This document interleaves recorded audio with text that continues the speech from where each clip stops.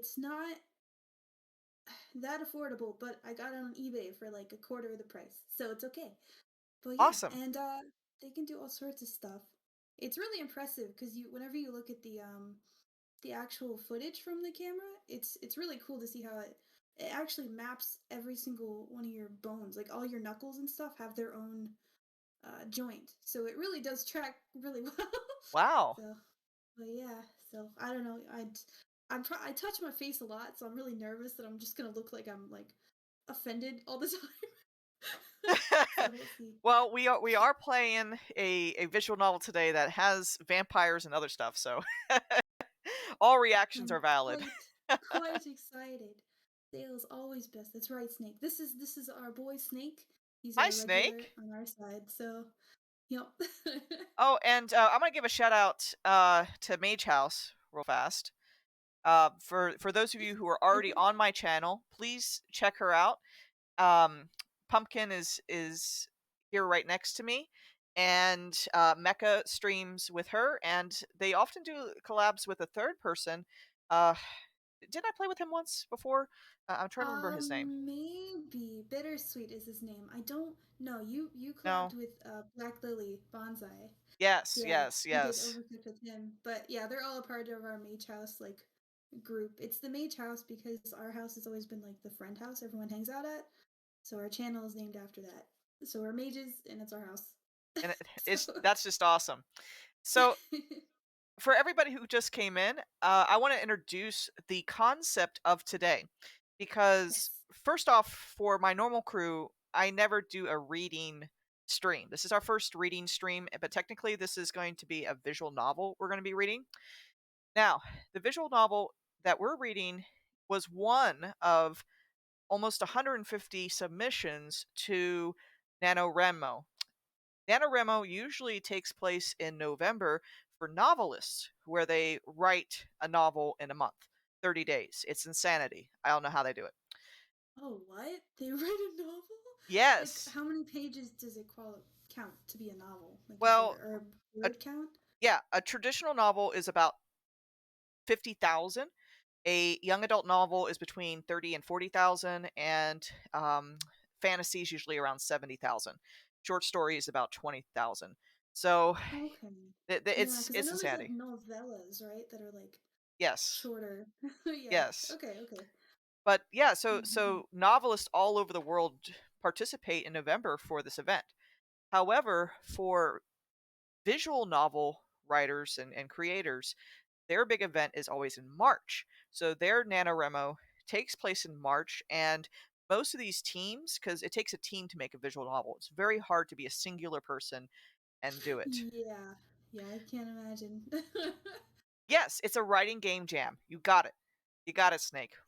So Yeah. I was very impressed this year. First off, these teams, yeah, they don't know each other, and we had 150 people submit. And when I say we, I'm not the one in charge of that event, but I remember when I first followed them, maybe 40 would submit, and so Oh, so it's grown like a lot. yes, and the quality has grown a lot too, I've noticed. And it's just impressive to see all the different teams. Usually the visual novels are going to be about 20 minutes to up to 2 hours. I never see a 3-hour one for NaNoReMo. I would be shocked and horrified if someone did a 3-hour one. Well, you gotta wonder. Is that just all voice acted then? Like what makes it 3 hours? That's crazy. They just like to talk. I guess so. They just argue the whole time. So yes, after a lot of thought and consideration, Pumpkin and I we finally settled on one that we think and we hope everyone's going to enjoy. It's called Ballads at Midnight, and I'm going to read the synopsis from it, and I'm also going to share the Itch.go page. That way, Oh people yeah, yeah, yeah, yeah, people yeah. know what we're playing. Hold on, mouse. All right, so it's connecting to chat. It's slow. I'm the one of the few people who actually uses Twitch Studio Beta. I'm telling you, it takes forever. You good? All right, while it's connecting to chat, so I can plug what I was wanting to do. Ballads at Midnight. The synopsis reads as this: When a sarcastic bard is arrested and exiled to an abandoned castle, she's expected to be at the mercy of a hungry, bloodthirsty vampire. Hold on, I lost it. She soon discovers that the vampire, Lucius, is not starving. He is gravely bored. She may just survive on borrowed time, one ballad each night. So that's what we're going to. Always a bard? What do you mean it's always a bard, Snake? Well, they are always getting in trouble on campaigns, right? I guess so. Yeah, our bard in our campaign turned out to be like a money grubbing, power hungry bad guy. I don't know. That was crazy. That was nonsense. Anyway. What? Really? I was Yeah. surprised they weren't the seductive one that just causes chaos by sleeping with the wrong people. It's hard because we're all really close friends in our D&D group, and so like we can't do that. You know, like it just would be weird to be overly friendly with the DM because half the time it's mecha and half the time it's bittersweet. So it's Oh. just like you can't. Just too weird. Oh my gosh. Well, if you're ready, I'm ready, and we'll go ahead and launch this thing. Yeah. Let's go. Yeah, And I I'll share initiated. screen on my side. So, Yeah. all right. Perfect. Well, hold on, I gotta wait. No, you're good. The Don't only worry. the only bad thing about itch.io, the launcher, is it takes longer than some of the other game launchers out there. But I love itch.io because the games are so much cheaper there, and you don't have to deal with a lot of other hoopla. And just making a game, it's so easy to print, to release, publish on itch.io. Okay, looks That's like it's up. awesome. Alrighty, Ballads at Midnight. Go live. And now Pumpkin should be able to see it. Let's see. There it is. It's loading. But yes, there it is. Okay. See it. Yay. Okay. Oh, wrong screen, guys. Don't worry. What happened? Ballads is supposed to be showing. What? Hold on. Okay. We'll be in the void for just a moment. It's fine. It's not a VTuber stream if something doesn't happen. All right. True. There's a rule at this point. Well, it has the right thing selected, so why is it not showing? Maybe compatibility capture. I don't know. I think I just saw your scuff streams at best. Well, thank you, Snake. I think I just saw Steam pop up for a minute because I was looking at your Twitch. So I don't know what's happening. Oh, I think I know what it is. I'm gonna move you, Pumpkin, below the game capture, and let's see how it, or not below, excuse me. We checked everything before we launched today. We did everything we were supposed to do. We did. It's okay.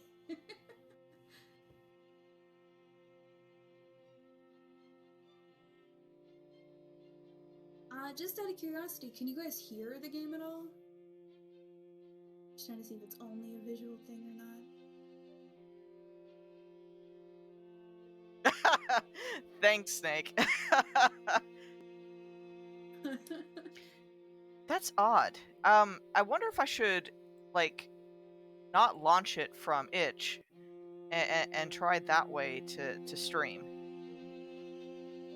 Okay, they can hear the game. So yeah, maybe you could you run it as administrator? Because sometimes that fixes things.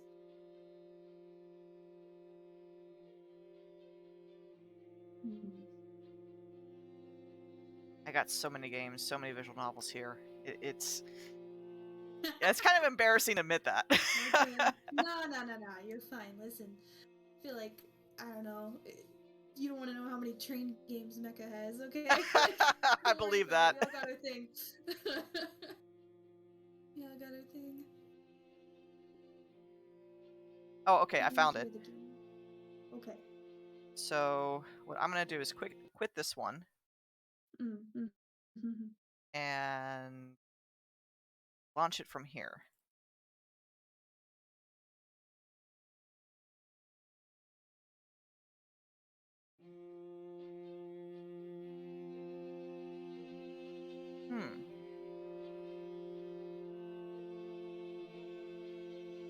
Can you see it on Discord? If you closed it, then no. Okay. Yeah, you have to reshare it. It's okay. We'll just chat. I found it. Okay, hold on. Okay. This one might work. I'm looking at all your other stuff. Be careful. There it is. Okay, it works. All right, that one Yay! worked. Okay. Yay! And I'll remove that line in the middle. That's Pumpkin's frame. Hold on. Sorry, if you want to scoot me to like the other corner, I don't know. I'll figure this out. No worries. Okay, and if you also need me to be taller, let me know, because I can adjust that on my end. The problem is if you're too tall, then what happens? Actually, yes. Add your legs. Add my legs. Yeah. My legs. Let's see. I don't know. Could do this and. Now you're big again. Let's see. Oh yes, I am. I'm stout. Oh, you know what? Yeah, that you're. Yeah, you know what? That's fine. You're fine. We'll stop right there. Okay. That's good. I don't want to be shorter than you. I don't really care. You don't care? Okay. Nah, I'm good. Here I am. Yeah, I'm gonna fix the line. Made the line worse. Oh my god. No. It's fine. It's okay. Yes, the snake. Shh. No, it's behind the scenes stuff. Don't look at it. Don't look at it. No. I'm so sorry, guys. This is a little bit embarrassing. My people are used to it. Yeah, girl. You're gonna have to be shorter than me, I guess. Or I'll reduce myself, shrink myself. Oh, I'm sorry. It's okay. It's okay. I'm sorry. It's okay. Both be tiny. Pay All no right. attention. The man behind the curtain. That's true. Pay no attention to the VTuber behind the curtain. Well, that did not work. Stuck in this box. Let me out of the box. Oh my gosh, I gotta move all these boxes just to move mine. This is Twitch Studio Beta, folks. There we go. There we go. Oh my goodness. Alright, Zan, we're gonna work on getting you OBS or something. It's gonna be all good, don't worry. Yeah, no one's ever gonna play with me again after this. Okay. No. All right, we got this ready. We got this ready. My question is, how do we sound versus the game? That's true. You'll have to reshare it to me. Oh, I do. Okay. So let's hope that doesn't mess everything up. We'll see. I doubt it would, but I doubt it. I'm just happy my computer's still running with a NVIDIA 870. We're somehow doing it. Nah, you're good. Don't worry about it. All right. Yeah, it's just background music. Nothing big right now. Okay, good. We're ready to start. I'm gonna put settings full screen for me. That way I can focus on this. Yeah. And that works totally fine for me. Alright. Okay. Now watch. Power potato. Yes! We're super strong. Alright. If you're ready, how are we gonna read this? I guess I could read some screens and then you could read some screens. Yeah, I don't mind. Even if we switch characters sometime, like I don't care. It's whatever you want to do. So. Oh, okay. We can be characters. I guess I'll be the boy. Okay, sure. All right. I'll do my best.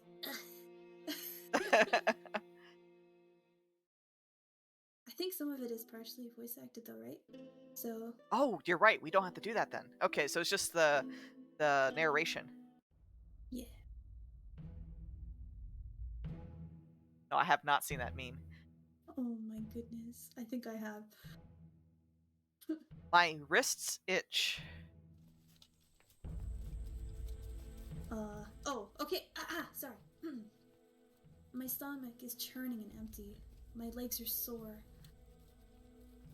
The swath of hemp fabric, strung taut around my cheeks and tied in a knot behind my head, is chafing against the corners of my mouth. Wow, that's quite graphic. Oh yes, guys, this is rated PG-13. Just a heads up. It'll be okay, don't worry. There's a bitterness in my tongue. I idly wonder if it's the taste of regret. Wow. My 2 armored escorts ride ahead of me, exchanging hushed words. Damn it. What do you mean, damn it? I know. Hold on, let me... Crap. Can I move myself? Yes, No, I can't. I'm like blocking half the text here. I'm not happy. You can just shove me in a corner. I There we won't go. move that much. It'll be okay. No, I just shoved myself. We're good. Alright. Okay, I'm sorry.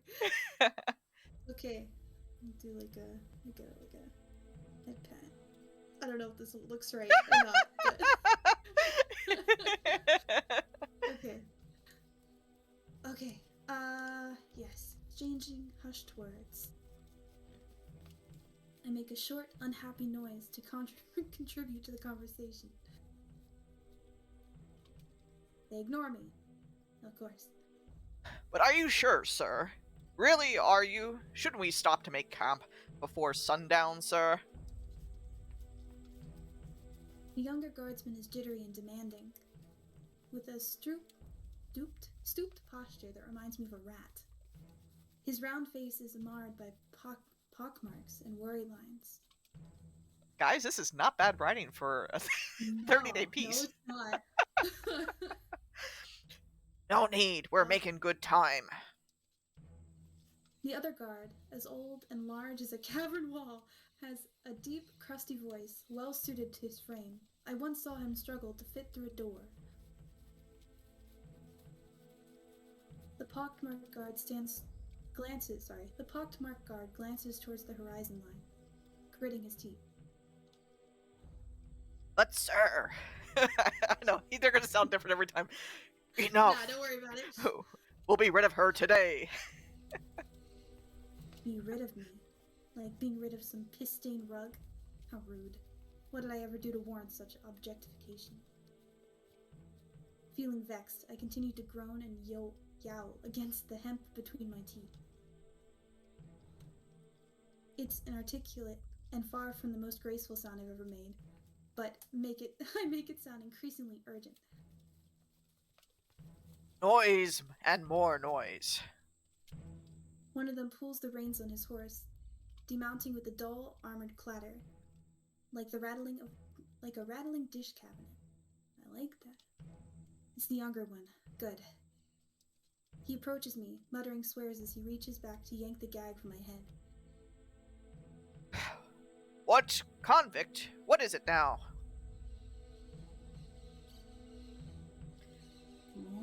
Oh. Okay, we got some choices. Choice time. Woo! I guess the choices are to be flirty or to be fighting. Fighting and flirty. Okay. I don't know.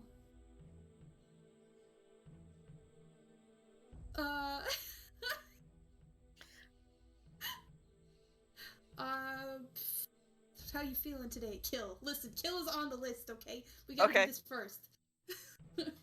So let's whack him, right? Or no. In this, it would be screaming. Okay. Yeah. Okay. Should I read it first, or? Yeah. Go ahead and read. Yeah, just in case it goes away. You're all ingrates, you hear me? Low-browed, barbaric boneheads, the whole lot of you. Okay, there it goes. Oh, okay. Will you make her stop? What did you ungag her for? I'm sorry. You'll all be sorry! The pockmarked guard whirls on me, exasperated. Convict, stop it. You'll attract wolves. My screams die down only slightly. Gods, you really haven't learned your lesson. What's wrong with you? He almost sounds amazed. If my hands were untied, I'd twirl my wrists and do a curtsy. But because my hands are tied, I decide to get in his face. What's wrong? I wager you know exactly what's wrong. I was under the impression we had moved past ritualistic sacrifices as a civilization. You see, I thought we were better than all of this. Yet, here you knuckleheads are, dragging me through the woods to feed me to a godforsaken vampire. She's gonna be lunch for the vampire. Oh my. I know. Oh my. I stomp on a branch and I get close enough. The ensuing crack obscures the sound as I unsheath a dagger from his belt. Wow. This is never clogged. I palm it under my sleeve in a quick motion, hoping my ruse goes unnoticed. She is a rogue. She is a rogue. You're right, Snake. The guard stumbles away from me, drawing his sword to keep me at bay, snarling. You keep away, you heretic. Don't come near me. Oh, now she's a heretic too, huh? Oh, look at that. I raise my bound wrist in front of my chest, widening my eyes to look appropriately frightened. And I still have his dagger. By the time he clambers back onto his horse, his older companion extends his arm and smacks the back of the young man's head. Idiot! Now we have to listen to her belly aching for the rest of the journey. The younger guard rubs his head, sounding defensive. She's caused nothing but trouble. Why not slit her throat and be done with it? Let the wildlife take care of the remains. Golly, he's dark, isn't he? Well, Arr! The old guard hits him again. I find humor in this slapstick routine if they weren't discussing my imminent demise. Shush, boy, we carry Her Majesty's orders to the letter. You and I. No shortcuts. You know the severity of our laws. Underhanded practice will cost you your damn hands. The pocketmarked guard hunches further at the shoulders. His eyes dart around like he wants to argue, but he begrudgingly clamps his mouth shut. I, on the other hand, have dodged penchant? I guess. A dogged penchant. I have a dogged penchant. Sorry for making my observations known, and I am blessed with the quick retorts. Okay. Yeah, I'll help read the narration when they change scenes. Sorry. Yeah. Is this out loud? Okay. Or it just costs the fingers if you're lucky. I notice our wise old man here is missing a digit or two. On a side note, I'm going to point something out. The way they did the text box, I've never seen the character's name in the middle like that. That's new to me. Honestly, it's a little hard for me to keep looking at. Like, it's not bad, but the font, like, it's not. Once she has a name, I think it'll be easier, right? Because then it'll be a name there. But right now, it's just a little. I raise my restrained palms, wriggling my fingers. They glower balefully at me. I've seen actual battlefields, harlot. Do not liken me to your crooked, bar-brawling ilk. Convict, heretic, and now a harlot. Wonderful. Boy, she has a reputation, huh? Yeah. I roll my eyes and wrinkle my nose at him. I'll bet anything that the old man is lying. Oh my word, what is that name? Illuvia? That's my guess. That's what we're going with. Illuvia hasn't waged any wars in the past half-century. He's not that old. Furthermore, he boasted to my jailers that he's been assigned to this post for the brunt of his service to the crown. But I know better than to push my luck with him. Sorry, the Discord keeps keeps getting fuzzy. So I'm reading it, but every once in a while it kind of gets fuzzy, so I can't see it perfectly. Oh, if you need me to take over, let me know. I'm just letting you know, like, if I kind of trip sometimes, that's why. So, okay, no worries. I know better than to push my luck with him. He's more prone to violence than the other guardsmen. Heresy's fun. Sacrifices or not. Okay, sorry. I used to lag behind at the start of our journey, defiant and stubborn. The old one never hesitated to yank the rope around my wrist, lurching me right into the brambles and sharp stones. So how long have they been doing this? Defying him, I don't know. Meant having scraped palms and knees at best. Wow. Our pace carefully slows when we cross over a mossy log and a series of thick, tangled roots. For the horse's sake, of course, rather than mine.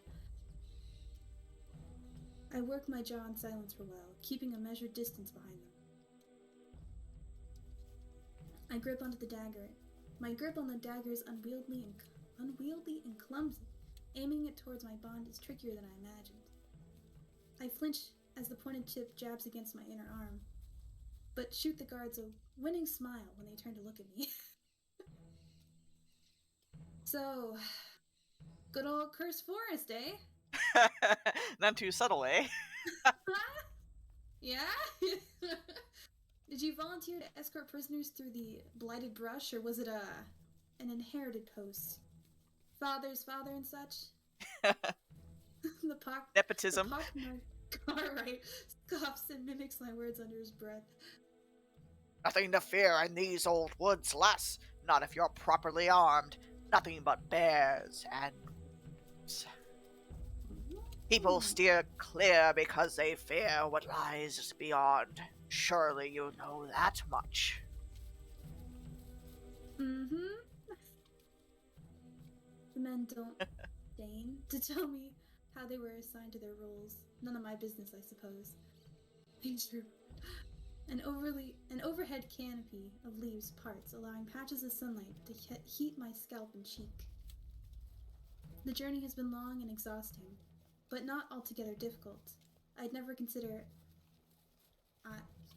Idyllic, yeah. Idyllic?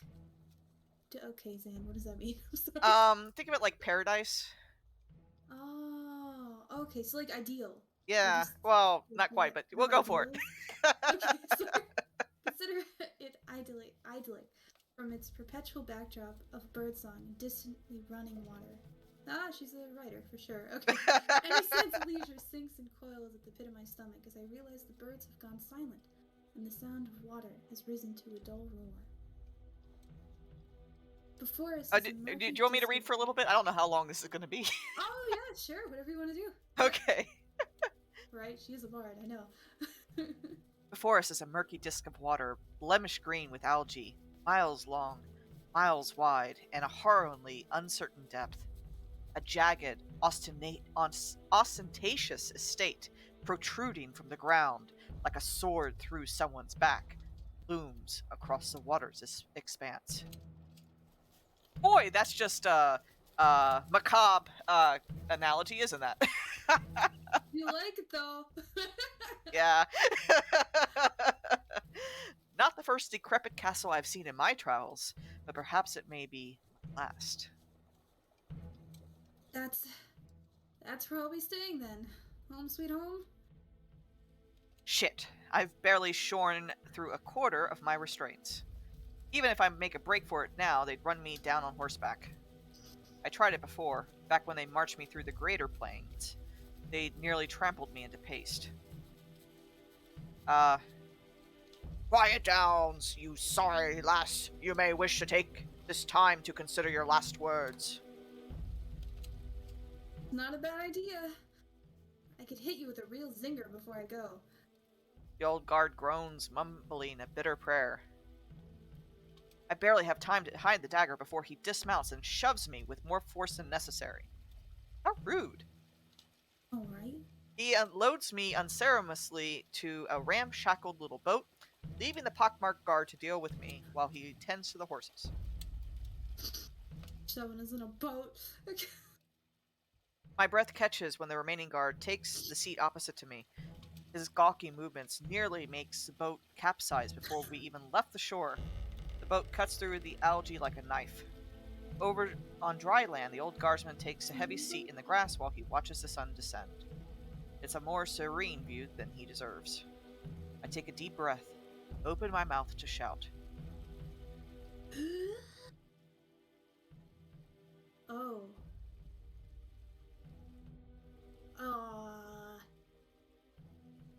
I don't know. Kind of digging prune, I'm not gonna lie. I am too. I am too. I think that might be fun. Yeah, let's do it. You overgrown prune! The young guard bites back a chuckle and clears his throat. I suppose he's freer to find revelry now that we're a safe distance away. As I warily crane my neck around, I observe how the water completely surrounds the estate. That makes this a moat. But there's curiously isn't a drawbridge in sight. Wait, if it's He's a going moat, to getting out. does that mean there's crocodiles too? Well, alligators, I guess. Yeah. Yeah, I mean, it's just the entire thing's surrounded by water, so you're not leaving easily. Either way, despite if there's crocs or not. Oh, good point. Vampires can't Vampires. cross running water. Ooh, maybe this is a Yeah, trap whoever's most in the spirits castle. can't. Good point. Yep. At its northeast and westward edges, the moat connects to a river. Following one side will likely lead one straight to the Rubifian. Go for that. Ocean. Nice. It's a quite lovely, really, to be surrounded by such a wealth of natural water. Shame I never learned how to swim. Oh, come on. I don't suppose I can persuade you to ferry me over yonder, all the way around the estate on the other side of shore. The guard elects Ugh. not to reply. He won't even look at me now. Wow. Hold on, I'm gonna look up who wrote this. I want to know who wrote this, baby. Hold on. Okay. Yeah, you're good. Oh, you can see me opening my water. Sorry. See here, writer is Notafish. Okay, never heard of their work before. All right. Okay, well, it's really good. But I know the lead person, who's AAL. They did. Hold on. I'm all curious now. Well, okay, we'll continue, and then when this stuff loads, I'll tell you more about it. Okay. Aside from the oars Yeah. carving the water, the remaining boat ride is hushed and nerve-wracking. What? Great. Uh-oh. Hold on. The sun turns red as it dips closer to the horizon. Oh, okay. So by the way, okay. So I was able to look up the lead programmer has made Imperial Grace and the War of Rose. Her heroine for hire and deliver us from evil. Plus hero Otome, Price of Punk, and oh, I forgot. Duh. Of course I know her. She's my GUI programming for my visual novel. Oh, well, look at that. It's gonna be great, Sam. Don't worry. Well, I mean, she's using a handle, so yeah, I did not catch that. That's embarrassing. That's awesome.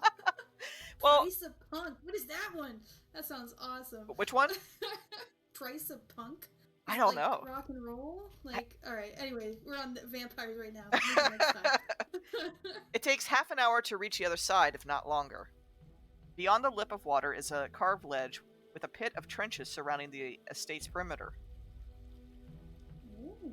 The guard wastes no time forcing me upright and pushing me off to the side. We got a raid! Welcome, Raiders! Welcome! Hello! Hi! Hello! Hello! Welcome! Oh, now they're coming in. Hello! Hello! We gotta do a shout out. Yes. Ferris wheel. I like it. I like that too. Thank you, Karis, for coming over. What were you guys just playing? Oh, you guys were just chatting. Okay, very good. Welcome. We're playing a visual novel that was submitted for NaNoReNo. So we're still kind of sort of at the beginning. Our lead heroine has been dragged through the forest. Yes. For who knows how long. It seems like a while. I know, right? Okay. My goodness. I fall into a roll, barely cushioned by the impact of grassy mud. I aim myself back up with effort, ready to yell, the insult boiling at the tip of my tongue. To my surprise, the young guard is still there, lingering at the edge. Thank you, Karis. I don't know. I feel like we should make a I want to tease his ass. Huh? Yeah. Let's do it.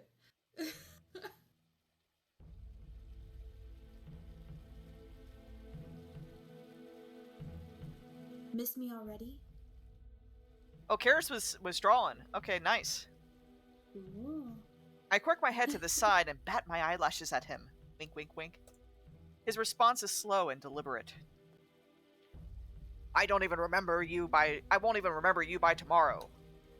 Oh, okay. I hardly know you, convict, and you don't even know my name. That's true. Who needs names? We are two ships passing in the night, you and I. No, they aren't.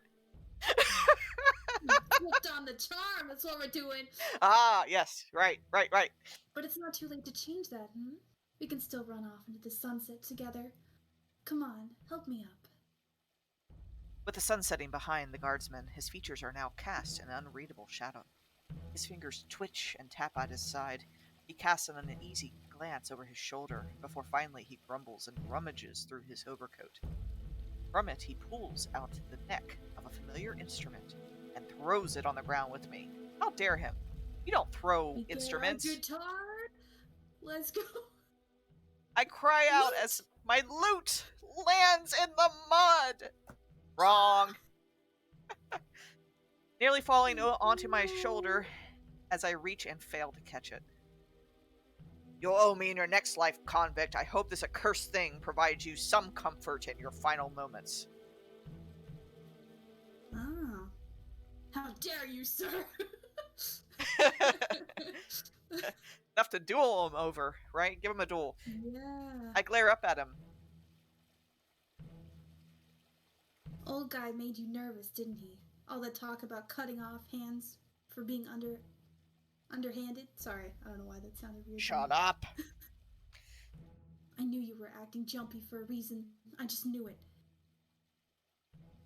You were gonna pawn off my poor little beauty here, but now you don't want to. You don't want to risk getting caught with it. Harlot.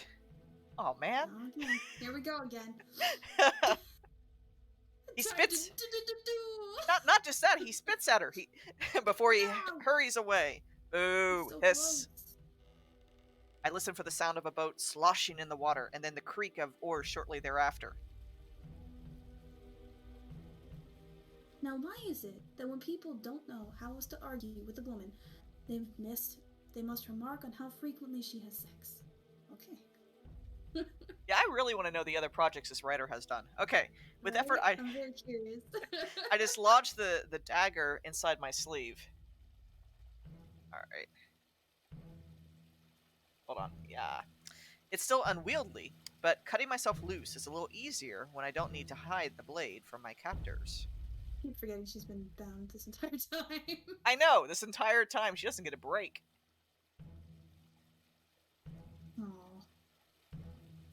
Aww. Let me know when you want to switch narration. Oh, if you want to, go ahead. Okay. I pick up my lute, carefully wiping off the dirt and grime before I check and adjust the strings. Yeah. Ah, you're good. Oh my word. Okay. I holster it across my back where it belongs. It's thankfully intact, but I'm not sure I can say the same about myself.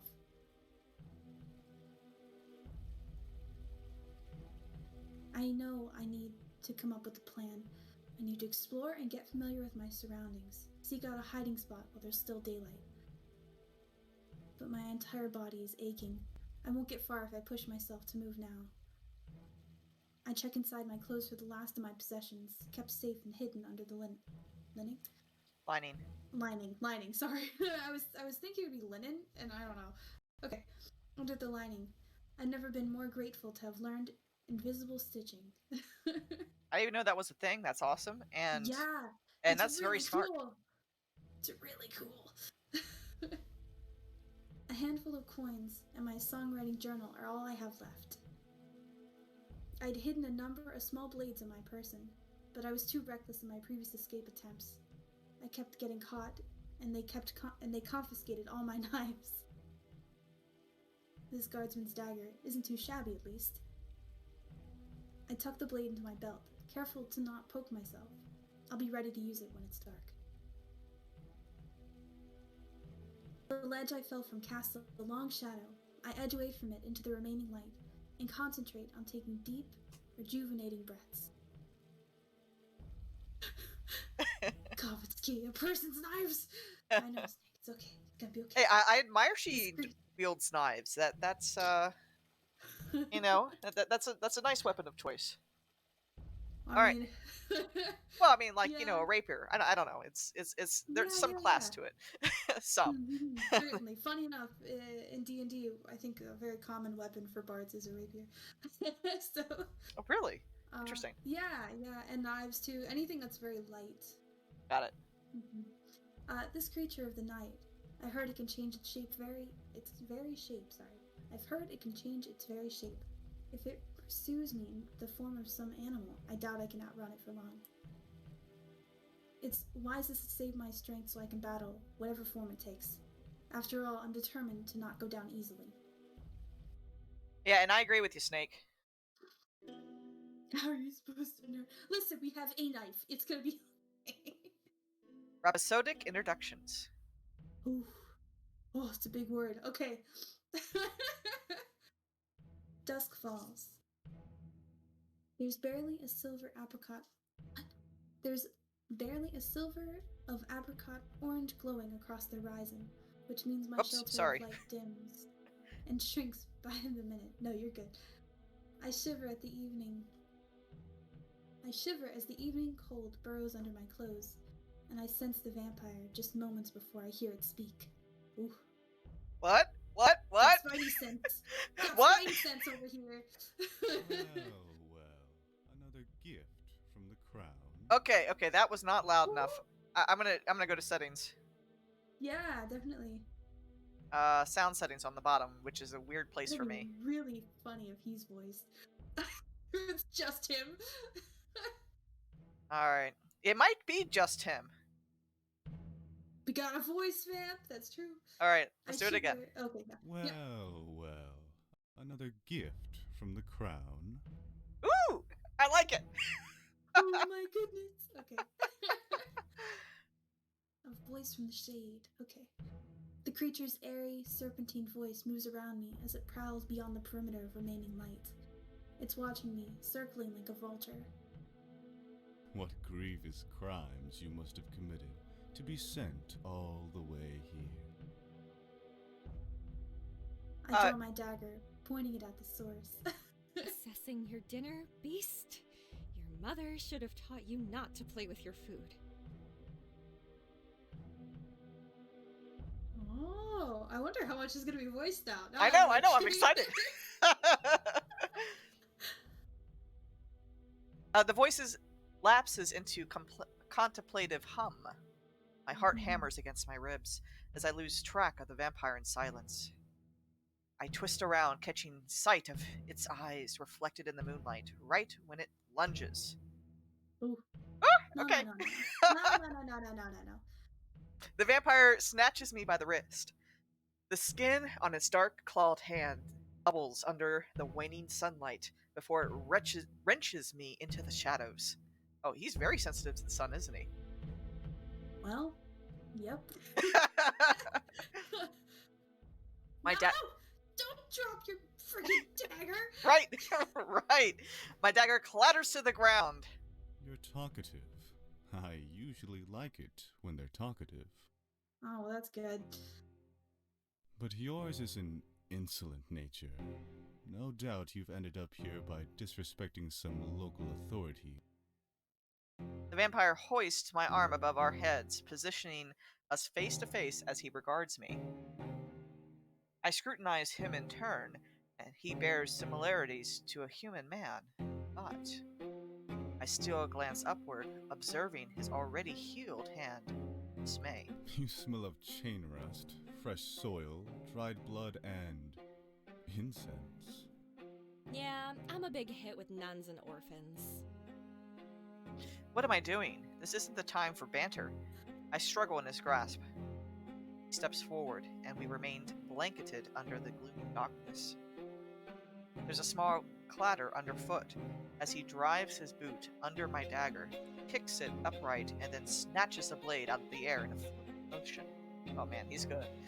He twirls the dagger between his long fingers, praising it. I gotta point something out. This music right now, this is great. I love this. Most Yeah. unusual. few of my guests managed to smuggle a means to escape their bonds.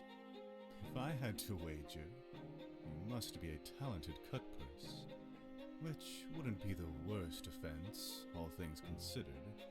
Stop manhandling me! With my free open palm, I smack him hard against the face and yank my captive hand free. He flinches at the blow, looking more astonished than anything. I don't stay long enough to watch how he reacts next.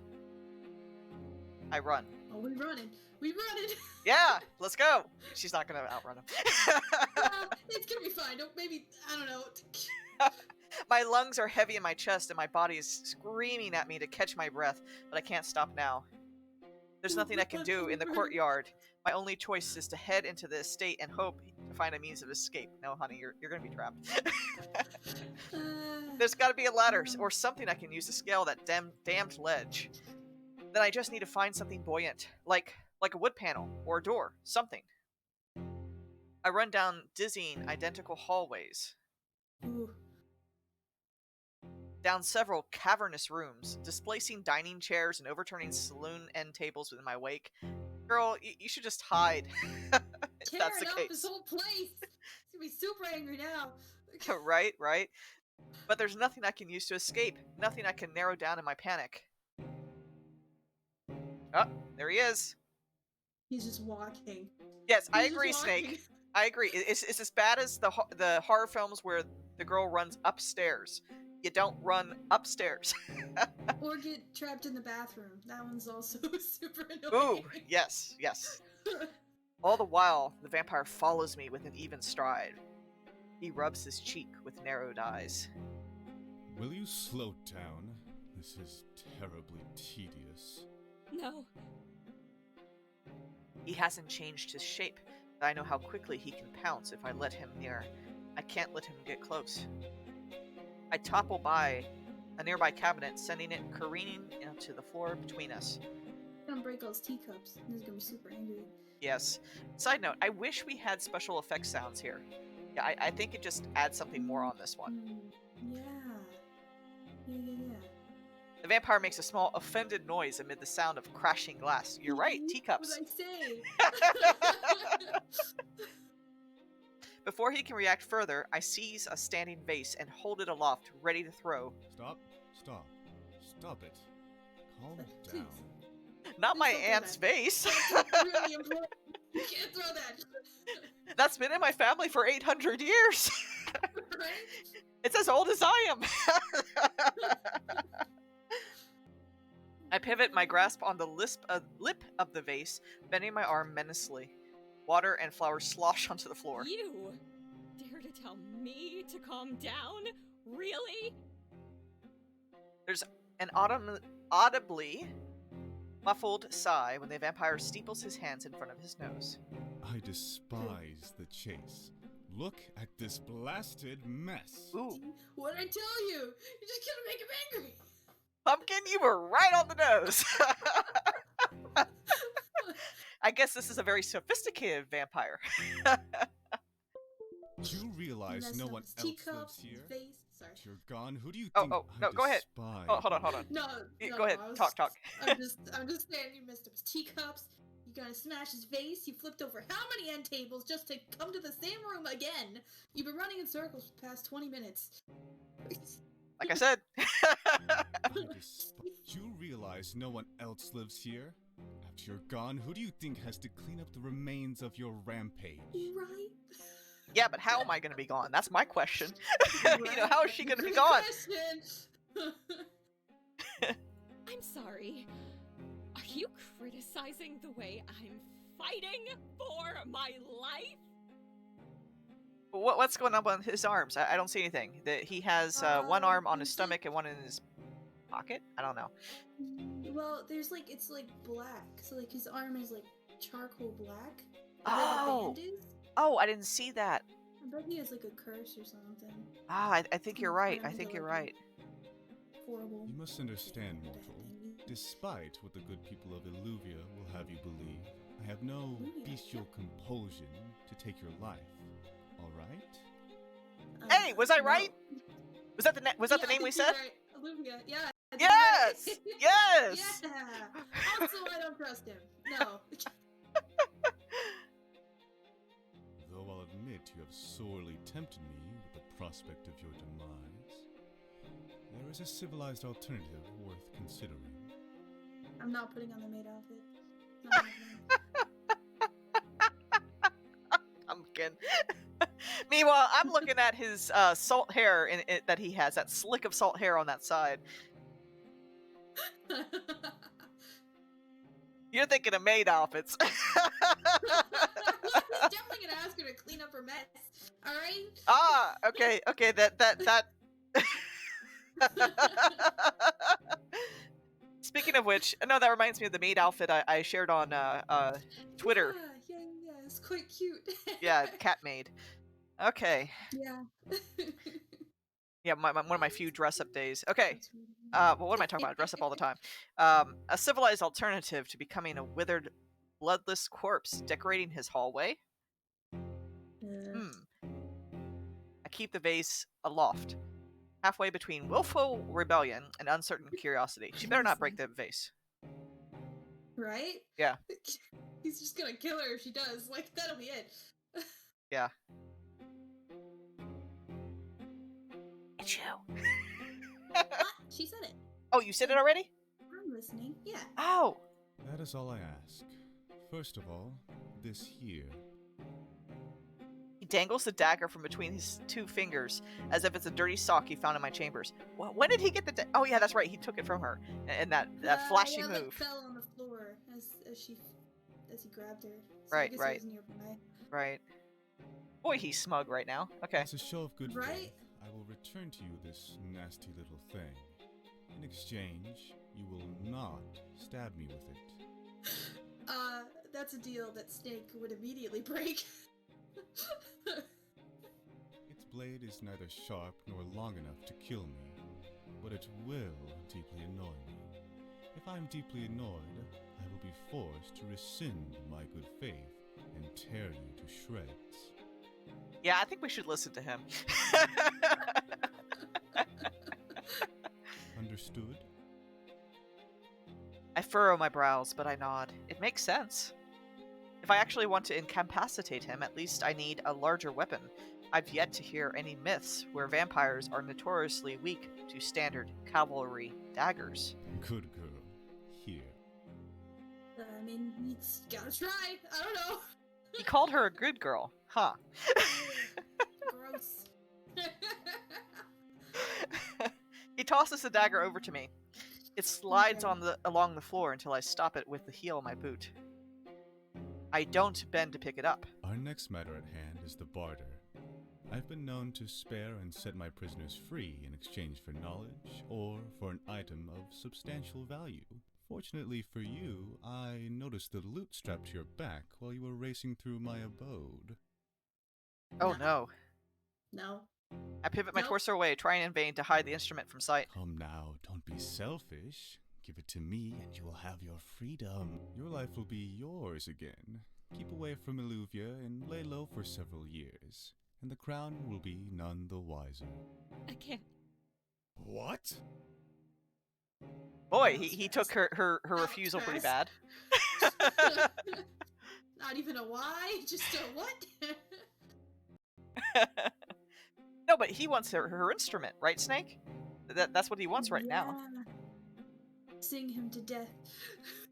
That's right. Pull out plug in the guitar, strap on the freaking amps, and just go. Blast him away. No, I was gonna say, I don't think she Yeah. has those special bard powers as in D&D, right? Bards don't really do that anyway. I'll be honest. Oh, Bards okay. are really interesting, but yeah. I've cared for it ever since I was a little girl. How could I possibly give it up I now? can't give it to you. No. It's got that Nearly good lost essence. once already. Nothing is stopping you from purchasing a new one once you have your freedom. Certainly you'll have to save up for a while. I recognize the value of an average instrument, let alone how much an artisan lute must cost now after centuries of inflation. However, you will have plenty of chances to... No. No. I said I won't give it to you. Why not? Why is he angry at me? Hypocrite. I raise my voice to match his tone. I can't help it. I get competitive. You imply me to be insensitive on the grounds of trampling through your home, but what about you? Demanding my only means of providing for myself. Your only means? Nonsense. You're able-bodied, young, far from hideous. Once you have your freedom, I'm quite certain you'll figure something out. Your venerable age must have impaired your hearing then, vampire, because I'm not sure you quite caught it when I repeatedly said no. I am not giving it to you. Fine. Then you're not leaving. He flings his hands skywards, turning and stalking towards the nearest window. I pray you'll have fun rotting in here for the remainder of your brief and miserable existence, mortal. At which point you and I might have something in common.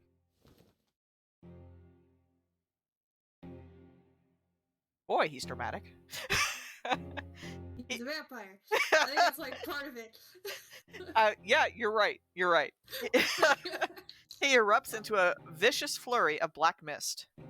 Once the smoke clears, I see the flapping outline of a bat soaring out of the window and into the night. Oh, he does change.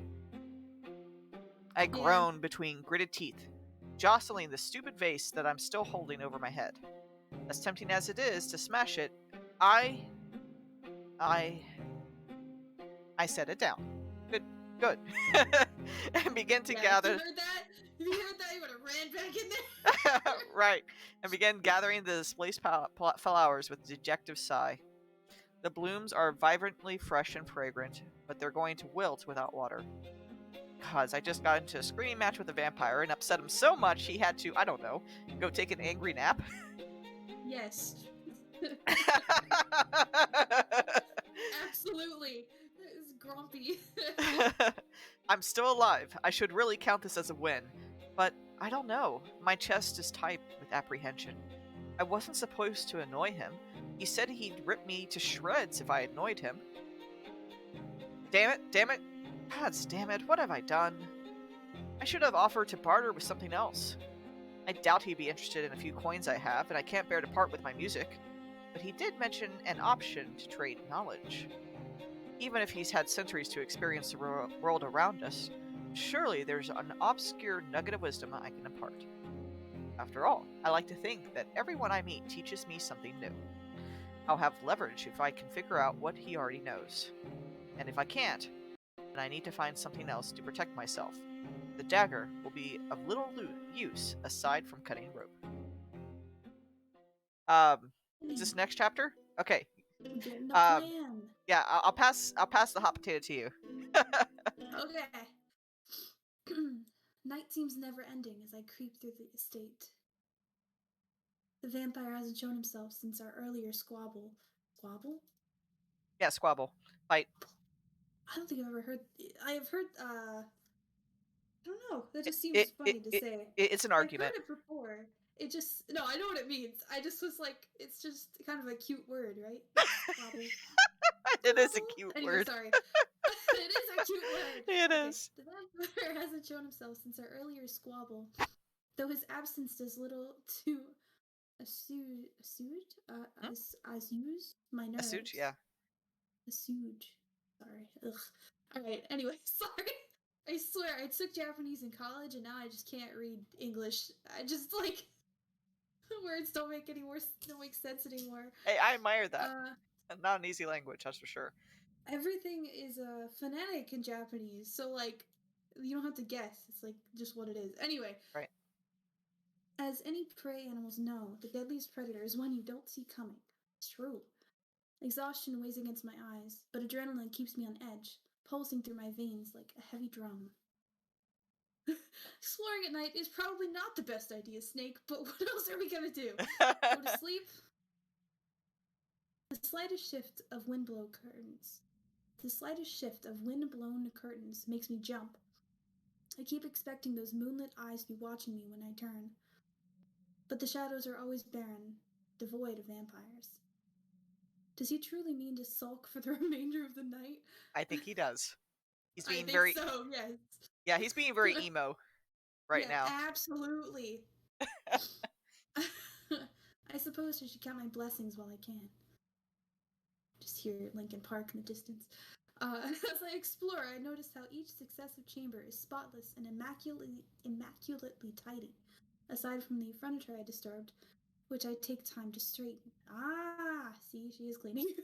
I didn't think she had it in her with her attitude. I didn't think she was going to do it. Well, that's... She's like, all right, well, now I feel bad because everything else looks so good. Yeah. Maybe I was a little bit rude to the vampire who could kill me at any second. Any second. Absolutely unwarranted what I did. I uncover an abundance of books crowding the shelves and various surfaces. They contain an array of technical topics, including geography, astronomy, invocation, and mathematics. Oh, invocation. So there's magic in this world. Okay. Not enough, though. The vampire still lives. Anyway. They're all dog-eared and full of notes. He'll tell me he's read every book in the estate. I can't panic yet. I can still narrow this down. She's like, I don't know any of this. How am I going to tell him something he doesn't know? Assuming he takes the time to clean his most frequent spaces, I ought to pay attention to what is and isn't covered in dust. Yet, even locating a single cobweb presents a unique challenge. What else is there to do besides clean? He's better than me. I mean, like, I'll be real. If you're stuck in a castle for how long? I mean, what else are you gonna do? I set a book down, yes, running my hand across the marble exterior of an engraved fireplace. Even this is pristine, unmarred by ashes and licking flames. Okay. Yeah, no, I was just thinking, though, if I was in a castle that big, I don't know, it's just the sheer amount of cleaning would just make me go, I'll stay on one floor. That's enough. Gives you something to do every day. I mean, like, you can't go outside, right? So... True. Oh, good point. Maybe he does a room a day, right? And just works his way around. The nearby fire iron, at least, is an encouraging sight. Okay, yeah, let's go. I pick it up to give it a gentle swing, testing the weight. He's gonna totally walk in while she's doing this. And right? So my arm throbs in protest. Like, what are you doing? Right? That was me. My arm hurting. That wasn't on purpose, but my arm moved up. Okay. Aww. I'll have to remind myself to use my non-dominant hand. What happened to her hand again? I think it's when they pushed her or something like that. I'm guessing. Oh, because she's been tied up for how long? Walking through, what did they say? The Great Plains and this accursed forest. That's true. Like, how long did they travel for? Okay. The fire iron has a dull tip that's unlikely to pierce skin, but a decisive strike should send anyone reeling, even an immortal creature of the night. I mean, that's very wishful thinking. I was gonna say, sorry, hon. I think that would just be a slight annoyance. I think you'd just be like, okay. What was that? Castle from the outside. Of course, pissing him off by whacking him in the head is the last resort. I'm more interested in jabbing the fire iron into the ledge outside and using it as a handhold to climb my way up. There we go. Now we're thinking. The idea may sound absurd, but it could work. I won't know until I try. I don't know. If I was her, I'd be looking for alternate exits. Trying to find as many exits as I could from the castle. Good point. And then maybe figure out a boat. Now we're thinking with portals. I almost said that, Snake, and I was like, I don't know. Okay. Although, even if I successfully scaled the ledge, I'd still have to defeat the moat somehow. Yeah, there we go. My gaze wanders across the chamber. If someone is wealthy enough to build a castle, they usually enjoy surrounding themselves with larger-than-life portraits. One would think that I'd have found a big enough painting to pry off the wall and ride across the moat by now. But the decor is tragically immodest. This is modest? I'm not seeing it. I know, right? I'm not seeing it. It's like Versailles here. What are you talking about? As I move to lower my arms, a golden glint reflects off the dark metal of the fire iron. I pivot my shoulders with cautious hope. There, thin rays of dawn's light gleaming through the drawn curtains. There's a bunch of empty frames. My body practically moves on its own. I march to the window and wrench the curtains open. Morning daylight fills the chamber. I'd never been happier to see the sun peeking over the mountains like an old friend. Though the moment the curtain shifts, a small beige shape moves with it across the floor. A rat? I hate rats. I've always been scared of them. Well, that's not good, because that's like one of the things that vampires turn into. When I Oh, I hop forgot away about from that. the shape. Yeah, there's like a chamber of rats in Dracula. Ugh. I think wolves too. There's like, I don't know, there's a few things he turns into. It's one of my favorite books. When I hop away from the shape, I observe how it doesn't continue to move. I bend to inspect it, using the fire iron for support. It's just a furled strap of parchment, brown and frail with age. She found a scrap of parchment. Okay. Yet, it's an unusual sight, considering how free of dirt and clutter the rest of the room is. Would you look at that? He's finally missed a spot. I suppose the vampire doesn't enjoy cleaning under the curtains, lest the sun sneak up on him unaware. I turn the paper over, noting the smudge of charcoal rubbing off on my thumb. Part of a larger drawing. Maybe even one of those enormous portraits I'm sorely missing.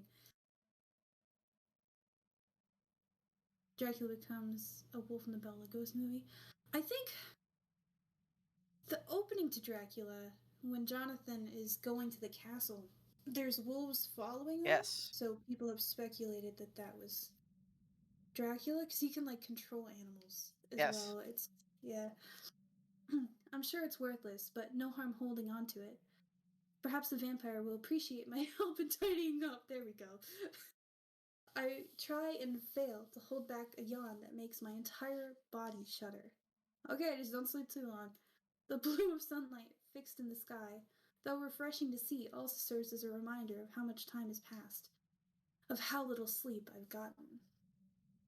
There won't be a better time to get some rest, that's true. But take it out the rest outside. I look at about the chamber one final time. To be so surrounded by various furnishings is a mystifying sort of torture. Despite how all those nights of sleeping on the ground have left me yearning for the comfort of a cushion, I know I can't sleep here. Why not? I take the chair outside. Take it outside and sleep outside in the chair. The vampire only needs to close the curtains to accost me in my sleep. Exactly! Just take it outside. We're fine. Take the curtain with you. Back outside I go! You're right! You're right! I don't sleep inside that house. Absolutely not. If you like, I'll take some time to read. Yeah, sure. Yeah, just whenever. The days are long this time of year. I have plenty of time to try climbing the ledge when I wake. I grab a decorative pillow. Yeah, from a sofa. It's not much, but it will make my cobblestone bed a little more bearable. Take the chair. What are you doing? I was gonna say I don't think she can drag. I don't know. I mean, yeah, she could. She could take a chair. I'm not a chair sleeper though. To put under the chair, to then drag the rug. Right, it'd be a little easier. She'd have the rug, and then. Right. I retrace my steps through the estate and practically collapse into the first ring of sunlight I find. I wake from a dreamless, restless slumber into the cold of evening. Sitting up with a jolt, I scan the sky with mounting dismay. Is that sunset? Yeah. Sundown again already? How could I have slept for so long? The clenching ache in my bones and blossoming bruises on my skin reveal the answer to my unspoken question. My stamina is spent. I won't be able to run the way I did yesterday. No, damn it. It feels like the very shadows are reaching for me, streaking across the ground like long claws. And speaking of claws, the shade nearby, the vampire looks down at me with flat displeasure. That's not good. That's not good. It's like you dirtied my pillow. And they had to put the music too, right? Yeah. My fingers curl instinctively around the flat iron. Oh, they're not having the voice actor anymore. No. All right. I mean, it's whatever you want to do. You're still, you're still here on the ground, Les. Where else would I be? Why, I figured you would have climbed onto the roof, run some mental calculus to determine the best angle of approach, and then leapt into the moat to swim to freedom. A beat passes as I stare at him. Maybe I'm not that smart, okay? Like, you don't have to berate me, okay? Yes, that would be very practical, but anyone who tries it would surely splatter against the rocky ledge below. Perhaps. And even if they made it into the water, they would discover the alligators in the moat. Oh! What did I say? Right. What did I say? Here's Johnny. Oh my goodness. Yo. Alligators? Really? No. He was joshing with her. What the hell? I think I liked you more when you were menacing. You were menacing me about what crimes I'd committed. She dislikes the take of her own medicine. Shocking. Mm-hmm. He folds his arms behind his back as he paces around me, but I'm very aware that he can grab and drag me into the shadows if he so desires, but he's choosing not to. You never did tell me what you did to get sent here. You're right, I didn't. We stare at each other now, sharing an ugly pause. But I apologized for my behavior last night, and for making a mess. Truly? He looks as though he's expecting a punchline. Yes, truly. I don't know what it's like to own an estate, but I'm sure it's dreadful having someone run through it. Indeed. Will you tell me what you're planning to do with my fire iron? This? Go ahead, this whole thing! I could lie to him, but I see little point in it. While I've developed a skill for enthralling an audience with tall tales, it's not if I can trick them into believing my stories are real. Unless they're children, of course. And the pacing vampire hasn't seemed terribly childlike thus far. In any case, I'm not a good liar. When one is not a good liar, honesty is by far the better policy. Okay, I say yes, I agree, I concur. If you leapt at me, I would have tried swinging at you. But I also thought I could use it as a handhold to get over the ledge. I cannot begrudge you for using caution against me. But using a fire iron as a handhold? Really? The ledge is made of solid stone. Short. Well, it's old, isn't it? Surely the stone has weathered down over the years. It most certainly has not. You would begrudge me for trying everything at my disposal? I might, if you ruined my fire iron in the process.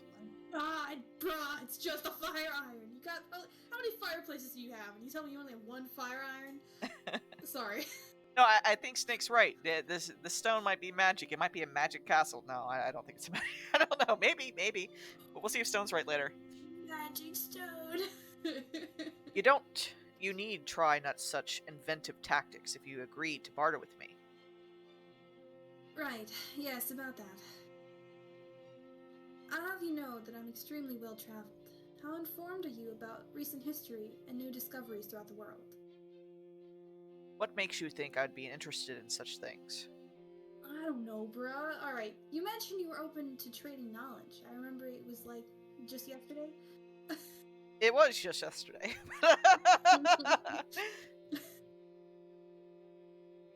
Silence. Every 2 years, I receive a new guest at my estate. Each guest has some capacity to tell me news of the outside world. I have previously offered their freedom in exchange, but hearing news of the outside world loses its appeal when one is not welcomed to participate in it. But some men and women have nothing else to give. Surely you would not deprive this opportunity from a future guest, when you have more to offer than this.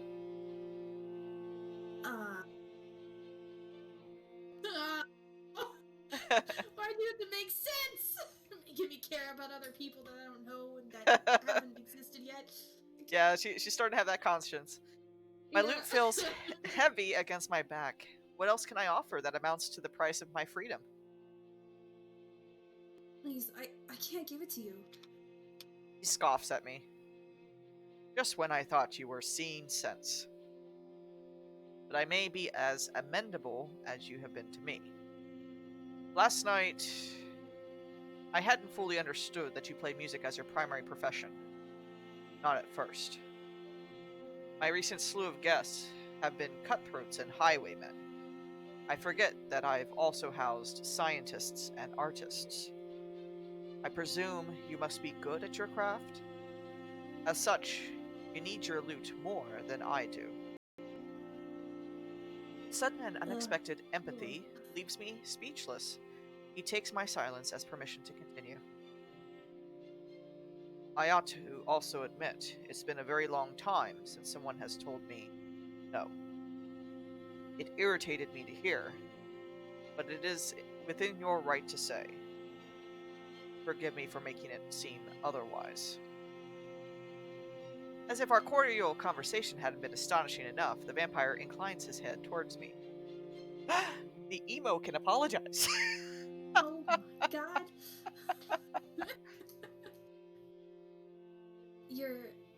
You're forgiven. But wouldn't everyone have fought you to the bitterest end? I imagine there must have been several no's sprinkled in there. He chuckles wryly.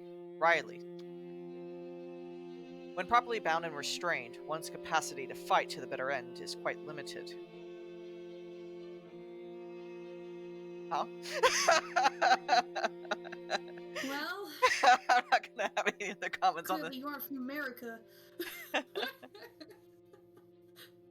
Oh, he really wasn't expecting me to break free of my bonds. Okay. Oh. Enough of this matter. I propose we approach this from a new angle. What do you want, mortal? If freedom has no strong appeal for you, perhaps you'd be more interested in power and immortality. Wow, very bold to assume that she doesn't want to leave. Wow, I was not expecting him to offer her that. Interesting. Okay. I don't miss the saccharine way he says the last word. Fairly sure I do want freedom. I can't imagine what price I'd have to pay for the other two. My stomach growls. But I could do with some food. Food. Food. Even if I get out of here, the nearest village is miles away. I won't get far on an empty stomach. You're gonna let me go, right? And give me food before I leave? You would ask the vampire to feed you. A marvelously modest start to our negotiative relationship. Your empty stomach shall be filled. I shall have a surplus of blood lying around here somewhere. What? That's not what he's talking about. No. He's joking. I'm joking. I'm not so old I've forgotten what mortals eat. Come with me. He begins to lead the way. I struggle to my... Follow him. Yeah. I don't even know what kind of food he'd have there. It'd probably be bread, like, moldy from 50 years ago or some crap like that. I don't know, watch, he has like this awesome like garden or something, like something just random. Or he hunts some boar and brings it in. Let's see what he does. He begins to lead the way. I struggle to my feet, but have difficulty steadying myself that he pauses and turns to observe me. I end up using the fire iron to help me maintain my balance, like a metal walking stick. Oh god. Oh, I can just think of the noise that would be in the hallways. yeah, You look pitiful. thanks. I'm sure. My apologies for not being a picture of grace after a 9-day hike with slave-driving guardsmen. 9 days. Okay. 9 days is a long time. That is a long time. The poor fire iron. I know, right? It's been everywhere. Now, where exactly do you plan on taking me? The vampire's kind enough to slow his pace and walk with me in parallel tandem, as though he stays in the shadows and I in the night. You are astoundingly paranoid. I'm taking you somewhere I can feed you, like we agreed.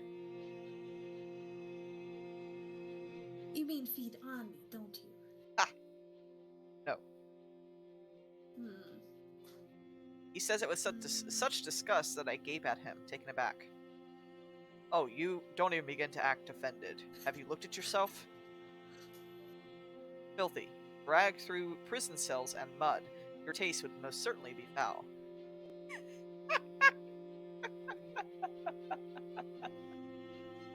Well, that's funny. I bite back a retort on how I'm supposed to taste. More importantly. You're really not going to kill me and eat me? Ever? Covered in muck as you are, I have no desire to touch you. I'd be rolling in mud. Yeah, if he's like that. Yeah, just refuse to take baths for a while. It'll be okay. You doubt me? I don't know. It sounds like you'll attack me the moment I'm clean. And I can't get a read on you. Maybe it's your fetish to lure your victims into a false sense of security. I would not joke with a vampire like that. How easily you remark on a stranger's fetishes. I'm glad he agrees. Yeah, I know, right? I had my suspicions that you were a traveler, but I am certain now you could not have been raised in Illuvia. Ah, yes. Beautiful Illuvia. Kingdom of ungrateful prudes. They don't appreciate me here at all. I am quite certain they did not. Always joke with the vampire. What else are you gonna do with them? I mean, they probably just want to talk to people, right? Like, Maybe? I mean, he only gets one visitor every 2 years. Like, I don't know. That's gotta be lonely. Even for an introvert, that's pretty bad. Right? He doesn't even have like a pet, it seems, you know? Like, it's just... Yeah, no, instead he is the pet because he turns into the bat. Oh, exactly. You're your own pet. That just sucks. Okay, hold on. You may have a seat and wait here, though I can't guarantee the chairs won't bite. Very funny. They're mimics. All of them. Everything is a mimic in this room. He smirks a little at that, though he turns as if to hide it. The kitchen is nearby. I won't be long. Oh, he's cooking? I know. What does a vampire's taste like? I mean, you know, if he doesn't eat in so long, this, yeah, I can't. You know, like some dishes from other generations, you know, we cringe at. You know, let's just hope he doesn't pull out one of those. I caught a glimpse of his kitchen during my exploration last night. I noticed it was stocked with well-loved pans and utensils, but I never imagined that meant he used them with any frequency. I expect you'll stay put, woefully wounded as you are. If you wander off and I can't find you, I'll have to deposit your meal. Note. Very well. I'll team my adventurous spirit for the time being. Wouldn't want your imaginary alligators to be fed in my place. You're catching on. Good girl. True to his word, the vampire returns in short order. He sets a tray loaded with roasted roots and grilled perch before me. Simple enough meal, but one of the most beautiful sights I've seen in recent memory. It's not a plate of blood. It is not. Shall I switch it out for you? No, I'll be quiet. I reach for the fork and slice into the fish, excited to savor my first meal in days. I take the first bite and... It's raw. It's awful. What'd I say? Some of the prison slop tasted better than this burnt, over-salted tragedy. I knew it was gonna be salty! Even stranger, I taste hints of cinnamon, garlic, and coffee. At this point, I have no idea what I'm eating, but I'm too hungry to stop. I must have outdone myself. Don't forget to breathe. Mortals need air in their lungs, I hear. It is delicious, isn't it? I want to hear her answer on this one. I know. My fork pauses against my lips. Oh, he gets a pig. Hold on. I'm gonna hold on. Let's see here. I'm gonna save. This feels like something I need to save. Yeah, definitely. It's like the first true. I think you should be honest. I I think don't so know. too. She has this thing about honesty, right? Right. You know, like with the Yeah. fire Kinda in poker and line with stuff. her. Yeah, it's in line with her character. Yeah, because she said she couldn't lie, right? So let's. Yeah, she was a bad liar. So I Yeah. assume if she said the first one, it would be really obvious. Okay. God, it's really not.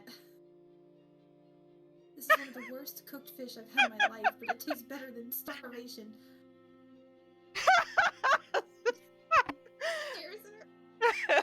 Well, the vampire regards me with an unreadable expression. His next words are as slow as they are measured. I've served more than 100 guests in my lifetime. Not a single one of them has described it as, I quote, better than starvation. Without constructive criticism, how will you improve? Surely you will not begrudge me for being honest. He's thinking. Right? Right? The vampire watches me finish my next bite, eyes narrowed. No matter, I care not what you think of my cooking. Oh, is he hurt? He is! He's hurt! My lower lip. What is His lower lip is unmistakably jutted into a small pout, but I don't get to see it for long. Now that I've given you a meal, you will now give me something I want in return. Dun dun dun. That's all I gotta say. There it is. Why do you keep insisting on these inane little traits? He shrugs his shoulders with a touch of derision. It is my nature. Nothing ventured, nothing gained. No service without a cost. Fine, vampire. Can I interest you in a song? He arches his brow and says nothing, but I can tell I piqued his interest. I've seen all your books. All technicality, no whimsy. It must have been some time since you've last heard a compelling story. I'm not singing, Xan. It's not happening. Not singing. Do you want to read for a little bit, or? Sure, yeah. Okay. I shift my lute into my arms, strumming it. Once for intrigue, a tempting little preview. Very well, Bard. A song in exchange for the meal. I lower my gaze to my lute, heaving a sigh that I didn't know I was holding. Song powers activate! Good, I just have to play a single song. It's a simple request, one I've fulfilled thousands of times over in several dozen taverns, but the thrill of anticipation is making my fingers jitter. Just yesterday, I was grimly certain I would never perform again. Now I'm performing for the vampire who was supposed to tear me to shreds. What's happening? I trace a fingernail over a single string. Then I pluck at each string sequentially, testing and running, turning. Tuning. Sorry, it's fuzzing. Sorry, it's fuzzing up the screen again. Oh. Testing and tuning in turn. And then I begin to play. It's okay now. It just every once in a while, the resolution just drops. Gotcha. The vampire, who until now had a perpetual proclivity for pacing, slows and pauses mid-step to watch me with his hands folded on a writing table. Say that 3 times fast. Perpetual proclivity for pacing. I like it though. I do too. And a murder with the power of song. My voice turns into the best weapon I've ever wielded. Oh my goodness, Snake's right. Stronger and sharper than any knife or fire iron. Notes trickle from my lungs, rush to my throat, and pour from my lips into a song that floods the room with the tale most forlorn. The ballad I've chosen starts melancholic. It follows a young man as life takes root. Oh, that's so sad! Well, his father's the first to be taken, life cut short by a plague, his betrothed the next, abandoning him for a wealthier man. When he is brutally mugged, left for dead, he feels as though his last remains of peace have been torn to shreds. He finds himself alone, left behind, forgotten, his mind swallowed whole by rage and grief and self-loathing, until one day, he decides it's his turn to take. He takes a torch to the stables of his former betrothed. He takes a noble woman's heart with false oaths and pretty words. He takes the world by storm, molding it like wet sand to fill his every desire. When I finish the song, I offer the vampire a small bow. Throughout my entire performance, his gaze clung to me like a thorn, never once wavering from my body. What a wretched protagonist. You don't like it? It's one of my most requested tavern songs. Ah, how baffling to hear that human men find inspiration in an egocentric finale. There's a version of the song with the female protagonist. It's not always requested by men. Another unexpected revelation. Although I find the song's message disagreeable, I will concede that you sung it well. Oh, thank you. We lapse into a... Oh, that's you. Sorry. Go ahead. No, it's okay. We lapse into a brief silence, not quite looking at each other. To my surprise, he's the one who speaks next. This estate, I often forget what it's like to have more than the sound of my own thoughts, and of cicadas crying in the night. With nothing to interrupt the passage of immortality, silence can be maddening. How much do you earn at these taverns of yours? How many songs did it take for you to afford an instrument of that quality? Songs. I've never thought of it that way. It doesn't really work like that. I look And down look at... down at my loot. Oh. Oh. Sorry, I'm so used... Okay, No, it's okay. keep reading. It's okay.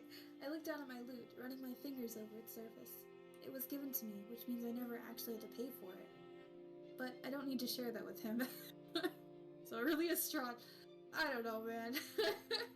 Sometimes I compose original songs on commission, which is more time consuming, but affords me more gold.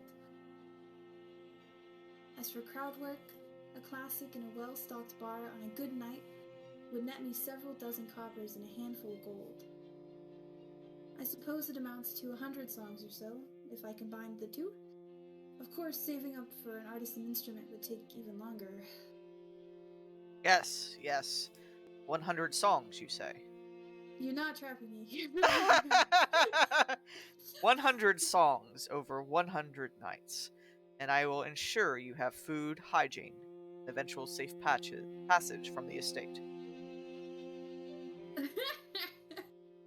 I don't know, Snake. The problem is whenever we played the Shroud campaign in D&D, they didn't go by the book, so I literally have no idea what Shroud is actually like. Yeah, I agree. This does sound like Arabian Nights. Yeah. Hygiene, but if I'm clean, you'll want to suck my blood. Then you can be clean in the day and dirty yourself up in the night if it pleases you. Do with what you will. His words hang in the air between us like a haze. Despite the numerous opportunities he's had to hurt me, he hasn't laid a hand on me all night. If my safety really is guaranteed, it's a tempting deal to take. Besides, it's not like I have many other options. Just some songs and you'll let me go. You won't try to steal my loot while I sleep? You take me for a common thief? How dare you? Such an appalling accusation when you clearly see I still have all my fingers. Raises his hand for me to see. The familiarity of the gesture is uncanny. He's not the only one who can raise hands now. Pumpkin's new model, I love it. Or not new model, but new thing. Yes. Thank you. Yay. I'm getting used to using it. It seemed to me that a powerful vampire like you can recover from serious wounds in an instant. You could once have been amputated at the elbow for all we know. That's true, your arms are really weird, dude. Really weird. And speaking of vampires, I seem to recall a legend that suggests your kind can't cross running water. Nice one, Snake. Which means you can't leave the estate either, can you? I'm curious to know what crime you committed to be sent here. Haha! Ah, Full touche! circle. Yeah! Enough! I await your song tomorrow. He stands to come leave. on.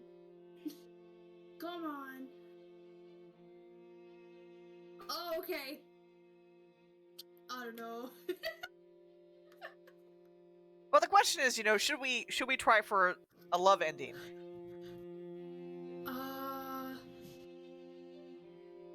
don't know. I have a feeling if we have a bad ending, it's gonna be bad. I don't know. That's true. Okay, yeah. All right. Let's go for it. Yes. Okay. Yeah. No murder and bloodshed. Right. I know. We're gonna try not to. All I right. think there was supposed to be a comma there. No, murder and bloodshed.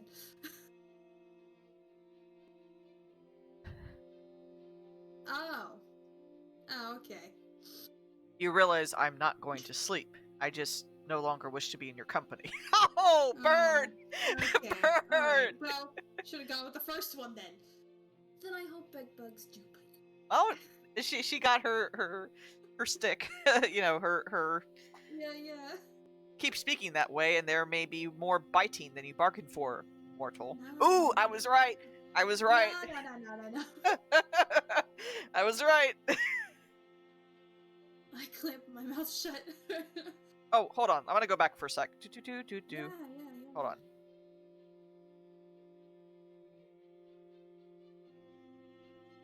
Oh, I'll let you pick the other one. No. I'm gonna save. Yeah. We can do that. Okay. We can do that. It's up to you. I'm Yeah. totally fine either way. I'm just curious. We can just look at it. Hope you see in nightmares. Who says I don't already? I'm not going to sleep. Besides, I no longer wish to be in your company. He strides to the nearest window and he disappears. Which one do you like better? I think that one, I'll be honest. Okay, let's do that instead then. Like before, he erupts into mist and takes off into the night in the shape of a bat. But this time, he's left me with this half-finished plate of unsauced fish. Get in the kitchen and start, I don't know, fixing it. Right? Like, maybe you can fix it up a little bit. I don't know, if he puts so much salt on it, that thing's unfixable, right? Because you can't take out salt. That's true. Do you want to switch now? Or do you yeah, want we me can to switch. go? Okay, and do what you will. The vampire said. I was reluctant to believe it when he gave me free roam of the estate, but he's since made no more move to impede me. I was allowed to wander wherever I pleased. I can't believe how long this is for NaNoReNo. All right, True. I just wonder how many chapters is it? I hope it's no more than 5. Yeah. Let me see. Well, you read. I'll look into it really fast. Yeah, well, if you're 'Cause you looking could into take the thing, look up what projects the writer did, because they, yeah. Okay. All right. I discovered little of note, just more books and the continued absence of dust. Nothing more suspicious than the errant scrap of paper from my first night. My question is, why didn't she look at that scrap of paper? Or did she? Did she not? I think she did, but I don't think. I think it was like part of a bigger thing, is what I think it was. I see. Despite my best efforts to distrust him, the vampire only appears to feed me some disgusting fish and claim his song. He stays long enough to make wry commentary sometimes, and small talk other times, but in physical proximity, he's given me wide berth. Song, poof. Song, poof. He's polite enough, I suppose, and utterly uninterested in causing me harm. That was enough to move me from a cobblestone bed to a cushioned one. The days soon bled together, like the colors of a sunset. Other than my fading bruises and brief performances, there's little to mark the passage of time.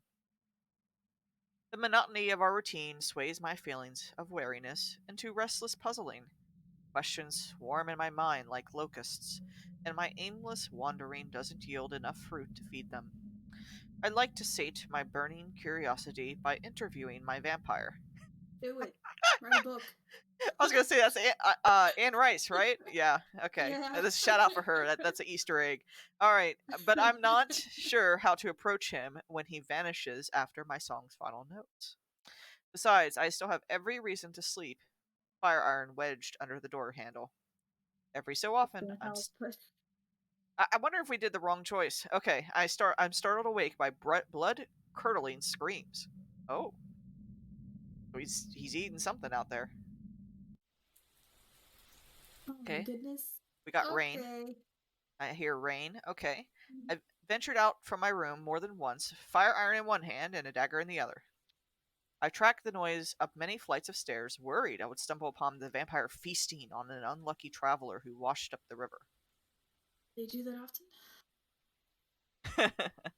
Then I would stand at the foot of his coffin for a time, waiting to hear signs of a struggle, waiting to see pools of blood oozing across the floor. But I was always met with an eerie, unmoving silence. I went back to sleep, my bed pushed against the door. Each time. Okay, so now we have sound effects. Okay, I'm just gonna point that out. Okay, Okay. so they were probably short on time. That's what that tells me. Yeah. Yeah. Determined to keep out whoever or whatever was making these horrible sounds. Although I'm sure I would have run into them by now if anyone else is living in the estate. One can never afford to be too careful. Oh.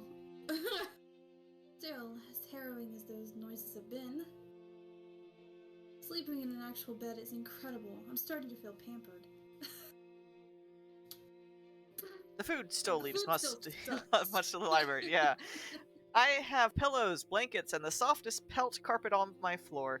A creepy estate is indubitably better than camping with stinky, surly guardsmen and sleeping on the ground. It's a hassle to shove my bed to and from the door, but I think it's a small price to pay. Brisk, invigorating air fills my lungs as I step into the courtyard. A shiver scuttles across my spine as I settle into dewy grass. I position my songwriting journal in my lap, having recently freed it from my clothes with some careful incisions. I always get lost in thought when I turn its pages. The act of deciding on a song makes my heart swell, calm contentment. After choosing one of my older pieces, a spirited melody I wrote when I was younger, I wrapped my lute over my shoulder and began to practice. My performances occurred in crowded areas before I came here. I had to compete with the clamor of moving people, from passers-by to raucous trucks. Raucous, or, huh? Wait, raucous? Anyhow, Ruckus? Yeah, like a ruckus. ruckus, yeah, Ruckus yeah. trucks? Here in the grass, I might be wrong. I find myself not needing to fight for coin or attention. I can just focus on my music, and nature itself is my ensemble. Oh, that's nice. I sing softly, timing my rhythm with the shifting trees and the gurgles of the moat. I like to imagine my notes, quiet as they are, carrying far into the forest, reverberating down the mountains. Performing without an audience? My pulse quickens. Startled by the sudden voice, my fingers slipped. Next strum is discordantly off key. I squint skywards, trying to make out shapes in the darkness. Reclined across a brick parapet overhead, the vampire stares down at me with his usual flat expression. I slam my journal shut and hide it behind my back. You. Did you mean to sneak up on me? You'll have to try harder than that if you want to catch me off guard. In an easy, soundless motion, the vampire drops to the ground like a falling feather. He saunters towards me, eyes glimmering like diamonds in the dark. I can assure you that if I were to try harder at such a thing, you would not wish to be the recipient of my attention. Ooh, man, he just threatened her! And I'll have you know that I was here first. Then I suppose I have disturbed you? I didn't mind. His reply was faster and more decisive than I anticipated. My heart hammers harder against my ribs. What is this? Fear? Am I really afraid of a speedy retort? Ridiculous. Getting comfortable, man. I think she has a crush. In a vain attempt to hide weakness, I hover my hand around my chest. No. I suppose you wouldn't mind a free ballad. Shouldn't you be hibernating in the rafters at this time of night? I don't normally perform for another hour or two. Not tonight. He gestures to the night sky. Moon above us looks swollen, rounder, and larger than I remember ever seeing it. Even so, it is a mere full moon. Really so impressive? I part my lips to express my thoughts when a warm shadow inches. Whoa! That's a cool effect! That's a cool effect. Okay, a warm werewolves. Okay, Right? a warm shadow inches across the moon's surface, spreading from its left side like a cocoon around a caterpillar. Soon, the moon is as red as a sunset, glowing rosy marble anchored in the night sky. A blood moon?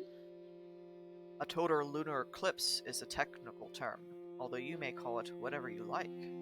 Blood moon. It only occurs 3 times a year. The people of Illuvia insist that a blood moon is a bad omen, and seeing one during my travels was a foreboding sight.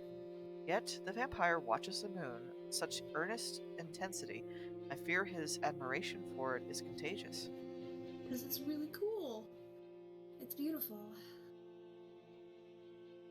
What does it mean for you? Are you more powerful while it lasts? The vampire barks out a small surprised laugh, and his eyes cut away from stargazing to glance at me. No, not at all. I simply... He folds his arms behind his back. Enjoy the view. The parapet is the best spot to observe the heavenly bodies in the sky. The ground is a close second. Ah. Vampire tilts his head, watching me with an expression I've never seen him wear before. Confused guilt. Oh, what? What is it? My hand twitches, ready to seize the dagger at my belt. I've been referring to you as bard and mortal all this time. I don't believe I ever asked for your name. Ah! I rest my hand over my lute, relaxing somewhat. You're right. We yelled at each other in the hall and never introduced ourselves. You can call me... Oh my god! Okay, I got a rant here. Name? This takes too long. Usually you put your name in the beginning of a visual novel. We're now close to what I hope is the end, and we're now finding out what we're gonna call her. Yeah. Oh my goodness. I've never seen...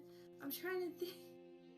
I've seen, like, long title card intros before, right? Like, it takes them, like, way too long to put the title for, like, movies or whatever. Yeah. I don't think I've... Okay. It's just... It's a different choice. I'll just put it that way. Okay. It's a different choice. Okay, so what should we call her? You like it? Yeah. Yeah, I get it, Snake. Alright, Snake, what are we naming her? I'm not picking. Nope. I'm bad. I'm not calling her fresh meat. Try again. Too bad Bread's not here. Bread would have a great name. For sure. Wouldn't be surprised. Spare if she's blood. playing- Bread! Bread! Welcome. Speak! And they're here. Gorgonzola. I'll take it. I'll take it. Thank you, Bread.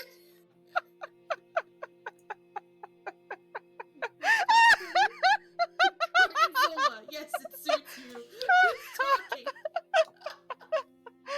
Oh my god. Sorry. Okay. That's you! Oh! I went from pumpkin to gorgonzola. Alright. Does it? He smiles at me, Oh, now I'm tripping over words. I don't think I've ever said this word out loud. Enigmatically? Yeah, we'll take that. Okay. Okay, we're getting his name now. You can call me Lucas. Lucius? What is that? Lucius. I think it's Lucius. Yeah. That sounds more appropriate. Lucius. His name weighs on my tongue like a stone. I never imagined myself learning it. With how often he's alluded to his immortality, it slipped my mind that he must have been a human man once. Malfroy. Yeah, well, of course, Brett. I figured, I was like, she's probably watching, but you know. It's a humbling thought. Moreover, this is the longest amount of time we spent without distraction of music or bartering. He's even feeling affable enough to learn my name. I should try asking him my questions. I may not get a better chance than this. Also, hydrate, redeem. You got water? Oh, yeah. I have a little bit left. Let's go! Lucius, if I ask you some questions, will you insist on making it a barter? True, it's a really good question. Yeah, it's like he had forgotten what it's like to talk to another human being. The vampire doesn't respond for a while. It depends on the question. I suppose that's fair. I gotta say, with a name like Gorgonzola in that script, it's very fancy. Right? How about this? You don't have to answer a question if you don't want to. I can move on to the next one. And we'll talk for things as long as you're willing to entertain me. Ah, now I'm the one entertaining you. And at the generous cost of nothing. What an amusing turn of events. I'm surprised you're so eager to talk to me. I wish you said something about the maddening silence of eternity. I've begun to understand what you mean. I see. Ask your questions then, Gorgonzola. I will not ask for you to trade your possessions, but I may like to quell my own curiosity in exchange. He agreed. I wet my lips with anticipation. There's this noise. She starts with this one. I know! It sounds like screaming. That doesn't sound much like a question. I'll rephrase. What? The source of the noise will not hurt you. It is now your turn to answer my question. Man, what a way to sidestep everything. Yeah, it doesn't concern you, so move along now. Move along. The haste with which Lucius changes the topic is unexpected, but not altogether unwelcome. He did sate my curiosity to a degree. Oh, I think I know what it is. I bet it's him. I bet he's the one who's screaming. We got that messed up arm, right? Yeah. And he like disappears every night. Yeah, that too. Right? Yeah. He doesn't stay long. Something's happening. Tell me something. Okay. As a bard, what do you know of the stars? Yep, Snake agrees. Yeah. Simple question that leads to comprehensive answer. Wise play, vampire. I observe the pinpricks of light above us, winking in and out of the mauve cover of night. I don't remember the last time I relaxed enough to admire them. Before my arrival here, looking at the stars meant I wasn't looking over my shoulder. I needed to watch my own back, keep myself safe and alive. Though I sang of beauty and adventure, it seemed pointless to actually indulge in such things. I was far more focused on where I would lay my head or earn my next coin.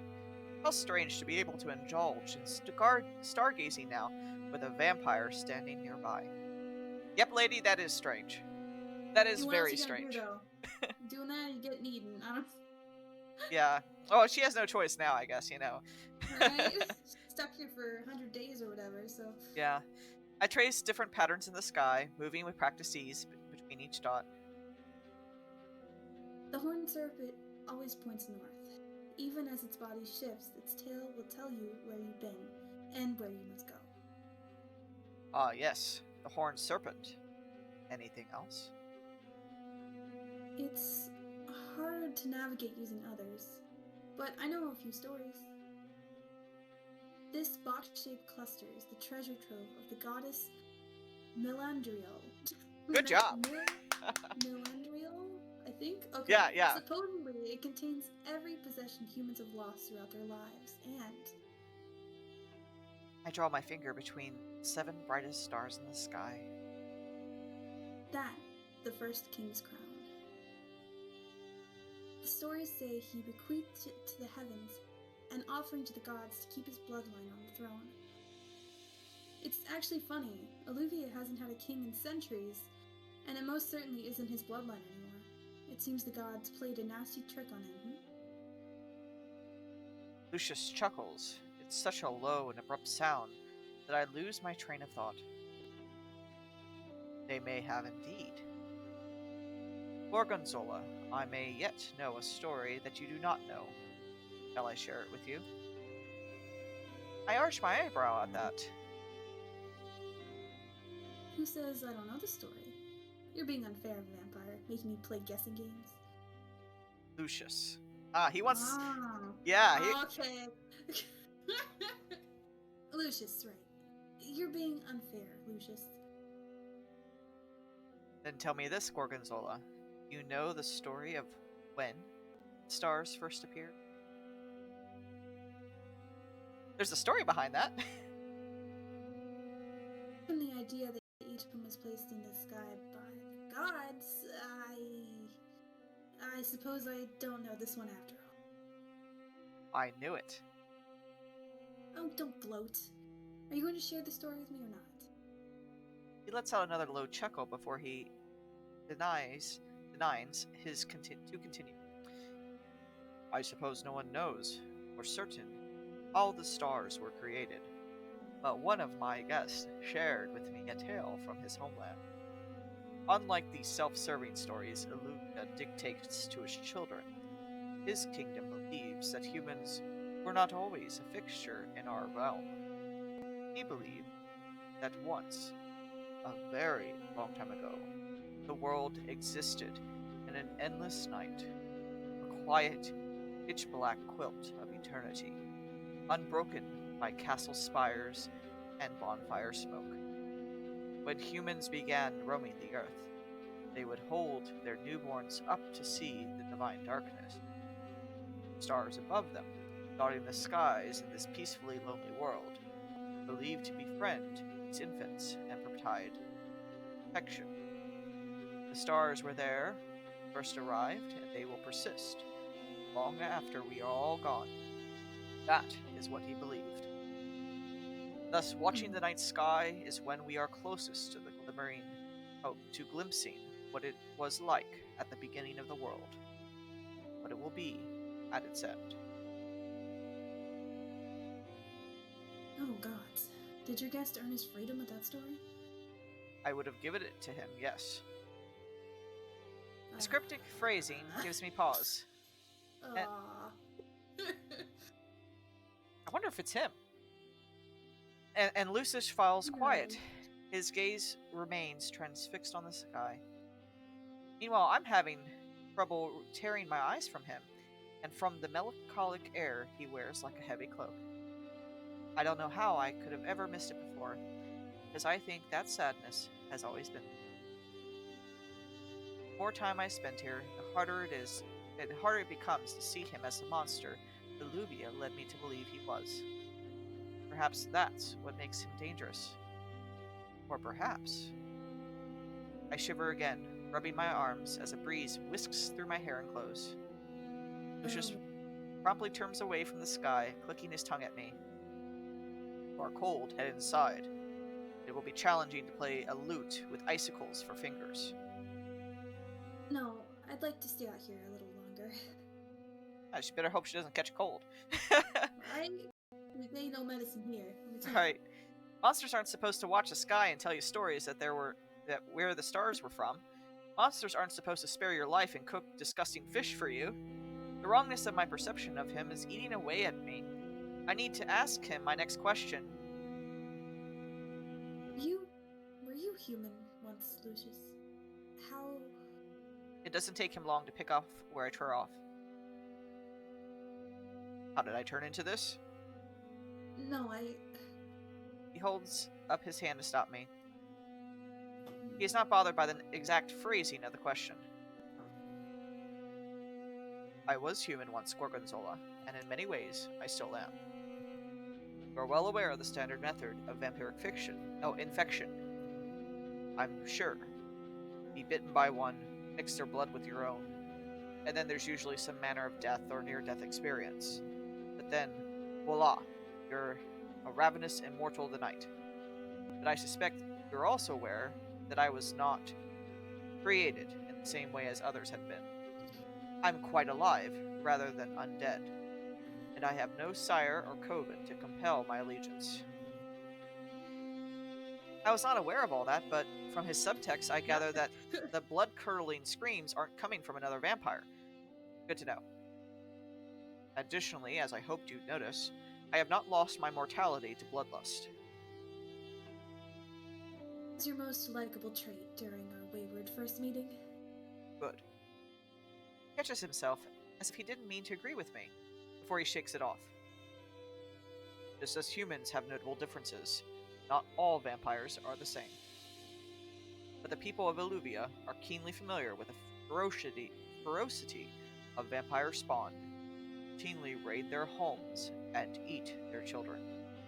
I do not blame Illuvians for believing the worst of me by proxy, though I do find occasional amusement in the things they say. Tell me, Gorgonzola, what tales are the good people spinning about me these days? Or better yet, have you any theories of your own? Theories of my own? I don't know, do you have any theories, Pumpkin? About him? Yeah. I don't know. Definitely something's going on with his arms. I don't know why she hasn't like mentioned it yet. So like that's what's sticking out to me right now for sure. Right. Something's going on. I don't think so. I've heard bits and pieces of vampire lore, but I've never felt the need to speculate. I've never seen a vampire before I met Lucius. Oh, well, there's all sorts of legends about you, but some are more akin to tall tales. People refer to you as a sort of ominous presence or a natural disaster. As for how you were created, as you say, one of the guardsmen who captured me, he believed you stole from the gods. Did I? Wow. I'm impressed with myself. How did I manage such a feat? Wow, tell me more about myself. They said you broke into the church's wine cellar and drank your fill. As punishment, the gods cursed you with a voracious appetite. Right? Yes. Voracious? Appetite for the blood of your own people. Okay. I've said before I'm not a thief, but overindulging in wine does sound like something I'd do. I've always had a fondness for reds. No vampire has a fondness for red wine. Okay. Aha. Any other thoughts?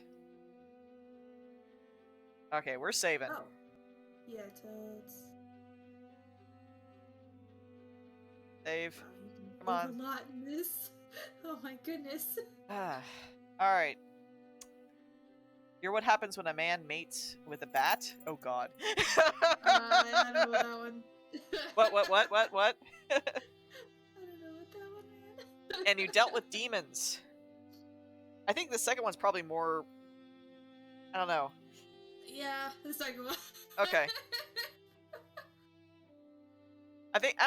Let's see what he says on both. Oh, you like the Okay. first one. Okay, let's do... Yeah. Let's do snakes first. Yeah, that sounds good. Hear what happens when a man mates with a bat. I beg your pardon. Okay, this wasn't specifically about you, but just something I overheard in a tavern once. But since you do turn into a bat, I thought the idea had some merit. They were talking about how vampires are born after a man, implying my poor late father took common animal to bed. He'll be rolling in his grave tonight. But perhaps you're not far off from the truth. My mother had her bestial moments. Oh god. Oh no. Oh my, what an astonishing thing to say about one's own mother. You Okay. tricked me into another guessing game. Yeah. Yeah, load. Yes.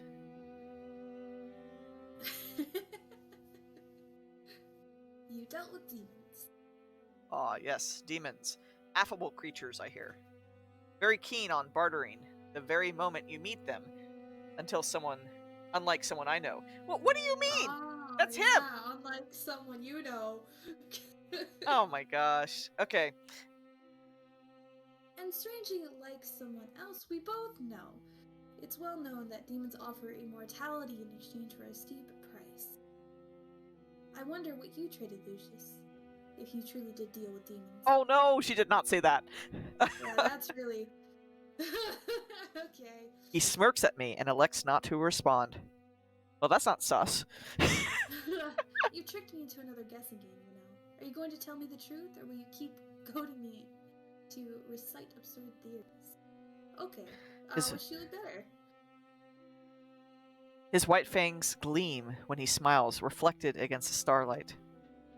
Why? If I revealed all my secrets now, I fear there would be no riveting banter left to pass the time. You know, these answer choices, both routes, you know, you really don't know which one is quote-unquote the better route. It's very difficult.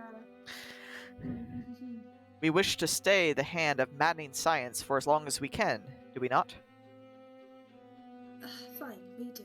Maybe I can ask you about simpler things. I retrieve a small charcoal scrap I found on the first night of exploring, holding it up for him to see. I found this under some curtains. Can you tell me what it's... I just found this trash on the ground. Can you, like, tell me about it? Yeah, he looks pretty shocked. Okay. Yeah, I guess so. Is that... Lucius moves towards me and halts mid-step. His hands linger in the air between us, as if the scrap is a loaf of bread and he hasn't had a meal for weeks. The intensity of his reaction compels me. The intensity of his reaction compels me to stand in return. After a moment of hesitation, I gently set it into his palm. Lucius practically cradles the scrap, his fingers passing reverently over the smudged charcoal.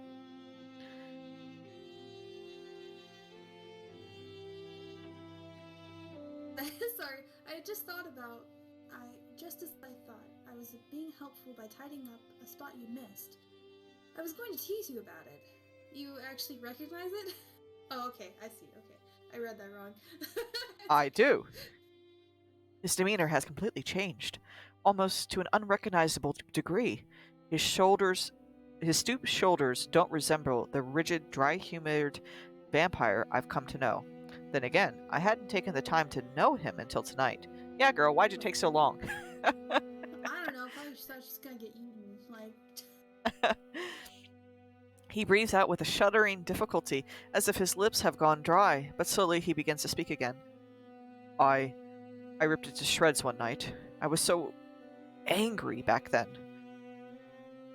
The night I arrived?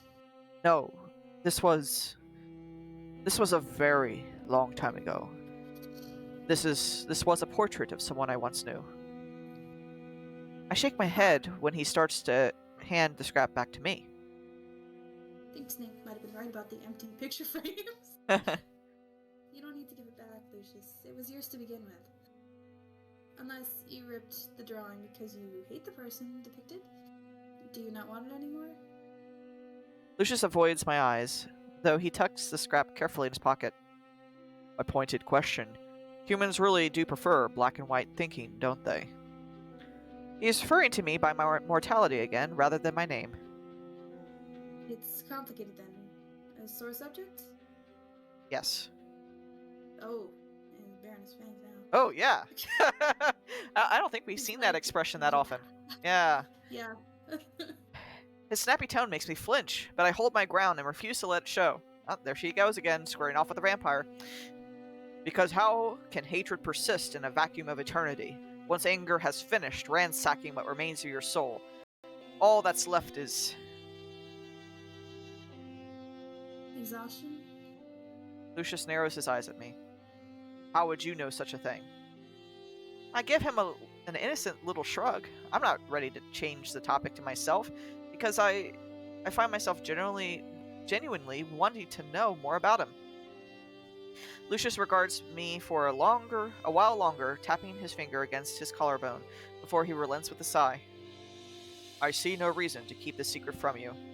The portrait depicts the reigning monarch who exiled me here over 300 years ago. Her Majesty Hildegard Edgehaven.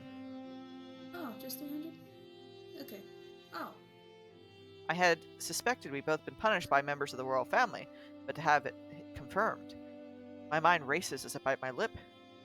I don't want to upset him any further with a poorly timed question. So what you in for? Carry on asking whatever you like, Gorgonzola. Within reason, I'll indulge your curiosity. Okay. My questions burst from me like water from a long-suffering dam. How did you come upon such a portrait? I hear it's illegal to depict the faces of the royal family in common artwork. What? Wow. Just having one in your possession, it's an act of rebellion, isn't it? Boy, what an uptight royal family. Act of rebellion. That's weird. Yeah. His lips lift on one side, taking a smug effect. I'm well aware. What further punishment do you think the current crown can bestow upon me if they find out? Perhaps they will banish me to a different estate? Or perhaps just trying to move you is gonna be really itchy, buddy. Or perhaps they'll stop sending me guests, hoping in vain I'll dry up like a prune from lack of blood and attention. Oh, he's using the prune phase we used earlier.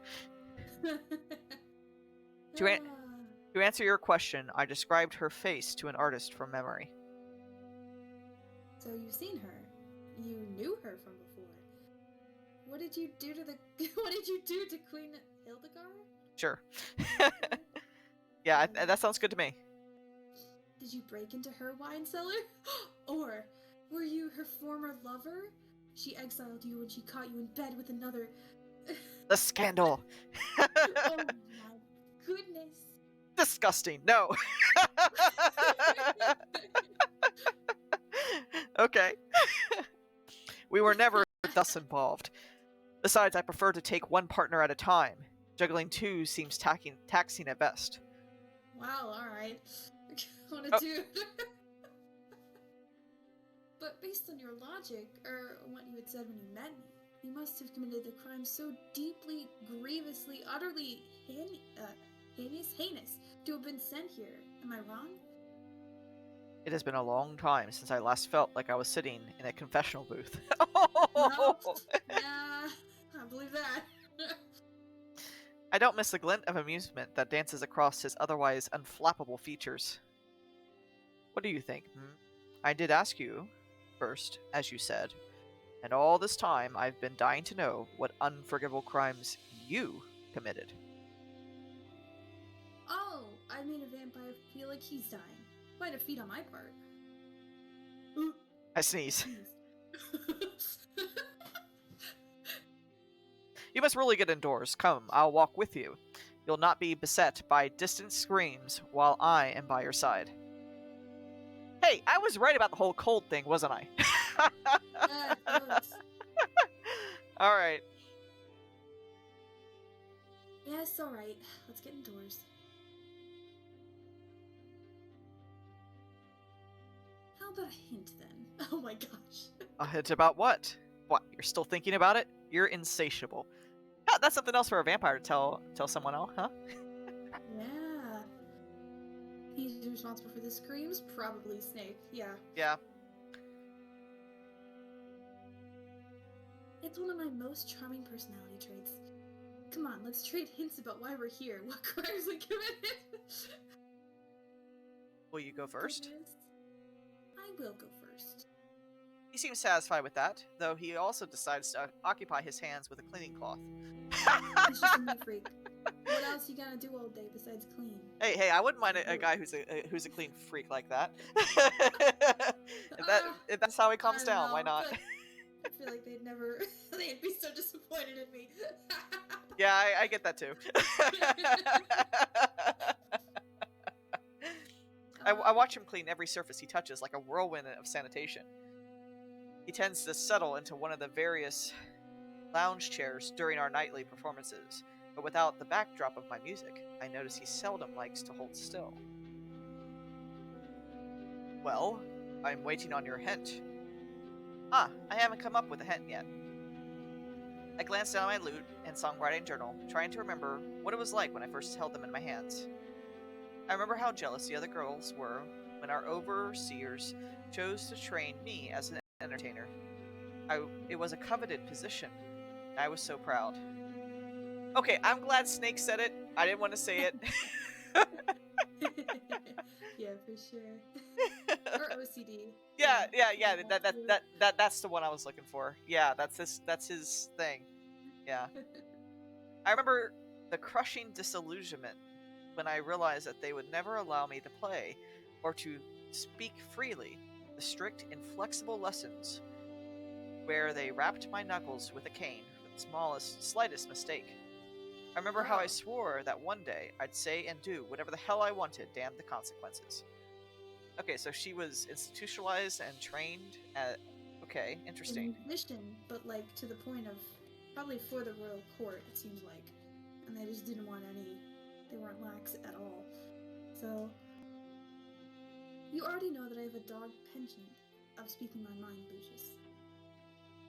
I grew up in a stifled home where this attitude was deeply discouraged. Once I broke free of them, I didn't want to hold myself back. I was drawn to everything I couldn't do while I was growing up. I wanted to see the world, and I did. There were times I've been relentless, unreasonable, and careless, all in the name of acting freely. It's gotten me into trouble more than once. Being sent here is the latest in the long line of consequences I brought upon myself. I see. Grew up among people who wanted to break your spirit and punished you when you did not bend? The stifled home you described sounds a lot like an alluvian one. Have much in common with the children here. More than you know. I bite the inside of my cheek, taking a moment to weigh my options. As far as I can tell, he has been honest with me. Should I not be honest with him in return? Lucius, I'm from here. I'm from Alluvia. What? Didn't he lie earlier? So you do know all of Alluvia's beliefs and customs, yet the way you act and carry yourself is in spite of them? Ha! It seems we are both rather insolent, you and I, though they should have given you credit for turning out as entertaining as you did.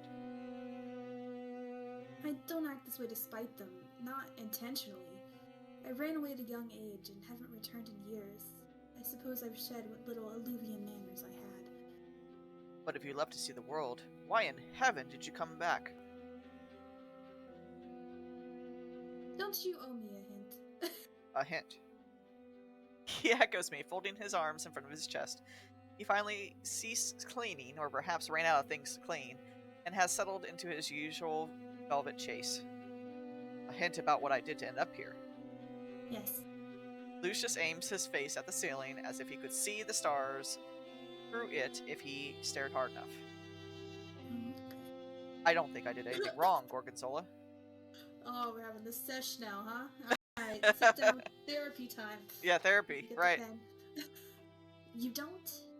After I made myself vulnerable, I told him where I'm from and detailed the shortcomings of my personality. The nerve. What does that even mean? You don't think you did anything wrong? How does that qualify as a hint? That doesn't... Falter as I noticed Lucius isn't arguing with me, or even looking my way. Will you play me the song you were practicing outside, Gorgonzola? I fear we do not have all the time in the world. I will be forced to return to my coffin before long. Forced, you say, as if you can't sleep in a bed with the curtains drawn shut. I would if I could. I dearly miss sleeping in bed. Wait, you actually can't sleep in a bed? Why not? Questions, questions. Despite his griping, Lucius does not leave me in suspense. Vampires are prone to convulsions. Universally, they cannot enter one's home without an invitation. They cannot set foot across running water. I hear some vampires are even compelled to count spilled seed and grain, or to count the holes in a fishing net. Hey, I've heard about this in vampire lore, so I'm glad they're being pretty true to it. Okay. Yep, I know. It's really interesting. I have an additional compulsion.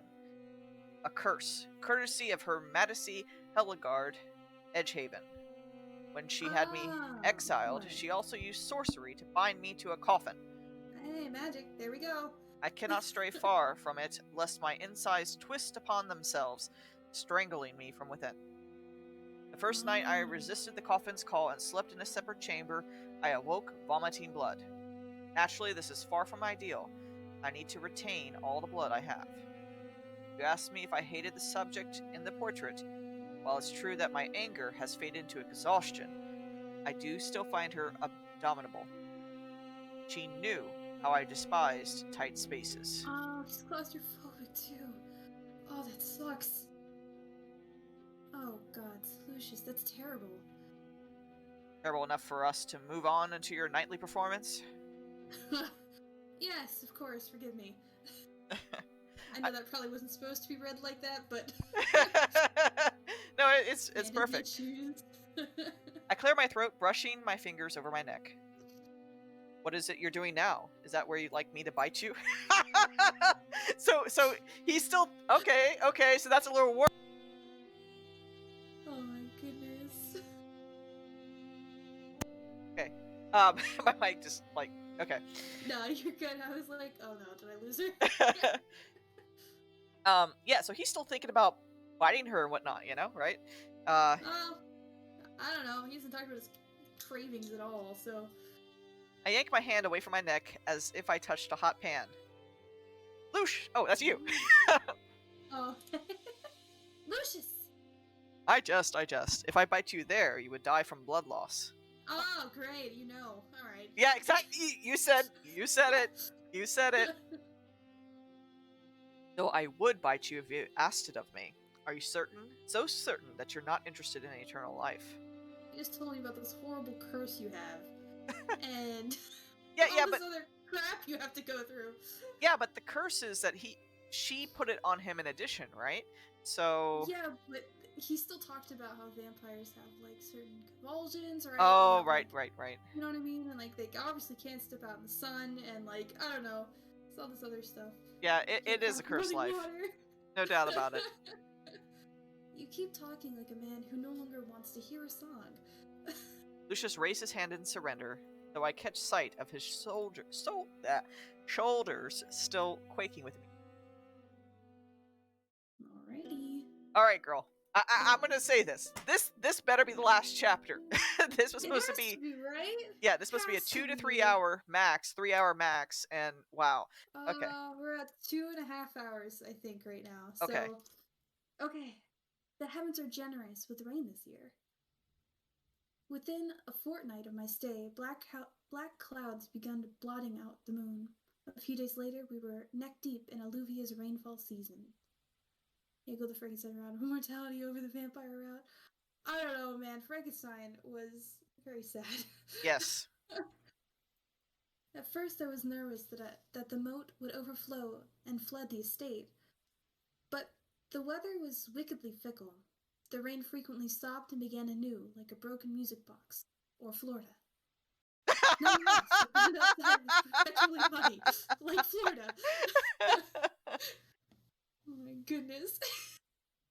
Yeah. I swear. Sometimes you'll just be like driving down like the interstate, and you'll just see where the wall of rain begins. As you're approaching, just like, oh, great. Yeah. Everybody who lives on the Gulf Coast can say amen on that. You know, anybody who's near the coast on the Gulf Coast, yeah. Yep. But what do you mean it's snowing outside? Oh, okay. You mean where you are, Snake? Not Yeah, definitely. Snake sent me a video the other day, and it was just complete snowfall. Did not look like spring at all. Oh my goodness. My question is, what is snow? Yeah, same. What is that? All right. Okay. I spent a lot of time indoors. I was reluctant to soil the only boots I owned. Good thinking. And Lucius gave me hell whenever I left dirty footprints in the hall. Yeah, seriously. But that should keep his compulsion occupied. Right. Fun times is what snow is. I hear a lot of great stories about snow and like playing in snow, and then I also hear horrible stories about driving in snow and shoveling driveways, but I don't know, it's give and take, right? Yeah. No thanks. Tonight, a thick fog hangs like a curtain outside. The windows shake and rattle, straining against the storm. Oh, before we continue to the next one, I have a comment. Sure. So, speaking of the Gulf area and vampires and everything that we've been doing so far. Okay. So I know random topics to merge. No. So you won't believe what just arrived in Texas and like is now Okay. in Texas. Vampire bats. Alrighty. Vampire Oh, bats. legit. Yeah. Yeah. That's So crazy. yeah, I asked the VTuber Yami if he brought his cousins or his relatives. Yeah, no, but seriously, like what? Vampire bats? So No, I mean we have funny. other bats. We have lots of fruit bats, but vampire bats? Oh. Yeah. All right. So I do have a bat story. When I was living with my parents, I was probably in my like mid-teens, maybe early teens. Okay. I noticed a rattling in my closet. Oh. And I'm like, what the heck is in there? Bravely, I open the closet door and a bat flies out straight towards my head. Oh no. I run out of the bedroom screaming, and my parents think I'm lying. They don't think there's actually a bat in my room, but they peek in the door and they see the little guy flying around my lamp. I'm like, oh my god, there's a bat. What happened is that for some reason we had a fireplace, and the hatch to the fireplace had been open, and a bat, like a tiny baby bat, flew in and got trapped in our house. Oh my gosh, no, that might have been that must have been scary, you know? You don't you hear something in there and it just, you know, hello. I never closed my door again. Like my closet door always stayed open from then on. I was like, no, we're not doing that again. But I did become like obsessed with bats and vampires after that. Oh, so... that's funny. Yeah. Yeah, my school sometimes, like on occasion, had bats that came inside. You know, they were just hanging out, flying around, and then they'd yell at all the students, "Don't touch the bats," because they were afraid of rabies. I mean, rabies, and also their poop is really poisonous. It's like super poisonous. What? Hold on. Yeah. What? No. When I was called... Oh, well, no, because this is like really gross. But this is my very abridged version of the story, like 2 sentences. Okay. In high school, one of our field trips was cave exploring, and it was a wet cave. At the end, so that I'm like skipping the whole story. At the end, that stupid. Okay, that's this old guy. I've never seen an old guy move so fast in my life. Oh my goodness. So he was our guide, and these high schoolers can barely keep up with him because it's a wet cave, and I mean some parts of it we were crawling on our stomachs through the water and barely had room for like our heads for air, and yeah, it was insanity. No. It was like nope. blind. Yeah, there was. Said it once. I said it again. I'd rather go skydiving than spelunking. No, I'm the opposite. Thank you. I'm the opposite. No. I do not like tight spaces. At Oh, all. then you'll really hate this. In that space with the water, there were blind fish, and we could feel them rub against us as we did that crawl. You know. No. Anyhow, so we're at the end, and he is like, "Oh yeah, this material around the cave here, people, you know, in the old days used to use this as mascara," and he's like, "Go on, feel it." Well, I was skeptical of the old guy, so I didn't do it. But some of the girls in the class, they like put their whole hand in it, and you know what it was? Bat guano. Huge piles of bat guano, as big as a person. So bat guano is so toxic that if they find it in buildings, they have to demolish the building. Like bats that like, for instance, if it's like an abandoned building and bats take place in it and they try to sell that building for like a business, they can't. They have to like demolish it or do like serious cleaning because of how toxic it is. Really? So that's crazy. Oh my goodness. I hope they're okay. Well, I mean, they didn't think anything of it. I mean, well, afterwards they freaked out. You know, yay! You know that kind of thing. Of course, yeah.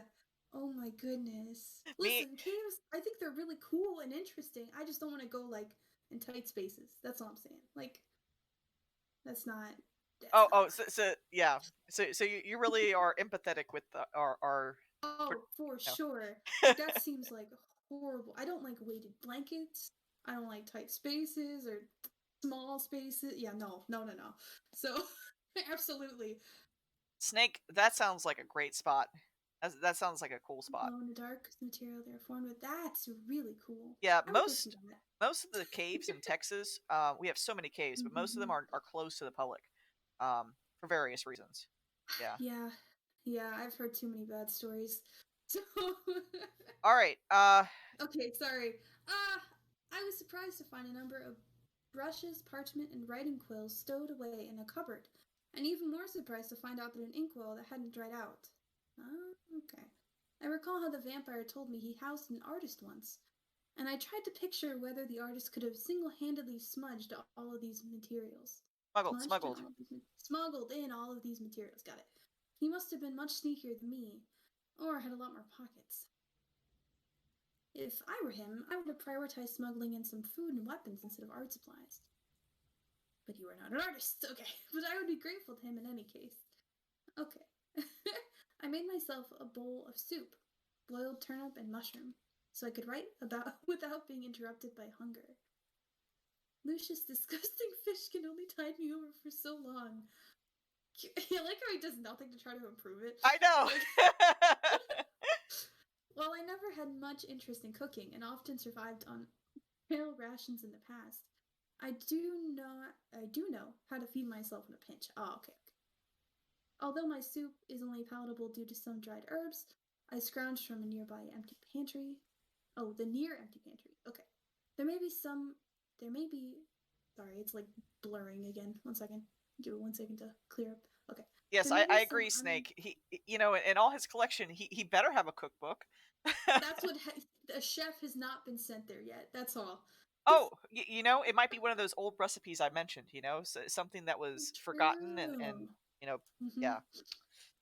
There may be some unforeseen perks in living in a vampire's castle, but gourmet meals are certainly not one of them. You're in the wrong castle. Thankfully, I've never had much interest in finer things. Well, that's good.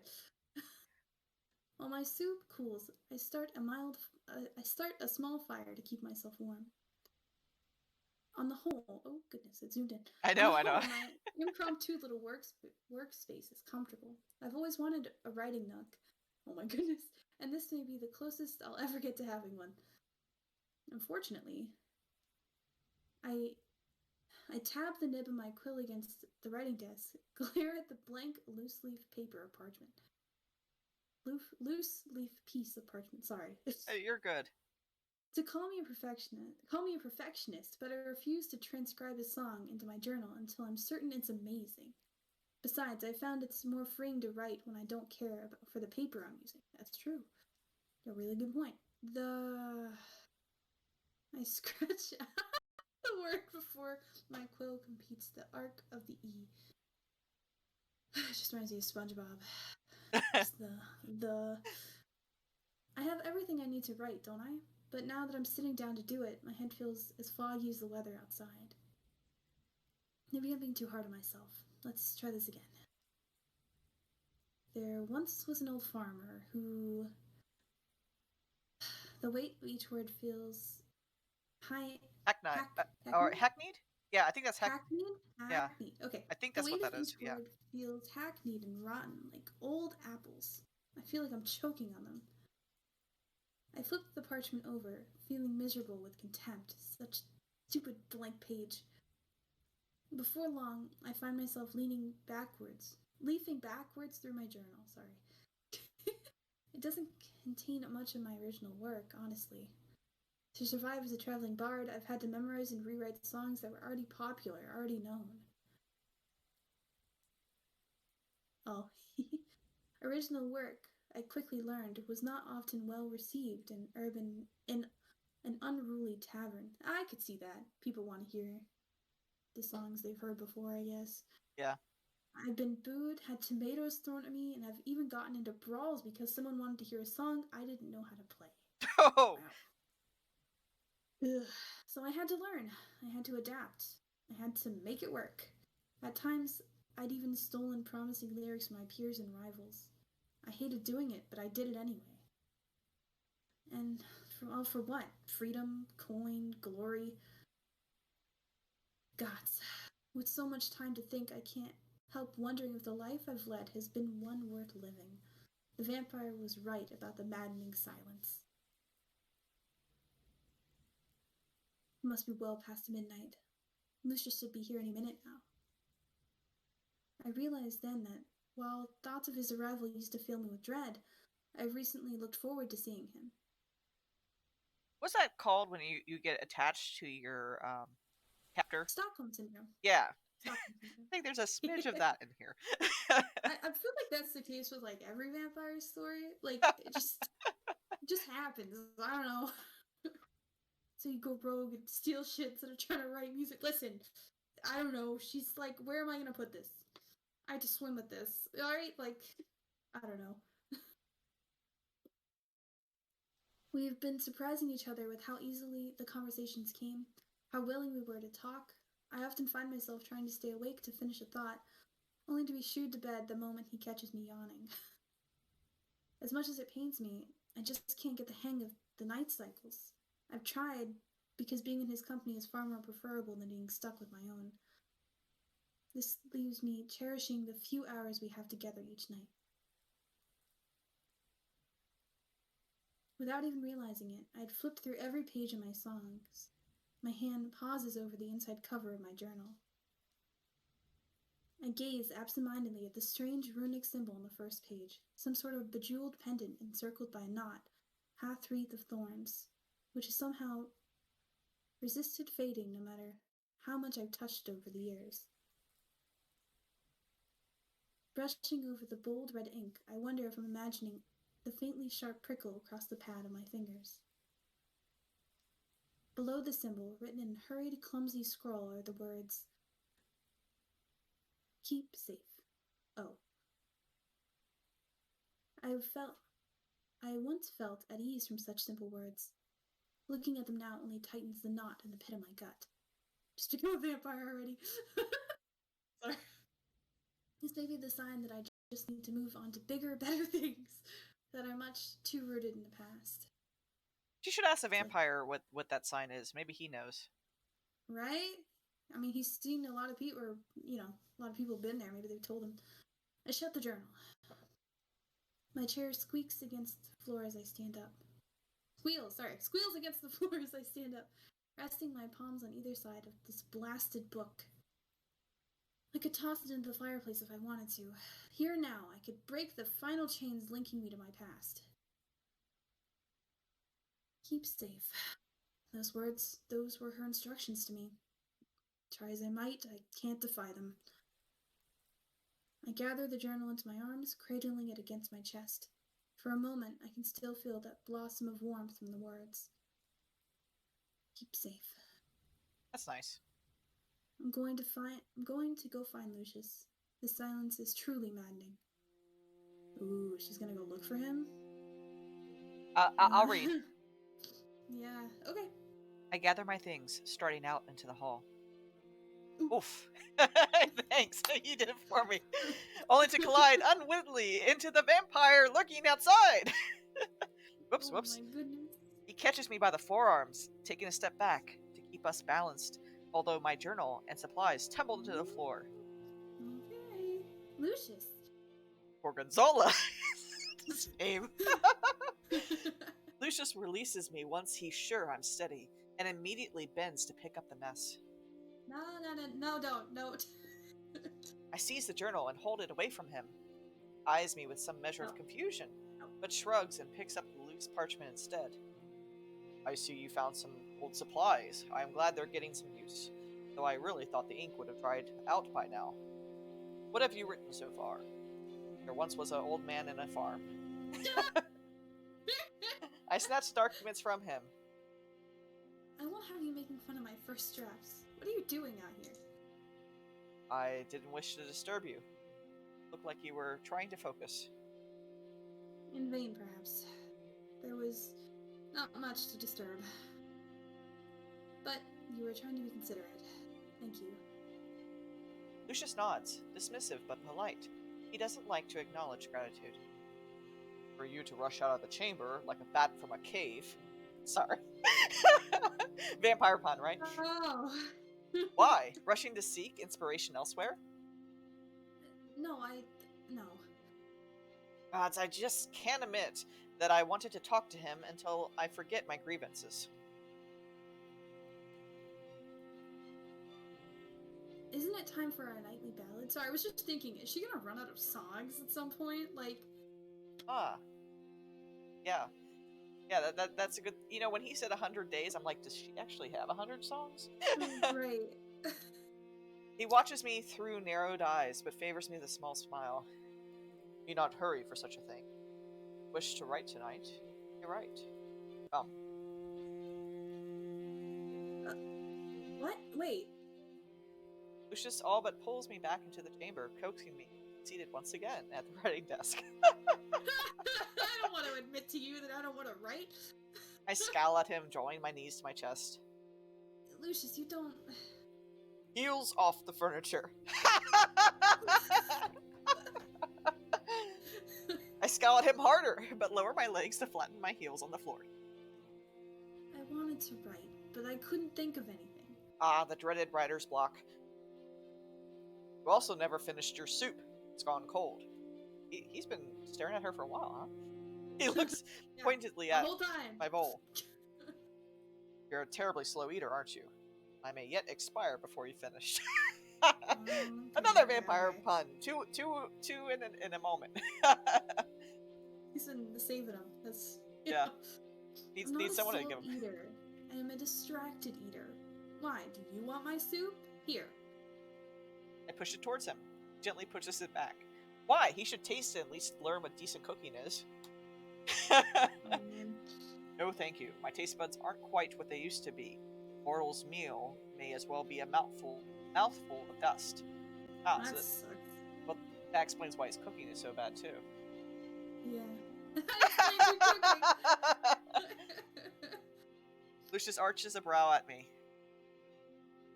Forgive me, that was uncalled for. Have I done something to annoy you? No, not at all. I chew my lip. I don't think I want to write anymore, and I don't want any more of this soup. Ah, I was presumptuous then. I wouldn't go that far. Look, can we just talk for a while? That was what I wanted. He extends his arm, gesturing for me to take the opposite seat. I relocate gratefully away from the writing desk, slumping onto the cushioned bench. You have something on your mind? Oh, he's getting out of the paper, pen. No, yes, but I don't want to talk about it. I understand. What would you like to discuss instead? Lucius leans forward with his elbows propped on his knees. With the candid way he's staring at me, I feel like but I'd rather not talk about myself. Not yet. Okay. What do you eat? I mean, you sustain yourself with blood, but if you only get a guest every couple of years, and even then, sometimes you let them go or don't feed on them at all.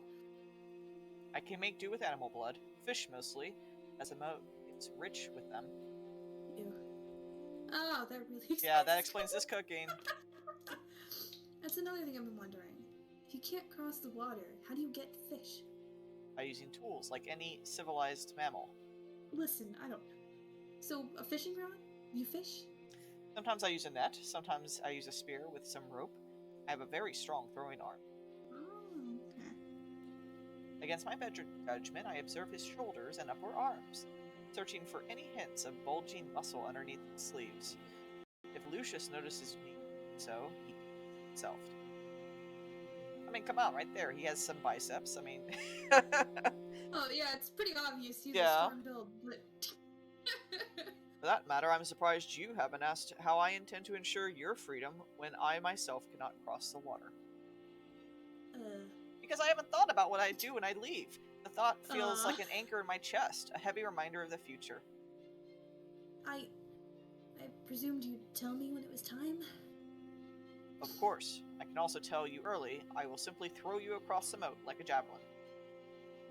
You wouldn't. He practically cackles as I recoil from him. I wouldn't. There is another way. I'll show you in due time. Oh, then, good. He lapses into hollow silence as my mind wanders back to my troubles, until the vampire starts making a cutting sound at me.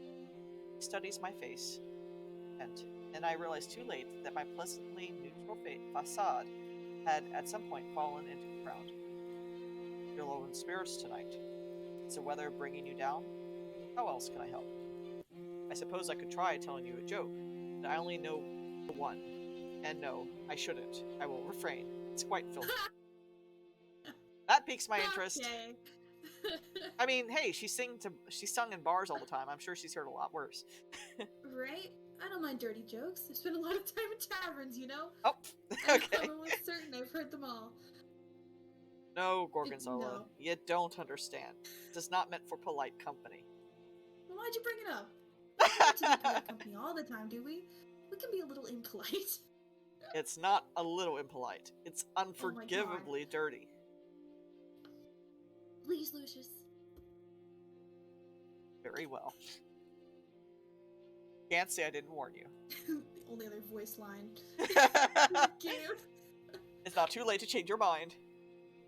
Lucius, you're killing me. Do you want me to beg? I don't think I can go on without hearing it. It zooms in, added suspense.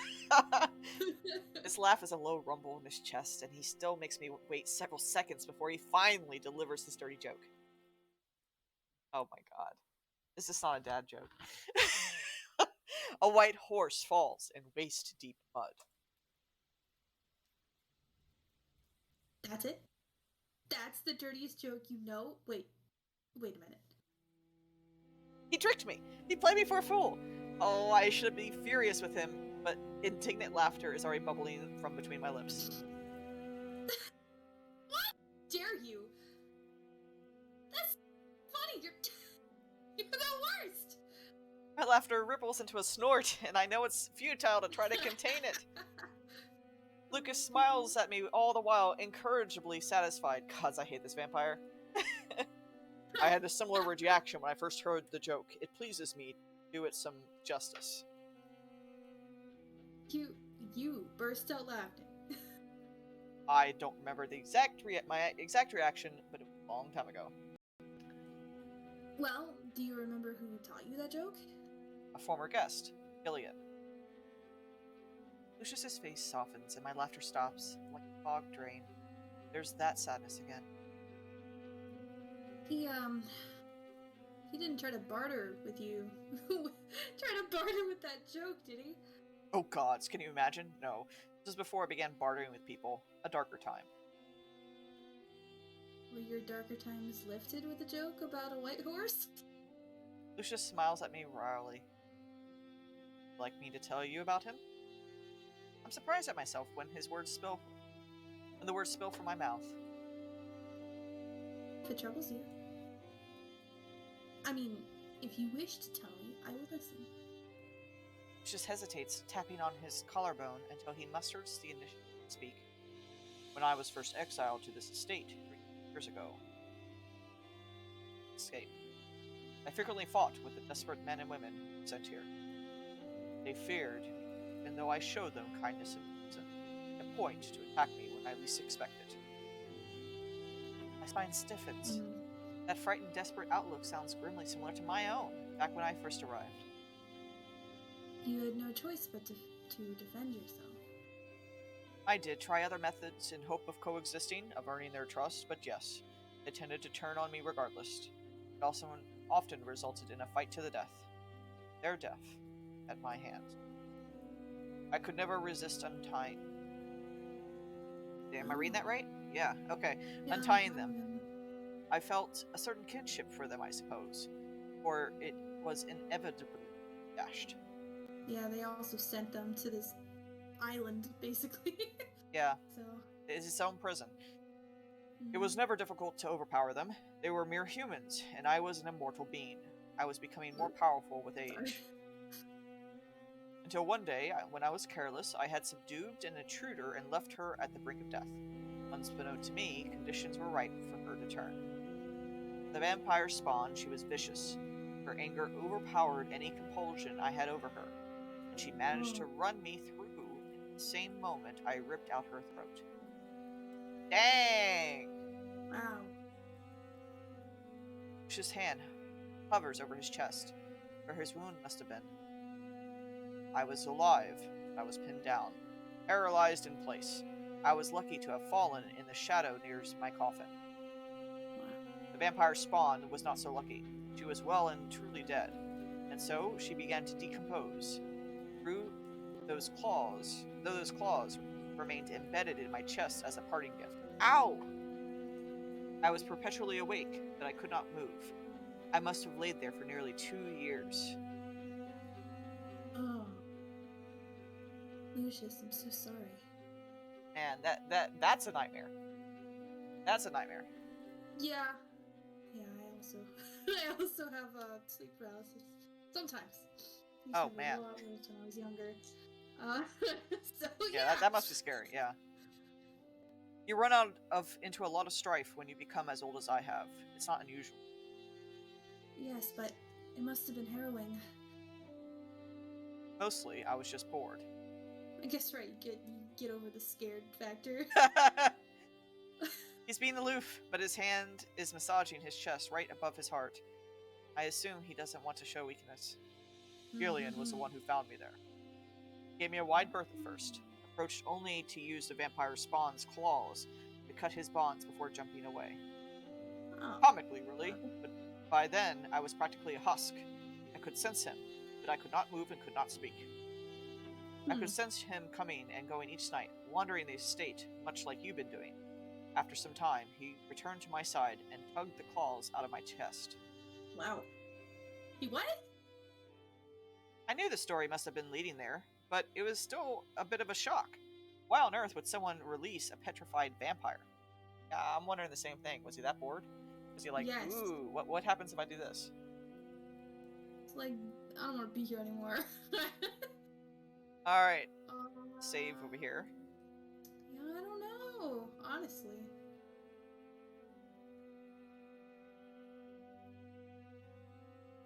I mean, I know my answer, but, I mean, yeah. you know, what would her answer be? I'm not sure. Right. I don't know. I almost think she'd probably say stupid, right? Okay. Incredibly stupid. But, I don't know. I mean, who does that? You could have just leapt at him and killed him for all I knew. I know. I was thinking the same thing. Okay, so that's a good sign, right? Stupidity for the win. I thought he was the biggest idiot I've ever met. Well, he told me he just really wanted someone to talk to. yeah. And then Like, he was I'm going gonna let you mad free. from solitude. Apparently he knew he was risking death for the chance of having some company. Wow. Okay. Truly, the most foolish man I've ever known. He was the one who drew that portrait, the scrap you found. He burned wood together to make charcoal, and he made all kinds of artwork during his stay. I destroyed much of his work when I lost him. I regret allowing my emotions get in the way of reason. Oh. It just wasn't fair, the way he convinced me to have compassion for others. The way his gentle nature allowed us to gather a motley little group. It wasn't fair, the way this little group of guests I had, they're the ones who figured out a way to escape this blasted estate. I encouraged Gillian to go with them, but he wanted to stay behind. He wanted to stay. Which meant, of course, that my very next guest was a cruel one. I awoke to the intruder rifling through my things, while Gideon fled out in the courtyard. Wow. Death is a fate all mortals share. I know it all too well, but it shouldn't have been this time. As I let the story sink in, my next words, quietly careful. Did you kill his murderer? Ruthlessly, but it gave me no satisfaction. My Lucius heaved a heavy, shuddering breath. Gillian was still gone. I was alone again, and I had no one else to blame. Oh, another choice. Okay, here we go. And we got a lot of slots for a short.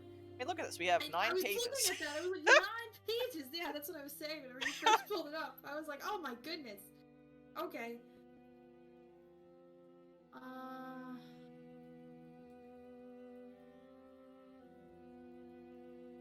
don't know. I mean, the first one could be interesting. But I feel like if you wish you had turned him might pull back to when he offered her immortality before, right? Ah. Yes. Yes. That Okay. to me makes more sense logically. Like, I mean, yeah, he probably did care for him, but I don't know. Do you wish you turned him? Sometimes, however, he was worried about losing his free will. You know what? Let's go back. Hold on. Yeah. Load. I just want to see what the other answer would have been. First. Because that would be hilarious. I have a feeling he's going to react like, what the hell are you talking about? Who knows, right? Yeah. I mean, you were in love with him, weren't you? He's like, wow, that was incredibly direct. Yeah, you become more direct with each passing day, Gorgonzola. Yes, I loved him. I'm no stranger for the company of men, women, and anyone in between. Neither was he. Whoa! Okay, there you go. Though in many years I have passed, I remember him fondly. He was a good man. And then he started bargaining with his guests. Okay, so we're still doing the other one. Right? Yeah, sure. Okay. Yeah. Yeah, I guess we should try to pick maybe the one we don't want first from now on, and like try to we can go back and. Okay, so sometimes, however, he was worried about losing his free will. I told him how about the vampire spawn was able to resist my command. She had lucid speech and seemed to retain her mind just fine, despite her adamantly murderous intent. But he was fully against the idea of becoming a vampire. He treasured his humanity too dearly. A fitting mindset for an artist, perhaps. It was sometimes after that I began bartering with my guests. Immediately offering them freedom made them cagey. They expected me of foul play, of being up to something. It was as if they needed to pay a price for their helped them feel at ease and control. It helped them make sense of just gestures to himself. I remember the scuffle we had when I first arrived. Is that a sneeze? No. Oh. No, if I sneeze, it's basically always in threes. Oh, so. Okay. I remember the scuffle we had when I first arrived, the way he disarmed me. Yeah, he was pretty good at that. But otherwise kept his distance, the way he prowled around and said those menacing things. You had to play the part people expected of you. It is exhausting, but they fear me more if I don't. And of course, bartering does not come from a place of pure altruism. It gives me something to look forward to, alleviates my apprehension of what the next guest will have in store. When one finds himself acting as a queen's personal executioner, the odds are high that some of the people she sends will be dangerous. Though occasionally I will receive someone kind enough to offer a listening ear. Like Gillian? Like you. Now I'm really curious about what she did, right? Like, she clearly has like a mouth and stuff, but like... I think it's because she spoke, that she was a heathen. Right? I bet you it's because she doesn't believe in their faith. That definitely might be true. They did mention that. They also said harlot. I feel like they were just throwing insults, though. Like, I don't even know if there was anything... True. Well, heretic. They called her a heretic. Yeah. That's right. Okay. Oh, okay, I said heathen. Heretic. Okay. Yeah. I blink at him, bewildered. Gillian was kind, but he was notoriously a bad listener. He would have interrupted me 10 times just then, usually with some absurd tangent about how he thought snails were effervescent. Oh yeah. God! He's an artist. That's quite funny. What I mean to say is, thank you for listening to my sad old tale about a lost love. I've never told it to anyone. Wow. Can I ask you one more question? Of course, anything. Wow. Something about the last word makes my stomach flutter. I guess I should have read that differently. Of course. No, you're good. Anything. No, I must be hungry. I grab my deserted bowl and sip at the cold soup. Gillian was such a good man. What did he do to get sent here? What was his crime? Yeah, there we go. Lucius outright grins at the question. He edges a little closer to me, as if he wishes to rope me in to a conspiracy. And write a song. True. Supposedly painted an unflattering portrait of a nobleman's daughter. Wait, that's it? Yes, and Gillian couldn't help it. He was both an architect and prestigious painter, lauded for his accuracy and attention to detail. To willfully make the girl more beautiful than she was, well, it would have been a lie, and it would have tarnished his good name. The daughters Wow. betrothed took one look at the portrait and cancelled their arrangement, leaving the nobleman high and dry with an unwed daughter. Oh my goodness. Such a scandal. Wow. That's crazy. Although I have heard of that. Like, I've heard that a lot of the portraits we see of people probably were, like, old school photoshopped, right? Yeah. They're sort of embellished certain things, and, you know, they look very different than what they did. So... So I guess since, like, the beginning that people can draw others, we've always photoshopped our images. Oh, absolutely. Idealized versions of ourselves. The nobleman needed someone to take the fall and convince the crown to send Gillian here. But it wasn't Gillian's fault the man had an ugly daughter. Oh my goodness, and whose fault is that? I clasp my hand over my mouth. My giggles are punctuated only by the sound of crackling fire. I hadn't anticipated that Lucius would make me laugh more than once, let alone show such vulnerability tonight. It's so odd. It sounds like the artist was punished for revealing the truth, even if it wasn't entirely his intent to do so. In a way, I suppose I also. I swivel my lute into my lap and gaze down at it. It's awash in glowing firelight. I think I'm ready to tell you what I did, Lucius. He straightens immediately. Attention. What? He's been waiting this whole time. Like, alright, let's hear it. Yeah, probably the suspense is killing him. Well, not literally, because he's a vampire, but... Well, you know. Bad joke. Alright. Really? Yes. Are they going to make you sing? I'm kidding, Pumpkin. Goodness. You kept me waiting for so long, I didn't expect... Hold on, just a moment. I need a drink. Hold on. Get out the good wine for this one. Right. Celebration time! Let's go!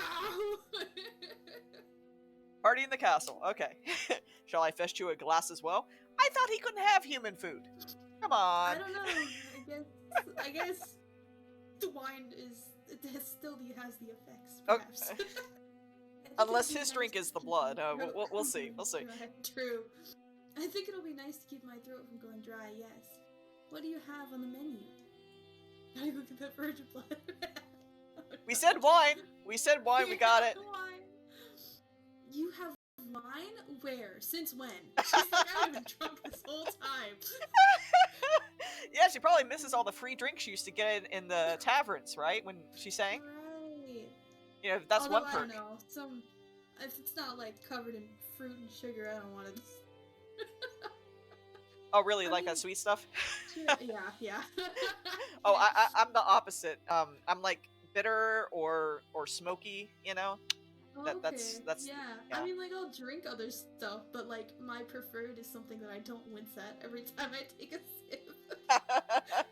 There's this really good moonshine place in Tennessee that they do like specialty moonshine flavors, and one of them is really good, and it's a coffee one. Oh, it's been one of my favorites. That sounds nice. Yeah. Anyway, I mean, sure, if you don't mind sharing. Lucius shoots me a mysterious winning grin before he stalks off into the halls. If you have any recommendations, though, I'd be willing to hear them. For drinks? Yeah. But if you like sweet stuff, I don't know. You never know. I mean, sometimes I surprise myself. Well, the thing is, like, where I live, there are several it's like a martini bar hotspot. That's where... Oh, okay. Yeah, so it's, I mean, the whole area, like, the whole greater area where I live, you know, there's just so many martini bars, and you have also craft breweries and things like that. So, yeah, we're really spoiled. Okay. Where does he hide these things? Every so often, Lucius will present me with some new object or tool from God knows where. It's in the rafters. You can't get to it because you have to fly, so... Moonshine pickles. Huh. Yeah, I'm moonshine pickles? I've seen moonshine cherries before. I'm scared of consuming moonshine. I have a feeling that will knock me right over. you know? It depends on what proof you're getting, I guess. True, true. So, Just earlier this week, he fetched me a ladder to climb the ledge when I complained about running out of bathing water. oh my goodness. Once I climbed up, he made me promise not to attempt the perilous, Oh, perilous? perilous, thank you, Perilous. journey of swimming across the moat, and then handed me a bucket and told me to take all the water I needed. I could swear I've walked through every hall and peeked in every room. Not once have I ever seen any ladders or buckets until he materialized them into existence. Maybe he knows creation spells? Conjuration magic? Yeesh. A vampire who knows magic. That'll be the day. Lucius That returns. day is today, isn't it? Lucius returns as I muse over the idea, presenting me with the promised glass. Secret tunnel. Yeah, probably. Secret tunnel! Secret passageways. I mean, it is a castle. Deep red wine sloshes gently within, glistening like black opal in the room's low light. Yeah, you better smell it first, girl. Yeah, right? I love the smell of wine, but sometimes I drink it and I'm like, this is not what I wanted. I mean, honestly, I'm like, if it's that old, I'm not sure if it's any good. That's true. That's a really good point. I didn't think about that. I would have brought the entire barrel. No. I was just thinking before I continue reading. So those who follow my channel know that you know, I used to be a homebrewer for a long time, and I used to judge alcohol, and I was just thinking about, you know, what happened when things sat too long, and I'm like, yeah, I know they're worth a lot of money. Those wines have aged like forever, but I would not. Interesting. That's really cool, by the way. That's so cool. Oh, thanks. Well, now I definitely need some recommendations from a pro. Yeah, but that's not mixed drinks, you know. It's me judging and I'm still curious. yeah. I would have brought you an entire barrel, but wine is hard to come by around these parts.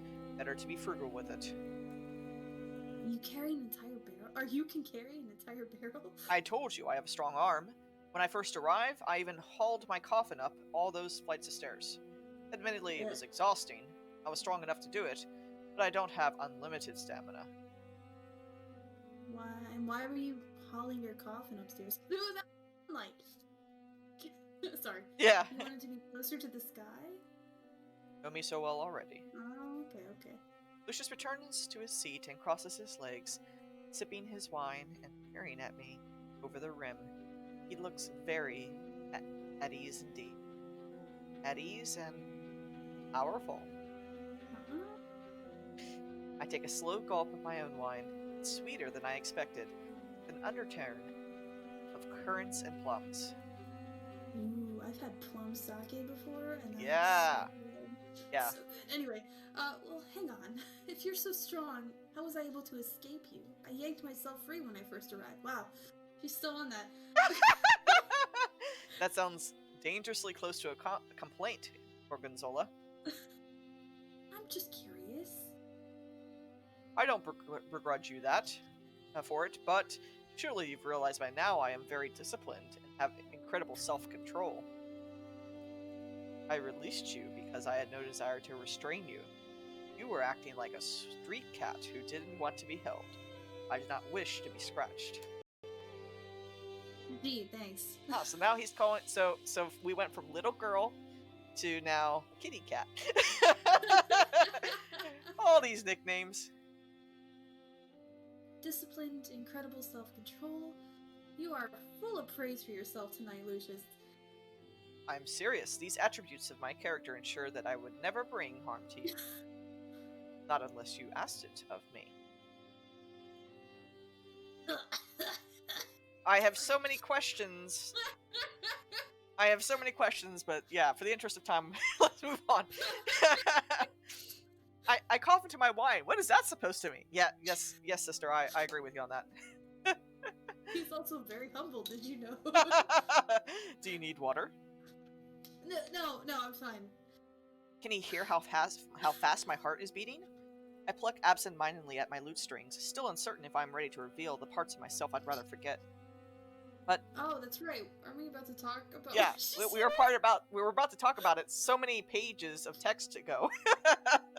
But My goodness. Okay. yeah, but he has been vulnerable with me, and it's only fair that I be vulnerable with him in turn, and there's no time like the present. I should start with some context. Oh, that's you. Oh, it's okay. I should start with some context. I told you before that I grew up here in Alluvia. I neglected to mention that it was an orphanage, Nightingale Gardens Home for Girls. His lip barely twitches, as if he recognizes the name. I wouldn't be surprised if so. It's a very old, long-established institution. One of his previous guests might have mentioned it or grew up there like me. Everyone told me it was inevitable. It was an enviable, right? Enviable place Yes. to be. Especially the matrons. Yes. What are matrons? Older women who are in charge, I suppose. Oh, okay, sorry. I've never seen the word spelled out before. Okay, especially the matrons, who were always so proud to work there. They told me girls would go as far as to murder their own parents in hopes of being sent to Nightingale Gardens. Bullshit. I've never heard of it actually happening, but that was the prevailing attitude. Wow. Oh my goodness. Because the girls of this orphanage were guaranteed to have a place in high society, they were educated vigorously in matters of court, history, handwriting, sewing, and entertainment. Once every several dozen years, the best and brightest girl was chosen to become Alluvia's next queen. What? What? Wait a minute! No way! Gotta try and be Batman! Oh my gosh. I was not expecting it to be like this. But wait a second. I thought she said that they hadn't had a queen in a long time. But she also remarked that it definitely wasn't his own kin, right? The king who, something with the stars, remember? Oh my goodness, I can't remember exactly. Okay. Crazy. Okay. Oh, they did have a king for a long time. Yeah, you're right. Oh, yeah. Did they have that tradition when you were human, Lucius? Yes, I believe I heard something about it in passing. He totally knows about it. But it was a long time ago. Yeah, I think Snake's right, yeah. Yeah. Oh, okay. Well, the tradition was in full swing when I was young. The last queen was growing old and infirm, and there were talks that the new queen would be chosen soon. How fortunate for you, yes? You could have been chosen. No, I was hated there. It was stuffy and full of pompous snobs. The matrons had our entire lives planned for us, without once stopping to ask what we wanted to do. On a side note, I wonder what happened to these girls if they weren't chosen as queen, But, I mean, imagine your off. I mean, like, imagine your whole life told you're training to be queen, and then you don't reach that goal. I mean, how empty would you be? Yeah. It's your villain arc right there. I mean... Yes! Yes! And then they had the nerve to act like I should keep my mouth shut and be grateful. The other girls seemed content with their lot, which meant they didn't understand how I felt. They kept me at arm's length. Ooh, that'd be Dark Snake. Oh, there's magic in this world. Who knows? I hated the pressure to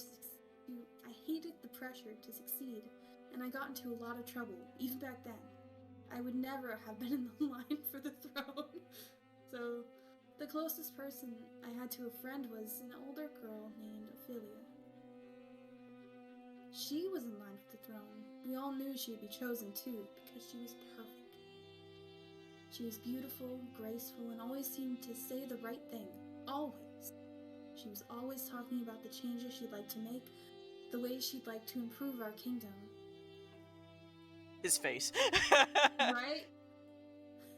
She does sound lovely, but Gorgonzola, forgive me for saying this. No one is perfect. Surely your Ophelia is not exempt. He looks a little surprised when I start laughing. You're right. You're absolutely right. Ophelia was a godforsaken rascal. She'd lied through her teeth with a smile, and no one was any the wiser. She'd let me see her naughty, conniving side. I felt special, you know? And she truly did want to make things better. She was as clever and as sharp as a knife, but she didn't care about the people around her. Oh, but she did care about the people around her. Wait, she did or did? She did. Okay, yeah. good. She did. At least that's what I believed. More wine? What? Yeah, we're gonna get you to spill all those secrets and stories tonight. Here you go. Yes, please. I drink deeply from my refilled glass before continuing. So when Ophelia was chosen and packed her bag, she promised me up and down she would write every day. Every single day. I knew it was forbidden for Alluvia's crown to contact the outside world. We both knew that. Every queen was meant to cut all ties with everyone she ever knew before she was chosen. That was the rule. How weird. But I believed her, you know? She was so much smarter than me, and so crafty, I really thought she'd find a way. I pat the cover of my songwriting journal, which I had placed at my side. I always try to keep it near, even when it pains me. Oh no. I wonder if something happened because she was contacting the outside world. But all she ever sent me was this book with its empty pages, and a hurried little note on the inside cover.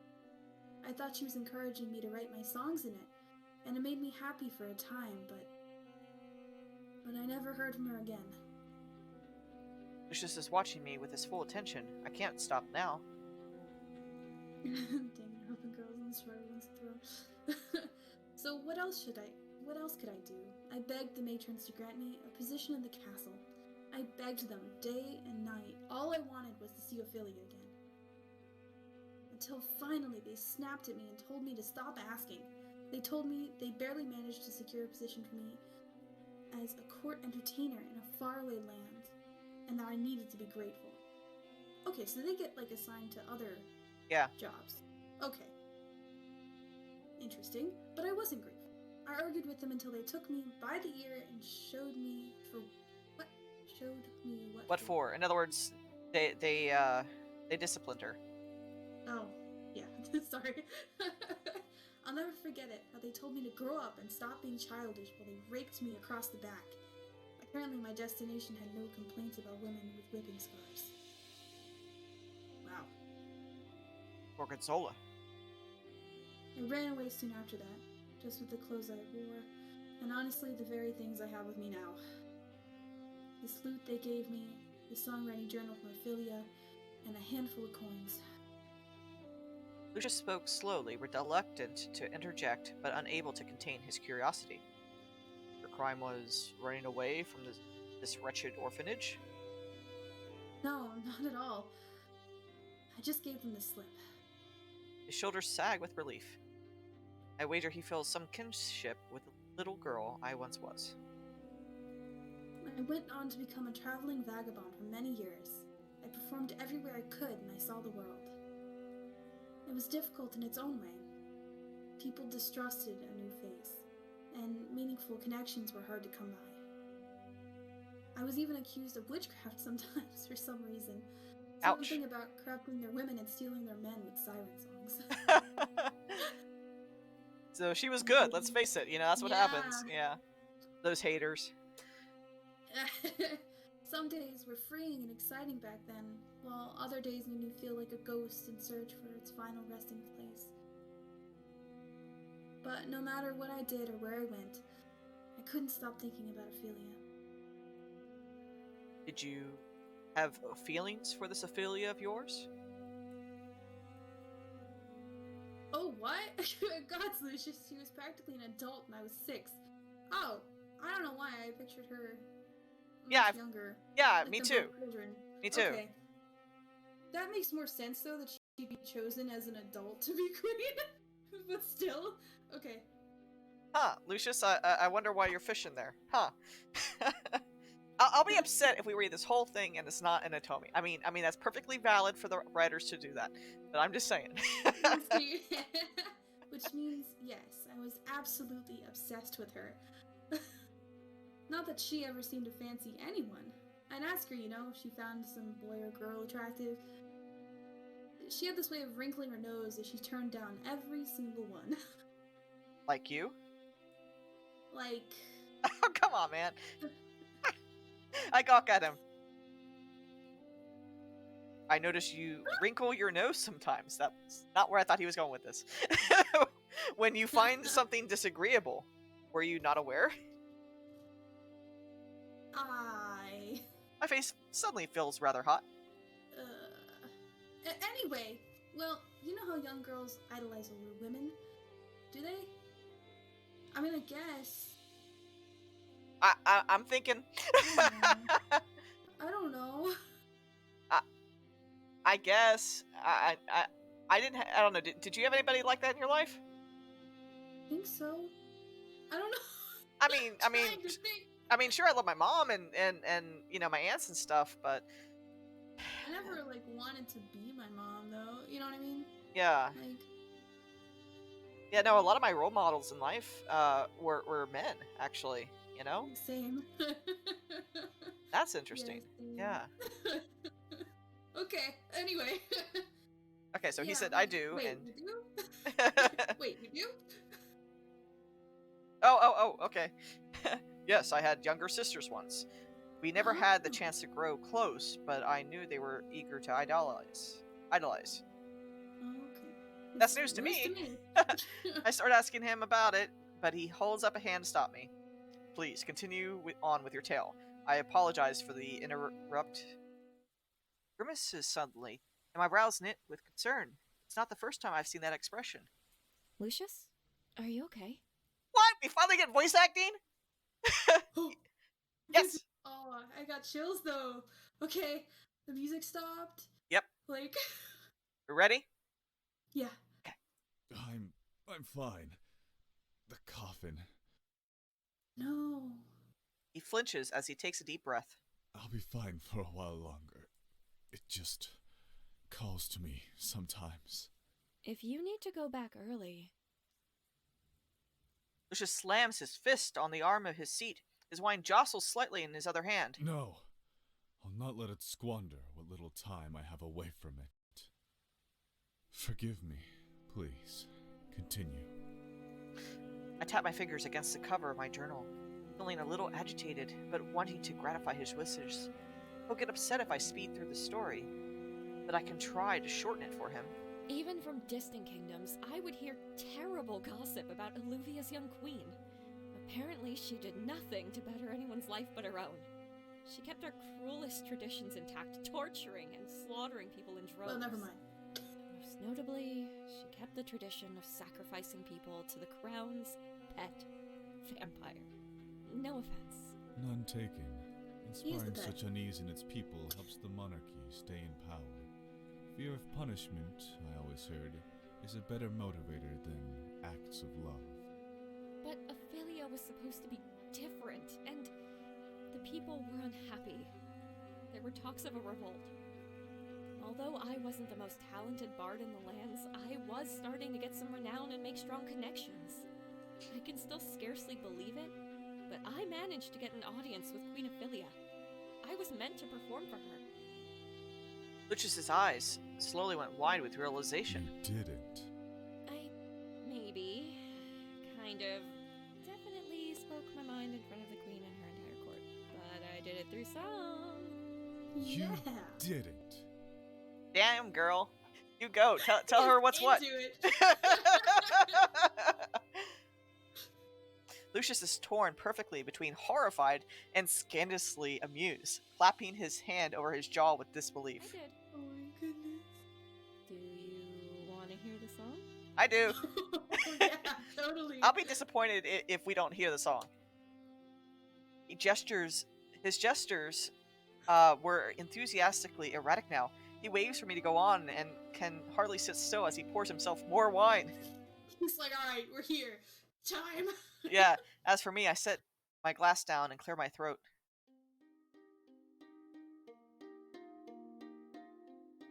We get to hear it! Queens, queens, they roll in the lights, remembering tales of their kingdoms. Those lands right, but you can still remember your stratagem. Be vain, be cruel, be always right. Proud until unproven. Show your cruel self till the end of night, when you'll be slain at day's conclusion. Damn. Did she threaten to kill her? Yeah! When Lucius applauds me, it's as gradual as it is resonant. The very furniture around us seemed to shudder in response. Oh my Gods! goodness. That was a more subdued version. Back in Chord, I was screaming the lyrics at the top of my lungs. It's I Cooper only wish I Bug. could have Oh seen my it for goodness. myself. You must have been radiant. Well, you know what sucks is like I wish she would have like reminded the queen of her past, you know? That kind of thing. Yeah, she didn't really like stick it to her. That was a really general song, right? Yeah. You know, should have like brought up some stuff like who you were to me and like I Yeah. don't know. Wasn't rock and roll enough. It wasn't personal enough.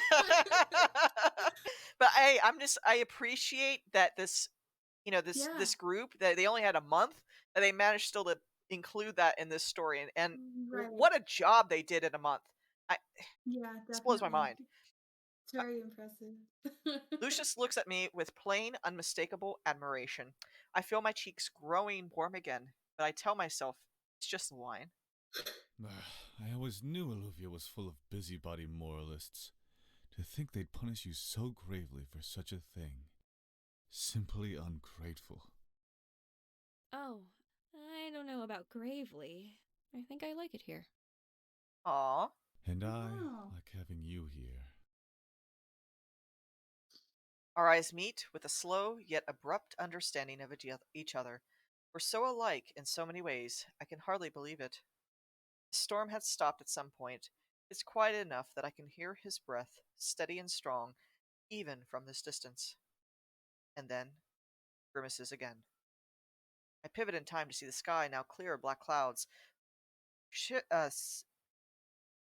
Oh no. shifting into the first hints of dusky hits of daybreak. Yeah, run to your coffin, bud. Oh my goodness. Lucius. Yes, I'm going. No need to rush me. You may have the rest of this wine if it pleases you. You bet she will. He's like, I'm out.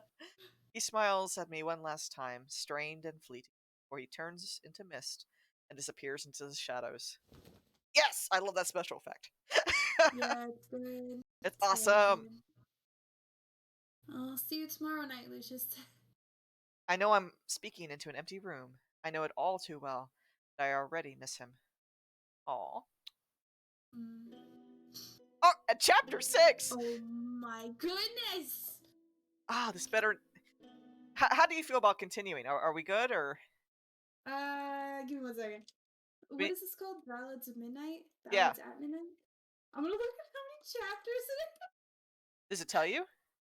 I'm gonna see if I can find it somewhere. I don't think so. I mean, golly. This is It's not... really good, It is.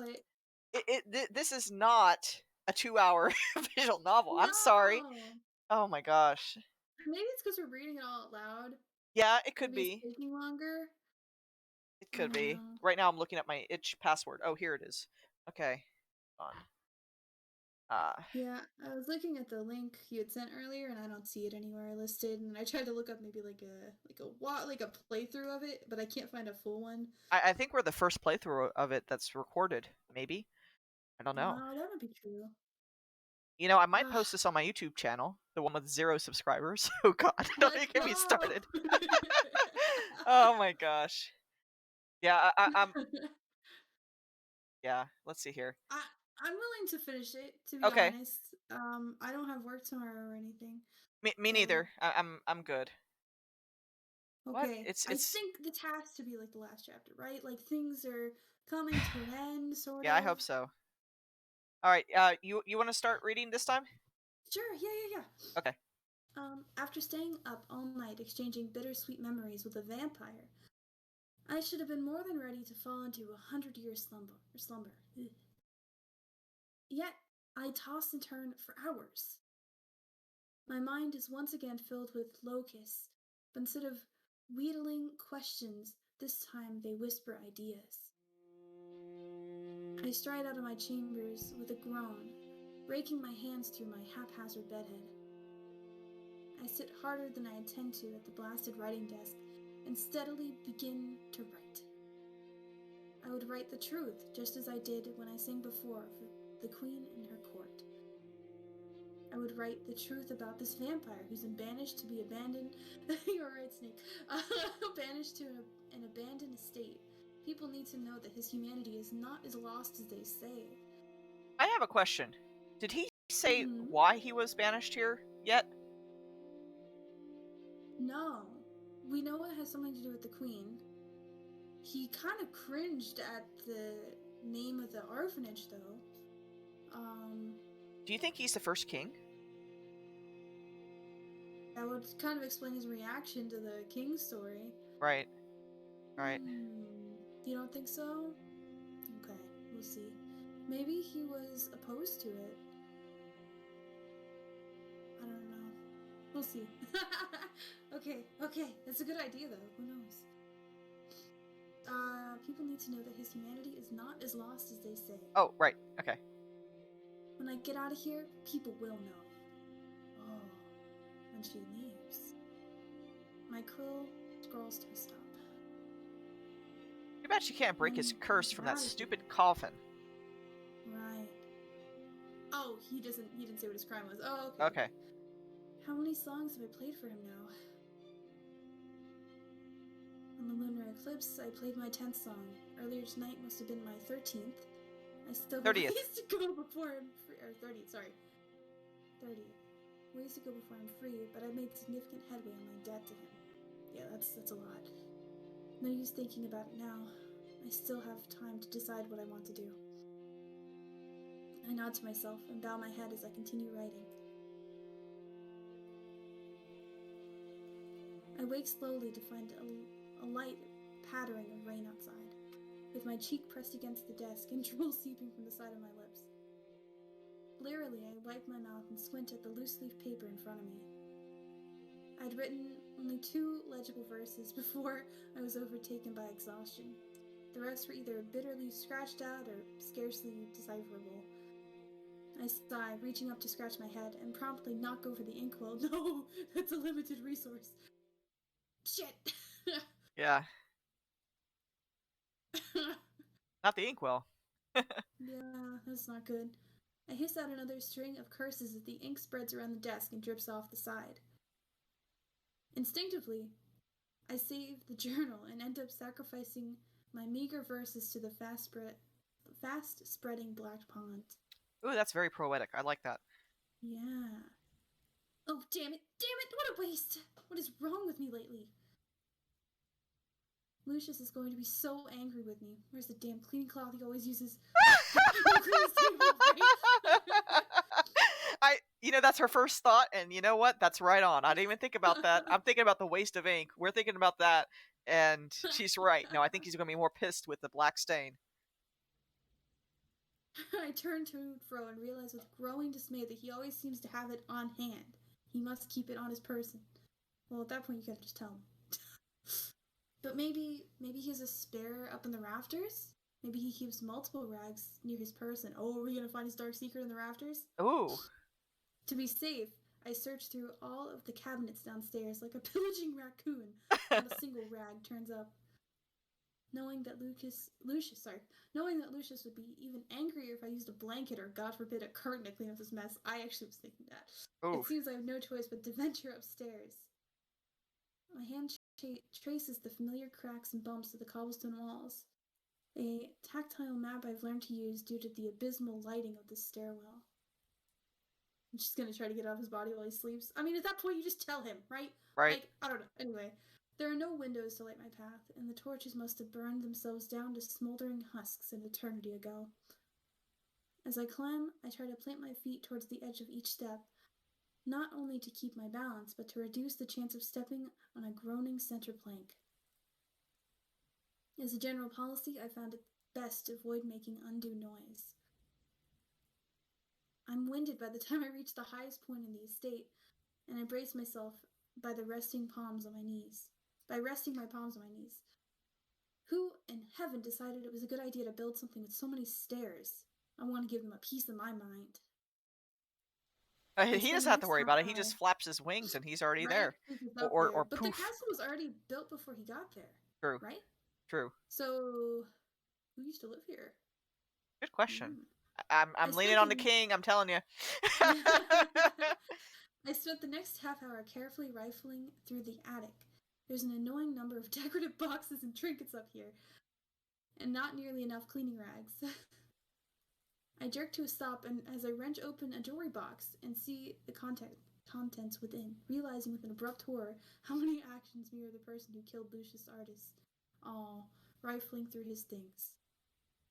I don't intend to steal anything. Lucius won't see me. I still should have another hour or two before he wakes up. But I take a slow breath, willing myself to calm down. Even if Lucius acts irritable sometimes, he never hesitates to forgive me, in the same way I never hesitated to forgive him. I find myself fixating on a particular point within the open jewelry box.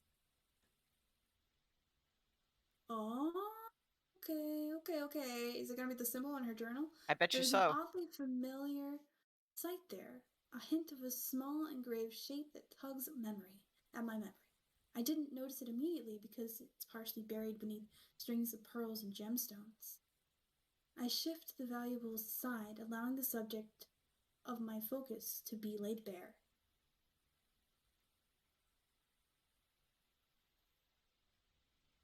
The chunky, ornate ring, quite gaudy, really, and not something I'd ever be seen wearing. I pluck the item from the box, peering... Oops, sorry. No, it's okay. Peering at it in the dim darkness. There's no way. It's ignorant, yes. At the ring's center is an enormous opal stone which glitters like a rainbow of fire. Carved directly into the stone is a crest I recognize from the guardsman's shield and from the banners adorning the Queen's courtroom. Without thinking, I put the ring in my mouth and bite down on the shank. What? Why? Well, it's dusty, yuck. But I can feel the marks of my teeth imprinted on the metal. The body of ring, it's like a gold test, like a scratch test. Yeah. The body of the ring is made of pure gold. Okay. It's not hers. Why would she do that? Sorry, I'm just pissed really off weird. for the sake of art. It's like an artifact. An actual, genuine, royal signet ring. Right on the money, Snake. I'm glad you're enjoying this. Did a member of the crown barter for their freedom with this? No. You're looking at him. Or maybe it was stolen and then traded here by a thief. Because it can't be that. Oh. Does he sleep in the attic? I think he might.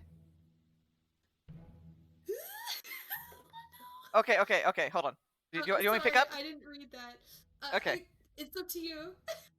A scream cuts through the attic and threatens to burst my eardrums. I fumble and nearly drop the ring. I cram the ring back into the jewelry box, slamming it shut before whirling around. The noise definitely came from the coffin. Lucius! As I call out, I met with another scream, even more frantic and agonizing than the first. Wooden box is tremoring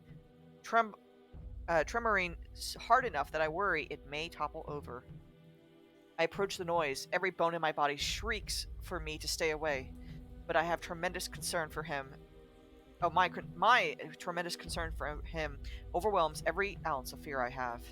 The coffin is carved from blackthorn wood, with small divot imperfections chipped off the edges. It's definitely fallen over before. I rap my knuckles gently against the wood, no differently than I'd knock on a bedroom door. Lucius, can you hear me? Knock, knock. Yeah. I tried to knock. I don't know if it's picking it up. The coffin lid thuds as if in response. Boom. It continues to thud over and over as Lucius pounds his fist against the inside surface. Oh, the guy's claustrophobic! Yeah, definitely. 100%. Let me out! His roar is followed by the terrible, desperate noise of his nails clawing against the wood. Let him out! Yeah, seriously. Lucius, it's me. It's Gorgonzola. Are you hurt? Stop! Stop this at once, I beg you! Release me! I command you to release me this instant! Okay, let's get you out. The fact that it's not yet sundown makes me uneasy, but Lucius is clearly in distress. If he comes out early, he can stay in the shade. I hastily run my hands along the side of the coffin lid and pull. Nightmare. It doesn't Yeah, budge, nightmare. as if it's been nailed shut. I try to wrench it open from the opposite side. The coffin continues to hold fast as Lucius screams and thrashes in its confines. The coffin rocks in place. Its corner strikes my torso as I maneuver around it, knocking the air from my lungs. Lucius, stop struggling. Please, why are you doing this to me? What have I done wrong? I'm trying to get you out. There's something wrong with this thing. Is it jammed? I have done everything you've asked.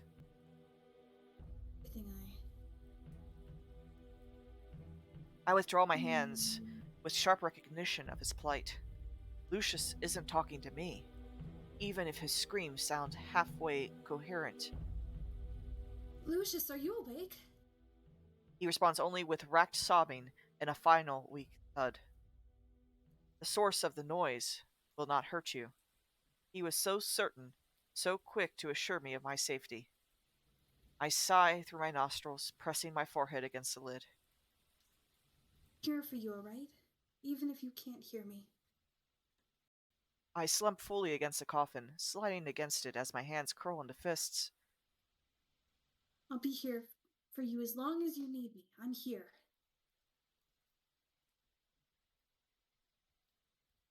Hours pass. I continue speaking to him softly, even when he seems to be addressing someone else, and I hold the coffin steady, straining my arms when it threatens to tumble onto its side. Sweat drips down my brow to my cheek, both from physical exhaustion and the emotional toil. But I don't want to abandon him. He doesn't have anyone else. After an excruciating amount of time, he answers me with more noticeable coherence. His voice is gravelly and hoarse, but discernibly calmer compared to the earlier bellowing screams. My goodness. Gorgonzola, are you still there? Yes. The sun has gone down, hasn't it? Yes, at last. Lucius makes small, curt noise of acknowledgement before he clears his throat. With a hollow wooden groan, the lid of the coffin begins to give way. Through the sliver of an opening, I catch a glimpse of torn velvet bedding and deep gouges in the wood. The lid hangs aloft, barely ajar, until Lucius's long fingers curl around the frame. He pushes it with visible effort, getting it just open enough to squeeze himself through. I scurry backwards to make room as Lucius staggers out, shoulders slumped and steps uneven. Man, this is so sad. The coffin slams shut behind him, a ghastly sight that reminds me too much of a closing mouth. Lucius raises his chin briefly, staring down at me with darting, disbelieving eyes, before he sags to the ground. I rush to his side, propping his back against the coffin. I'm sure it's the last thing he wants to touch, but it's the nearest solid surface. Lucius heaves a great, dejected sigh as his head lolls back against the lid. It can't be opened until the sun is gone. Curses are obnoxiously specific, airtight, much like the coffin itself. Though there are times I've woken up, spilled out of the damn thing, because it rolled onto its side. Although he's panting and barely catching his breath, he can't quite keep his absurd commentary to himself. I should thank you for keeping it steady tonight, I presume. You are ridiculous. You go through this every single night? Are you hurt? It feels just like yesterday when you were suggesting I'd been amputated at the elbow, and then miraculously healed from it with my mighty vampire powers. He chuckles to himself as if recalling a fond memory, and then he hangs his head between his knees. Without thinking twice, I reach down to rub wide, slow circles on his back. An intrusive fraction of my mind notices his body is warmer than I expected. Take your time. It bothers me that you're deflecting with humor, but we're a pair of pots and kettles, I suppose. Ah, but the pot could have been capitalized on the opportunity to stab the kettle through the coffin. I don't think it would have reached, but okay. Yeah. My hand slows, resting on his shoulder blade. Is that a request? No, don't answer that.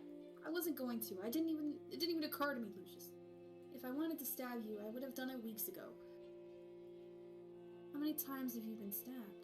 Yeah, I'm kind of scared on the answer to that question, too. Before he could answer me, I turned to look at the coffin with new eyes. An innumerable amount of thin, discolored lines streak across its surface, particularly around the head and the middle of the box. I thought they were wood veins at first, but as I leaned closer I realized they're incisions, slits that have been filled and stained. Some of them have the approximate width of a longsword. Lucius, this is absurdly horrific. This is no way for anyone to live. You don't deserve this. You're too kind, Gorgonzola. A beat passes as he continues to breathe haggardly, still getting his bearings. Have you gotten any rest? He doesn't look up at me. Might not have the strength to do so. Have you? Touché, but I was technically asleep.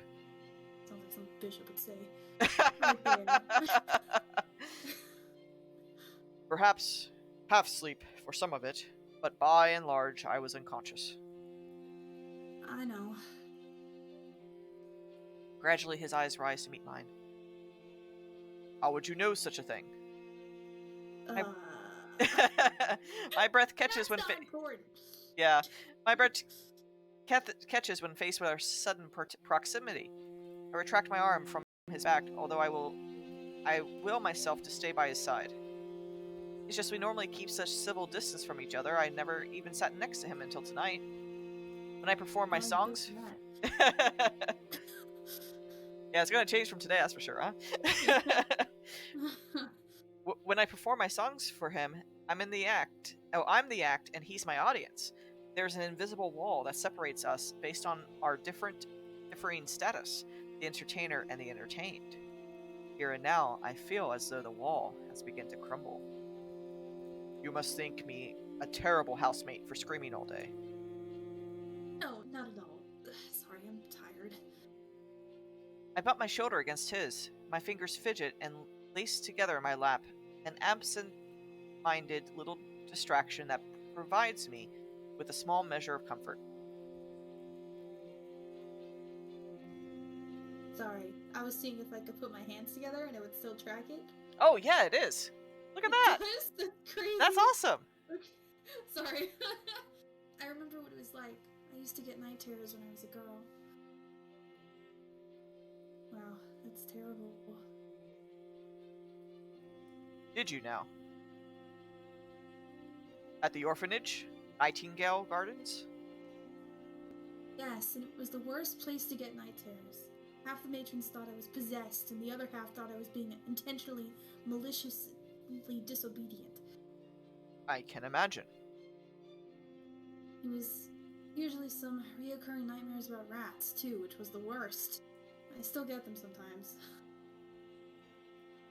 If you don't mind me asking, what do you dream about? Do you remember? I don't know that I'd call it a dream, more akin to reliving a memory. The memory of when I was first exiled here. He taps the surface of his coffin with the back of his knuckles. My surroundings in there look roughly the same, no matter the time period. I'm sure it contributes to my confusion. I've become convinced that this... Lucius looks at me, his eyes full of meaning that I can't quite decipher. This is a dream, and the inside of the coffin is my reality. Mm, Oh, really sad. yeah. What if they just destroy the coffin? I was wondering that, but Or you just break it. Like, you got a giant, obviously a tall building, right? You just, like, push it out. See what happens. I mean, at least you can get the lid off. Like, is there anything I can do? Can I get you something? Where do you keep your wine? That's the whole reason she's up here. she forgot. She completely forgot about the rag she needed after all that. That's true. That is so stained. Yeah. Oh my goodness. And I think she forgot about the signet too. Oh yeah, yeah. I mean, it'll come up later when she looks at her book. Make the curse worse, probably. Yeah, it probably would catch him on fire if you caught the thing on fire. Yeah. I shift to stand. Like what is it called? The portrait? Oh, Dorian Gray? Oh yeah, that's a good story. Yeah. Yeah. Sorry. I shift to stand, but Lucius catches my hand before I'm fully upright. Stay. He blinks rapidly and then drops his gaze to the floor as if he's uncertain and surprised at himself. But he doesn't let go. His hand around mine is gentle and apprehensive. Please, stay seated. Stay with me a while longer. Okay. You wanna do hot potato to you? Sure. Acquiescing without difficulty, because that's how you say that word. I lower myself onto my knees. Good job. He seems to breathe more easily. I don't know if that's how you say it. I don't know either. He seems to breathe more easily when I'm by his side. We stare out at the expansive glass window for a time, content with being quiet together. I think that was the right way to say that. I don't know. Yeah, I know what it Sometimes means, so yes. yeah. Right? Me too. That's why I'm like, I don't know. You think after... I know a lot about, like, mythology and, like, that sort of stuff, and, like, Greek mythology names are just crazy sometimes. You'd think I'd be able to, like, read better, Of course, Lucius doesn't like to remain quiet for long. Acquiescing? Okay, that sounds more correct. Oh, it's me! Okay, you know, I may feel better if you regale me with more miserable tales from your childhood. Oh, okay. I wrinkle my nose at him and whack his shoulder with the back of my hand. He flinches, but I can feel his body quaking with quiet laughter. I'm serious. You mentioned something about rats. Why would they plague your dreams so? I'm afraid of them. They seem to have taken it upon themselves to haunt me. Although this estate seems to be marvelously rat-free. Yes, they'd have to try quite hard to cross the moat. Is there a story behind the sphere of yours? Did you lose your parents to a drove of rats?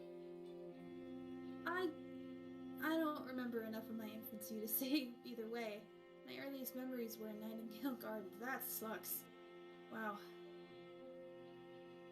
Yeah. Although, there was this one time... I cut myself off with a snicker, which makes Lucius tilt his head at me awry. With a weary, curious smile. A wordless request. Yeah. Wry with a wry, curious smile. A wordless request for me to finish my thought. Forgive me, it's the stupidest thing. There was this time when food was going missing from the kitchens. The matrons gathered us up and announced that we had a rat infestation. I was upset by this news, to say the least. I nearly stopped eating, worried that I'd find a hair or whisker in my meal, or worse. Ew! Ew! Yeah, that'd do it. I shudder for comedic effect. Comical effect? Yes. Sorry. When Lucius pats my hand encouragingly, I shoot him a small, grateful smile. I was just so frightened whenever I saw those beady little eyes, that flick of the tail into a crevice. It haunted every moment of my life, little life, day and night. I know, I think most rodents are very cute, so funny to me. I'm glad you do. But then again, I think lizards are cute, so you know, different too. Different tastes. Yeah. I don't know. I'm sure there are some rodents I wouldn't find cute. I know a lot of people don't like rat tails. I think that's what scares them. I'm fairly sure that's when the nightmares began. I'd wake up the whole orphanage shrieking, and apparently I even lashed out at the matrons with swinging fists. Oh my goodness. Good, I hope she And caught a few after being so mean to her, too. How? Right? Probably kicked one in the face. Boom! But I wasn't awake. Not really. I'd remember some of my outbursts, but I couldn't tell what was real. Oof. They talked about getting rid of me then. Rid? What kind of rid? That's my question. Like, kick out or kill? That's in a place like that, you're never quite sure.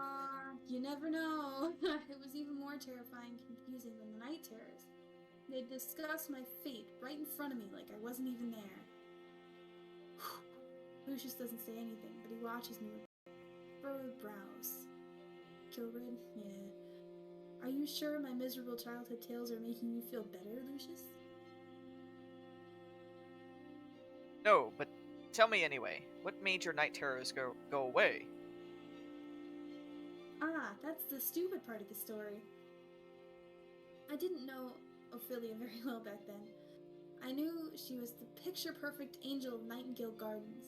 I knew she was the beautiful, but I was much too shy to speak with her. Until one day.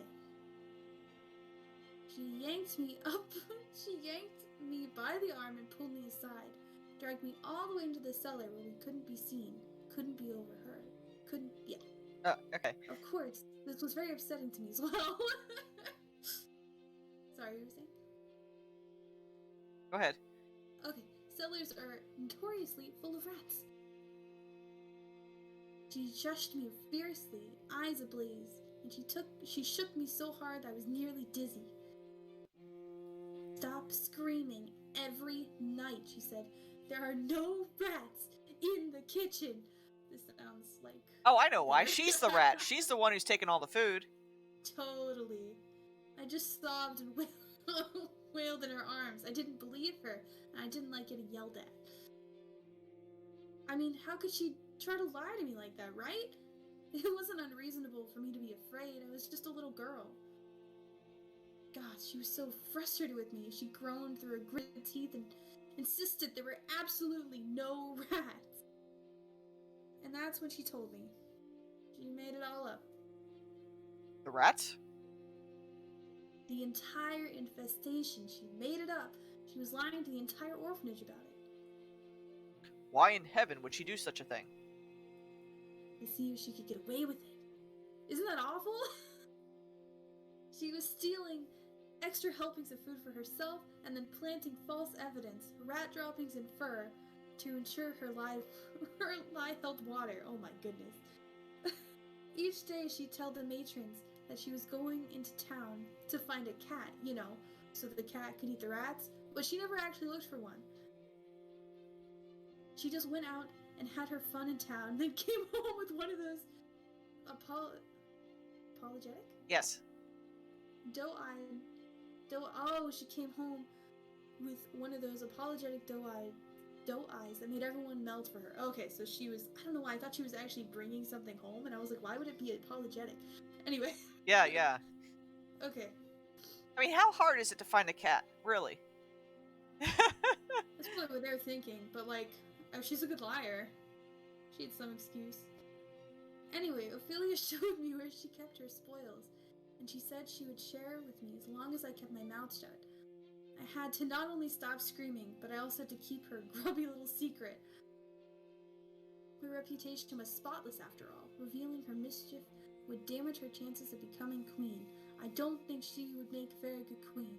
Nuh-uh. I was offended at first. I suffered so many nightmares because of her, but then I was intrigued. I promised I would keep quiet, but from that moment on, I saw her in a new light. I watched like a hawk and followed her like a shadow, curious what other lies she'd been spreading. But the night terrors didn't stop. Not right away. I guess Ophelia became fond of me at some point, because she'd sneak into my room to sing softly to me every night, every single night, even when my nightmares were gone for good. I don't think I could ever forget that lullaby. May I hear it? That knot at the pit of my stomach returns, twisting and aching. No, I can't. From the corner of my eyes, I notice a blotch of ink in my lap. I rub at it absentmindedly, smudging it with my thumb. I'm sorry, it's just... No need to explain. I understand. No, you don't understand. When I confronted her in the throne room, gods, I wasn't planning to be treacherous, you know? Or treasonous? Yes.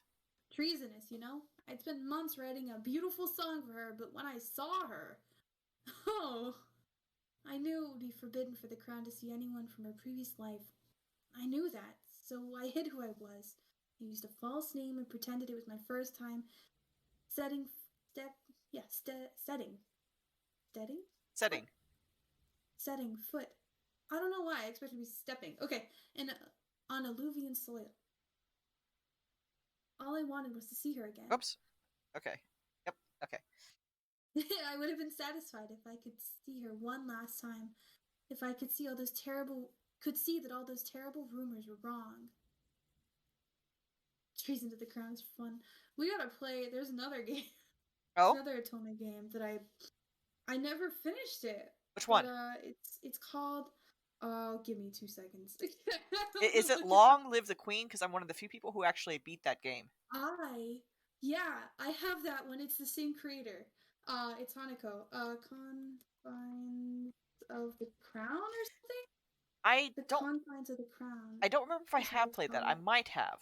Yes. Yeah. Yes. Okay. But I was going to suggest this one actually, but I didn't because I don't own it, so I didn't want you to buy it or, whatever. But I always wanted to play it. I only caught glimpses of gameplay, but it's about royalty and this sort of stuff. So is it on Steam? it is on Steam, and it's I think more of a true Otome game with like different suitors, like different love interests and that sort of thing. So, yep. But Long Live the Queen. I've gotten so many deaths in that game. Oh yeah. It's very hard to beat that game. That has to be one of the hardest games of any genre I've ever played. Yeah, no, definitely. I remember even Mecca, I think we were still dating at the time. We sat down and tried to beat it. We couldn't. We spent all day trying to figure it out. I'm looking at Confines of the Crown because I've played this one all the way through. Yeah, it's a good one. Yeah. I heard it was really good and I wanted to play it, but okay, maybe next time. Sorry, I it's mean, a longer one. That was the other thing too. Yeah, for its year, it was good. I will say this, a lot of the English visual novels that are coming out recently, they keep on getting better and better and better. So it's exciting. It's an exciting time for these teams. Okay. Sorry, but whoever was sitting on that throne was not my Ophelia. It couldn't have been her. Whoever it was, she had her face, but she didn't have her eyes. Not the eyes I knew.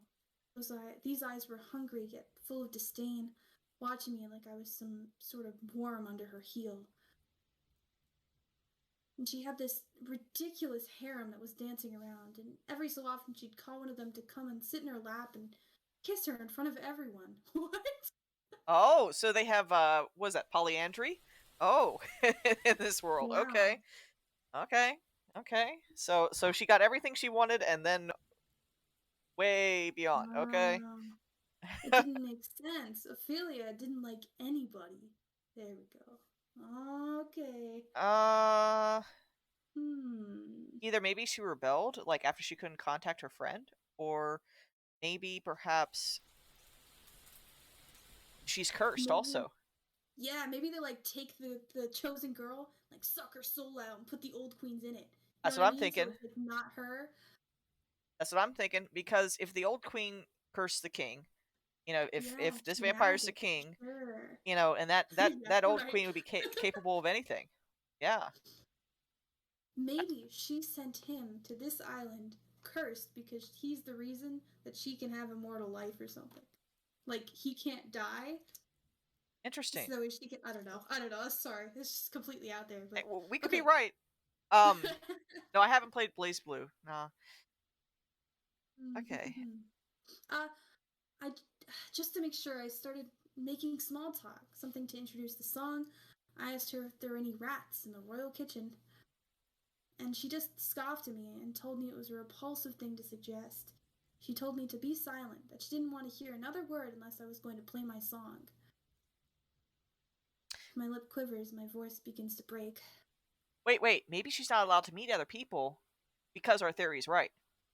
Yeah, for sure. That doesn't make sense that they would, like, not be able to talk to anyone.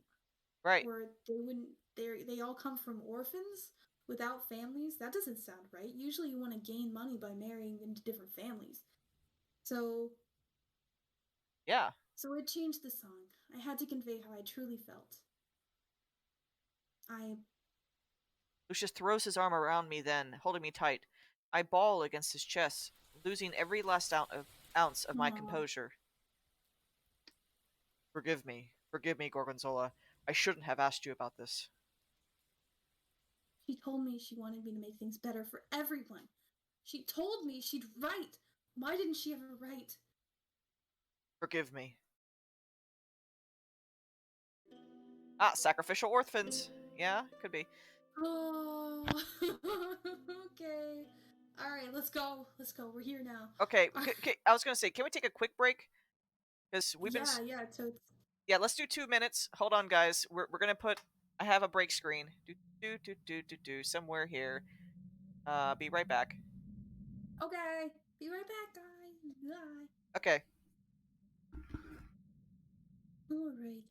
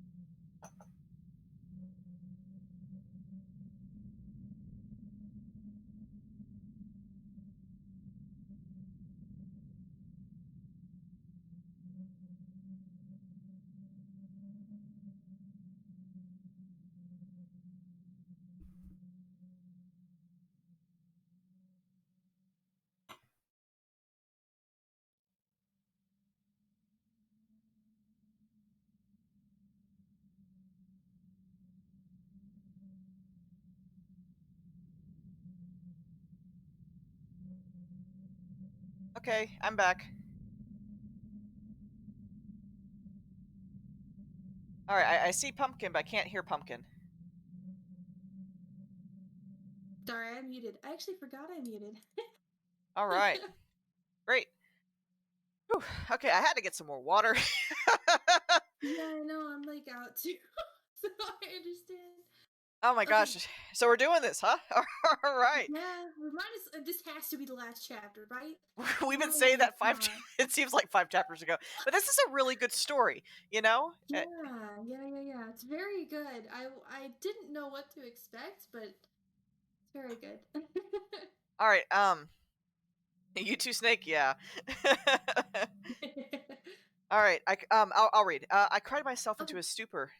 Wait, hold on. Did I read last time? Uh, we kind of like right before the chapter ended, you started again, so it's up to you. Okay, yeah. I cried myself into a stupor. Next thing I knew, I was sitting in my bed with red swollen eyelids and a throbbing Aw, headache. that sucks. I have vague memories of Lucius carrying me to my room, grunting unhappily when he had to wedge his way in. I really need to stop pushing my bed against the door. Gonna tar up the floor anyway. And then, as he drew the covers up to my neck, he told me. What did he tell me? I tapped my temples in a steady rhythm, chasing down the memory before it eludes me for good. He wanted me to meet him in the courtyard. He said he would wait for me there until I felt well enough to see him. I think he said he had something to tell me. Actually, you know what? I'll pass the baton to you. Yeah. I press my palms into my eyes, hoping to reduce the swelling. Even my throat is raw from shedding years of pent-up grief. Aw. Yeah. In grief's place, a new flip-flop of emotions swirl in my chest, and my heart is pounding in an erratic Staccato. staccato beat. Yeah. Sorry, I played violin. I know. I think I'm going to be sick. I can't believe I told him everything. I even cried in front of him, slobbered all over his clothes. God, it was mortifying. I'll never cry in front of people, let alone on them. Oh, I see. I never cry. Okay. I was so distracted by my own melodrama that I completely forgot to ask him about that ring. I shake my head, telling myself that it's fine. I'll have plenty of time to ask him later. Lucius stands like a pillar under the moonlight. His hands are linked behind his back as he observes the heavens. For the first time in a long while, the sky is clear. A yellow crescent moon hangs high among the stars like a lopsided smile. I love her analogies. Aren't they great? Yeah, it's really good. I wince at the soggy squelch of mud with every step I take. But since he was the one who asked me to meet out here, I don't think he'll begrudge me for any muddy footprints. Hey, did I keep you waiting long? I know it doesn't look like a yellow crescent moon, okay? They were both on a time budget and probably a real life budget too. We have to use our imagination. Imagination. Imagine. It's funny, you're doing it over there and I'm doing it in real life over here. Yeah, that's the joy of visual novels. You have to use your imagination as you read sometimes. Sometimes, for sure. Lucius doesn't turn. I have something to show you. It was a show, not tell. Is it another astrological phenomenon? No. His hands tighten. What is this word? It's not impeccably. Impierso? Well, his hands tightened behind his back. We'll skip this one. Not even I know this one. Author, you got me. What does that mean? I'm sure if I heard it, I'd be like, oh. Yeah. Lucius turned just enough to glance at me, and I shoot him a sheepish, puzzled grin in response. Something about seeing me renews his resolve. Follow me. Lucius led me through the side entrance of the estate, through empty stables and servants' quarters. There was little note of when I ambled through here before. Acceptably. What does that mean? Acceptably. Yeah, I've never heard of that word, never seen that word. A lot. As we cut through a terrace, he stops to grab and light a lantern. He holds it out in front of us, though our path is far from dark. I continue to trail after him down several winding halls until finally we reach a dead end. Is this what you wanted to show me, Lucius? I've already seen every inch of this estate. What? Lucius pushes his palm against the furthest wall, revealing a door shaped in depth. This is why, come to an end, you hit it. Well, it's a castle. We need to expect secret passageways. You know, heck, if I built a house, I would put a secret passageway if I could afford it. Bless you. Oh, you're right. They do come in threes. That's cute. Actually, I'm so sorry. I need to take my allergy medicine. I'll be right back. Oh, okay. I'll entertain everybody. Oh. Okay, while Pumpkin's getting what she needs, I'll just say if you have just come in, I'm going to go ahead and do our collab announcement so you know who's with me tonight. I love MageHouse and Pumpkin Mage. Yeah, this is our big thing together again. So, NaNoReNo is a competition that they hold once a year in March, and they only have 1 month to create a visual novel. And this beautiful thing we're reading tonight was one of the about 150 entries that were introduced for this competition. And I'm just impressed because most of these groups never work together. And to have only 30 days to create all of this, you know, that takes one heck of a team. So I give real shouts out to them. Now, on that note, for those of you who are used to my channel, you know I don't like streaming much after 2 hours. But today it's my joy because we're enjoying this, and honestly, they lied. They said this is 2 to 3 hours, but but honestly, I'm just so impressed by this NaNoReNo. So, anyhow, so you already read this, okay? So I'll. Yeah, sorry. Or did you already read this? Like, I forgot. I think I read part of it. I didn't read the last part. Okay. He leans his weight into it until it gives way, unveiling a dark passageway and a small staircase leading down. Okay. Sorry, it's like clockwork. I have to take medicine by like 10 every night, otherwise it's like... Oh, yeah. No, do what you gotta do. Ugh. Alright, sorry. Lucius extends his hand to me with a sideways smile. What mean? I take his hand with a touch of hesitation. His skin is cool from the night air. Secret tunnel! We love him. I don't want to climb any more stairs after this.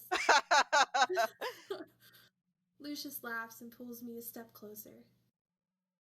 You won't have to. I can promise you that. We're gonna fly. Yeah. Okay. You're thinking fly. I think he's gonna go poof. Let's see which one's right. An ambitious promise. This is the moment where you're luring me to my doom at last, yes? You're finally going to drink my blood and reduce me into a withering corpse? Oh my goodness. Oh boy, she just went dark. Yes, I prepared a wonderful marinade of citrus, olive oil, and green pepper to baste you in downstairs. Do you know what good food tastes like? You just act like you don't. You know what? I think Snake might be right. I think if there's stairs, he might carry her, or there may not be any stairs at all. We'll see. Right. Really? No. He leads me down an old cavernous path that expands in size the deeper we go in. Too bad this doesn't go underneath the blasted water, right? For sure it does! The lantern sways from Lucius' grasp with each step, casting a pallid glow on our surroundings. I see now why he grabbed it. It soon becomes our only source of illumination. Yeah, we got it. I squint when the light catches against an irregular surface. The sides of this path have been piled with broken and nonsensical objects. Table legs, ripped cushions, and even some weapons. Was this where he hides all his stuff? I don't know. That's the cabinet I broke the first night here, isn't it? I was wondering where it went. And those are wine barrels? Yes and yes, I use the underground as a storage room.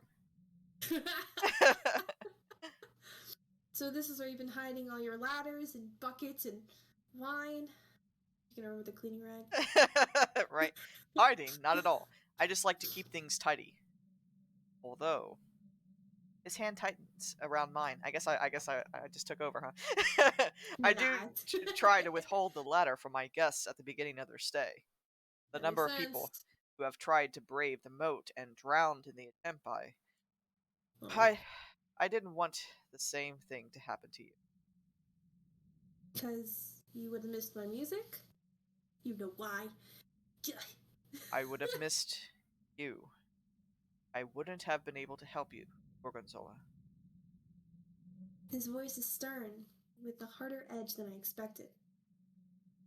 If something happened to you in the moat, if you were to unable to breach the water as I am, I would only have been able to watch. I do not want to see you suffer. The sheer weight behind his words makes me hold my tongue, despite the temptation to make a flippant comment about my inability to swim. The ground begins to shift from I forgot she couldn't swim. The ground begins to shift from solid rock to loosely packed dirt that turns and scuffs underfoot.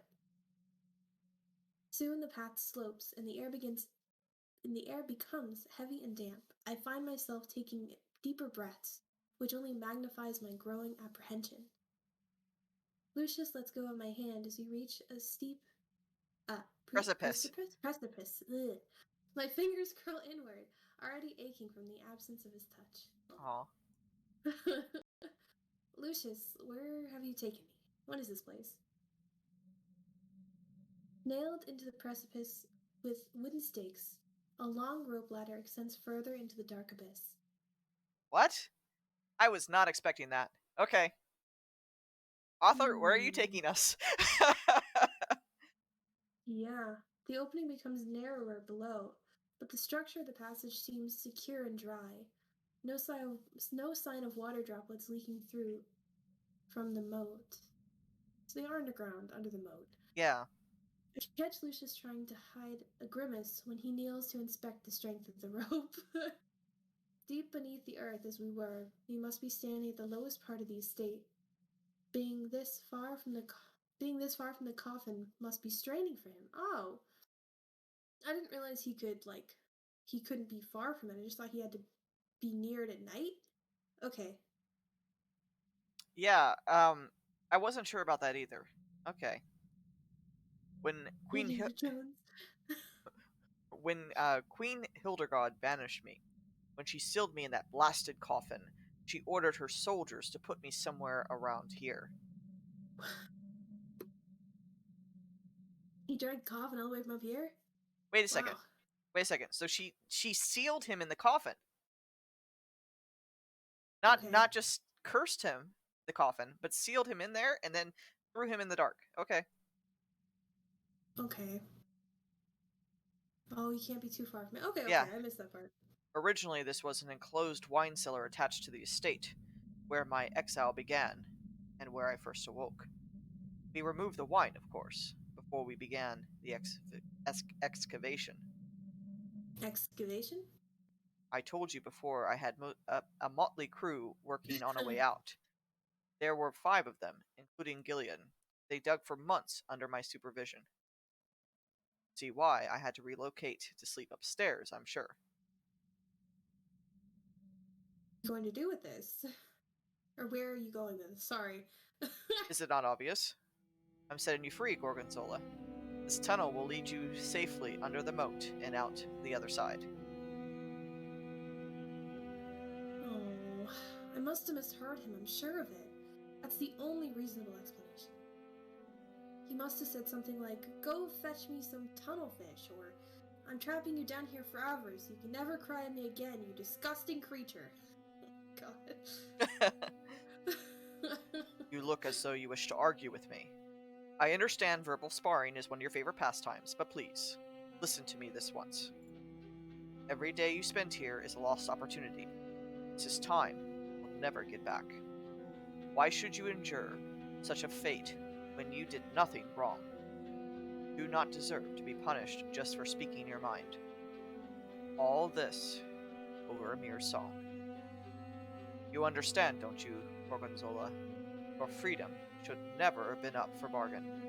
Your freedom, yours, is priceless, Gorgonzola. Lucius, wait. This is so sudden. I can wait no longer knowing the injustice you suffered. Please, Gorgonzola, live your life and be free. You're not an immortal like me. You should spend what little time you have in happiness. Not yet. But you also suffered injustice, Lucius? Don't you also deserve freedom and happiness? Also, by the way, what did you do to get here? Yeah, really. I guess I was down to the dark passageway searching. Yeah, we need to solve this thing about the seal in her book and his ring. Come on, man. Right. I was gonna say, it's gonna happen this chapter. It's gonna happen this chapter. well, here's the thing. Oh my Like, goodness. I hope we didn't pick the wrong answers and then we miss all that, because I'll be pissed. Oh, no, it's gonna be fine. Don't say that. It's gonna be okay. If this leads under the moat, shouldn't you be able to travel? You should be able to travel beneath it, right? And then you could totally just take the coffin with you, build you like a nice little wagon. Yeah. Put the coffin in the wagon. I know it sucks. Listen, like it's not ideal, but listen, at least you have a place to sleep during the day. Okay. He no longer tries to hide that flinching grimace, that cold reminder of his reality, the coffin. Listen, just we can move it. Don't worry. The secondary measure that guarantees he can never leave. Yeah, I agree with you. They should take the coffin and go travel the world and sing songs about the queen and the truth. Yeah, totally. Just you'll find people that'll trust you. Don't worry. Can't you bring the coffin with you? As long as it's nearby, can't you just go anywhere you want? And what? Carry it all the way through miles of tunnels and woods, stopping each day to clamber in and howl through my night terrors, terrifying the local wildlife? Nothing will try to attack you if you make this towards us now tonight. Okay, I'm just saying, like... And then eventually, when we do reach civilization, we'll gain a name as the woman who travels with a possessed coffin. We'll both be social pariahs then, won't we? No thank you. Besides, I believe I told you how deeply I dislike tight spaces. The tunnels beyond this point disagree with me. I see. I'm better off here in my own private estate. How can you believe this is better? It was the only choice I have, Gorgonzola. It's the only life I'm allowed to leave. You'd best worry about your own choices, especially now that your debt is cleared. I'll provide you with a week's worth of rations, along with enough coin from my personal coffers to compensate you for your performances. Now, are you ready to go? Ridiculously, my eyes are swimming with tears again, despite my best attempts to blink them back and wipe them away. What will I choose? Aww. Okay. Yeah, this is the one to say. Yeah, we're saving. I Okay. know my answer, but I mean, I think she should stay. same. Yeah. Okay. Totally. Yeah, I mean, for we sure. got I feel these like mysteries. Yeah. I need to know, right? It's not long enough. But should we see what the leaving ending is since we're here? Oh, I don't know. I kind of want to come back because I feel like it might. You want to come back then? Okay. Stuff. Yeah, I feel like it might be drastically different rather than just the subtle differences we've seen so far. Okay. Okay, I won't leave you. It's not happening. You can't make me go, Lucius. I refuse to abandon you. Aww. Gorgonzola, please. You must see reason. I've explained to you why I cannot go with you.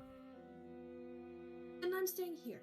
I don't intend to leave your side, Lucius. Not now, not ever. Lucius recoils from... Oh, okay, I guess... It's up to you. Yeah, I'll take over. Lucius recoils from me as though he suffered a physical blow. How could you say such a thing? You have no future here. Yes, I do have a future. It's not as if I'm going to drop dead on the spot after deciding to stay. See? Still draw breath. That's not what I meant, and you know it. I'm You know as afraid well to- as I do that there's little to do here and the food is lacking. On top of that, every 2 years, I risk dying at the hands of hypothetical brigand. Oh, sorry. Sorry, that's yours. That's yours. That's yours. Go ahead. I risk dying at the hands of a hypothetical brigand. Sorry. Lucius, it's no different from the world outside. The roads are dangerous even when I traveled with an entire caravan. I've also been forced to take lives in order to defend myself, by the way, so don't you even try to bellyache about being too monstrous to associate with me. I wasn't going to. Let me finish. You tell him, girl. I hold up my chin and meet his gaze dead on, much like when I performed in front of the Queen's Court. You told me before that you would respect my right to choose. I dearly hope that has not changed. I know that our arrangement began from a place of punishment and death, but as I spent time here and I got to know you, I've begun to feel differently about my situation. You're right that my time is precious. I intend to spend it in a place that has brought me the most joy I've ever felt. I don't care about food or amenities, Lucius. I'll eat your disgusting fish every single day if that's what it takes to be with you. I mean, you gotta start cooking for yourself. Yeah. To be with me? I clasp my hand over my mouth. My own words sink in further as Lucius echoes them, and I realize with mild frustration that they were true to their core. Nothing is more important than being here for him. Somewhere beneath the surface, I've always known that my budding feelings for Lucius amounted to more than mere loneliness.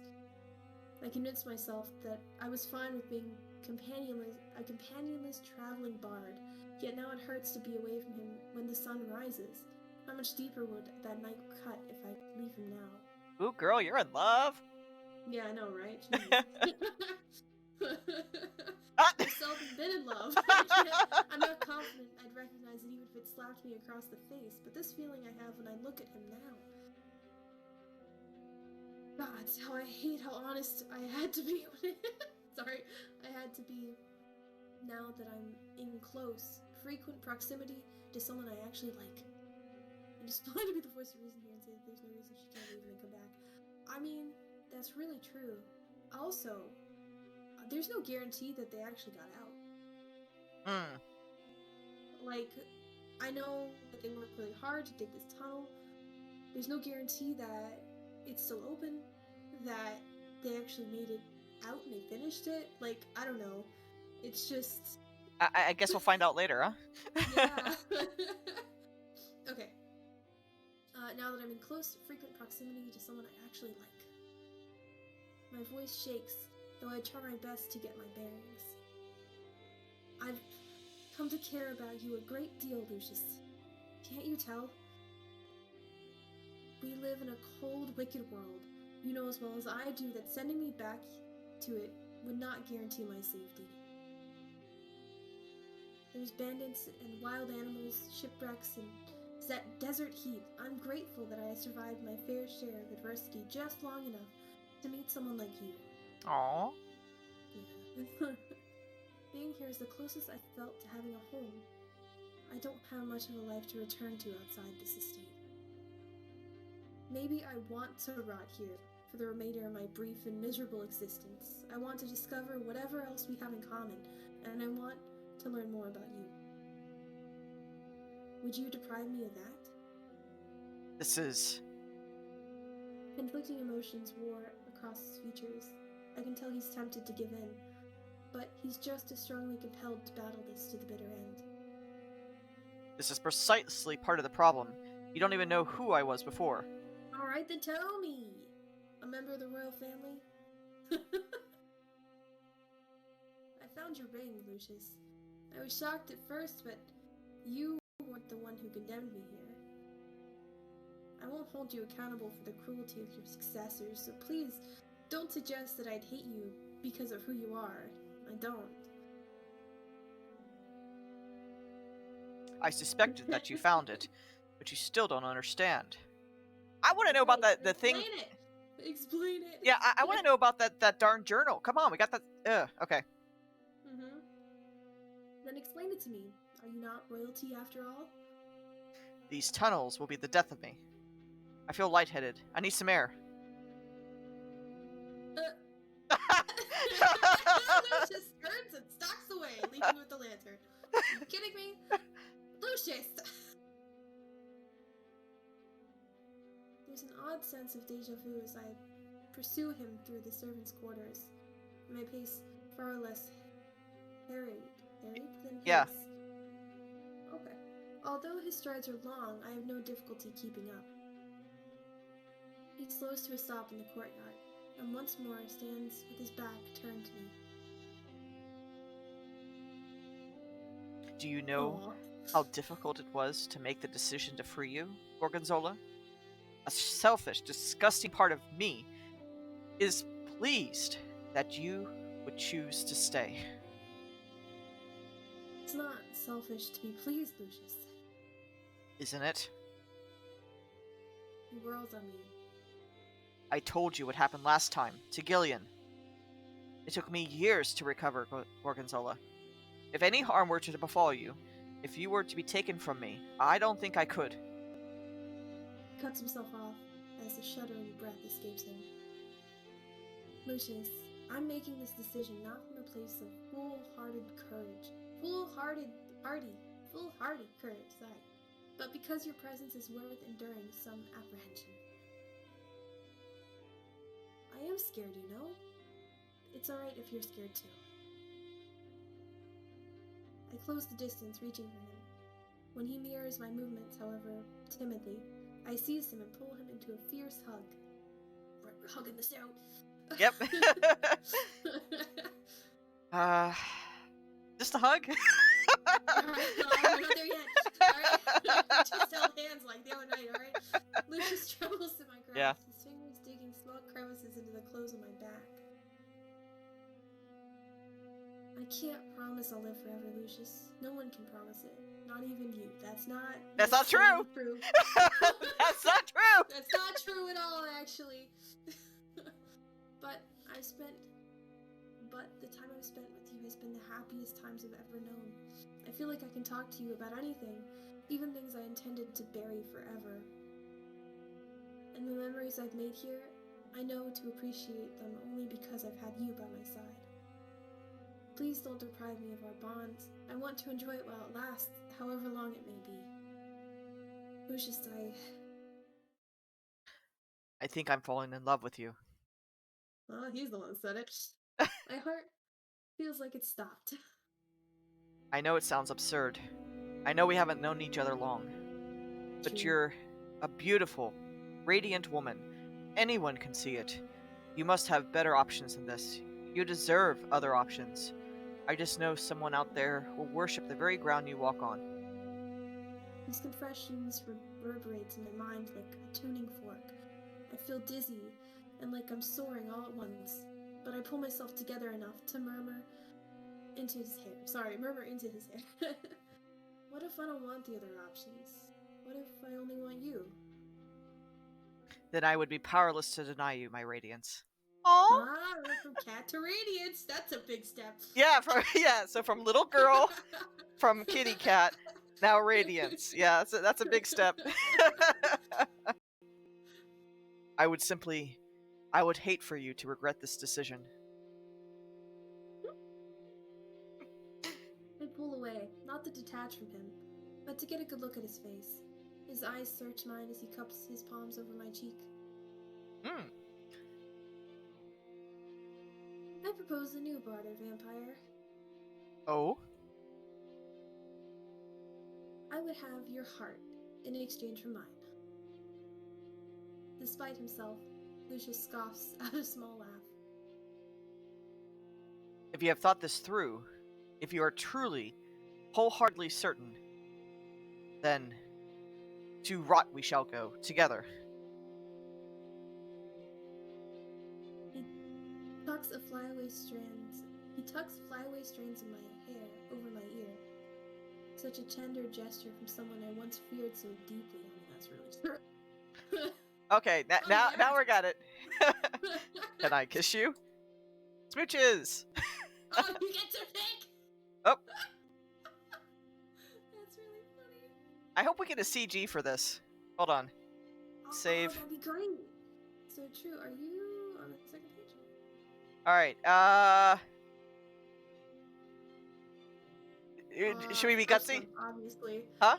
First one? Yeah, I agree. Yeah. I practically leap onto him, crashing my lips against his and knocking our teeth together. Oh! Fail! Major fail! Oof. He's like, wait a minute. He makes a surprised sound, but he doesn't protest. Lucius encircles his arms around my waist and leans in, kissing me harder. Okay, guys, don't kill each other. Mutual laughter bubbles between us, and I kiss him all over his ridiculous face. Gorgonzola, you.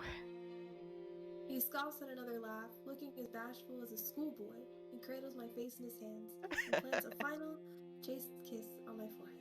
Mission failed. We'll get him next time. I know you wanted us to kill him. I'm sorry. I'm the luckiest man in all the lands. I love you, Gorgonzola. All along, I have loved you. You Woo woo! kiss. Sorry, Snake. And then he kisses me again, pulling me close under the midnight sky. There we go. Mission success. Yes. The world feels so suddenly weightless. I recede to come up for air, but Lucius pulls me back in, kissing me with the force of a crashing wave. Ladies and gentlemen, just a reminder, this is PG-13. Yeah, for sure. So I breathe him in, along with the crisp, earthy scent of moist soil. I don't think we're getting anything else besides this. This is it. The night air normally has a cold bite that sticks to my skin like molasses. When he holds me in his arms, it feels like velvet.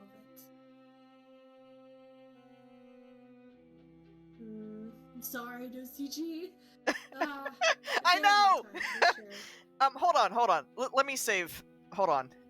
I wonder if the other one has a. I want to know if the other one has a CG. Yeah. That's really fun. Load. Load quickly. and then we'll get back to the original one. Okay. Sure. You may.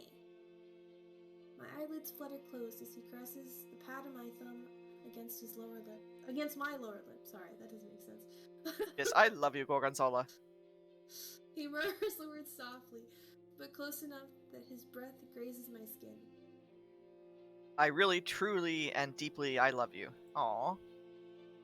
Nah, no CG. Yeah, nah.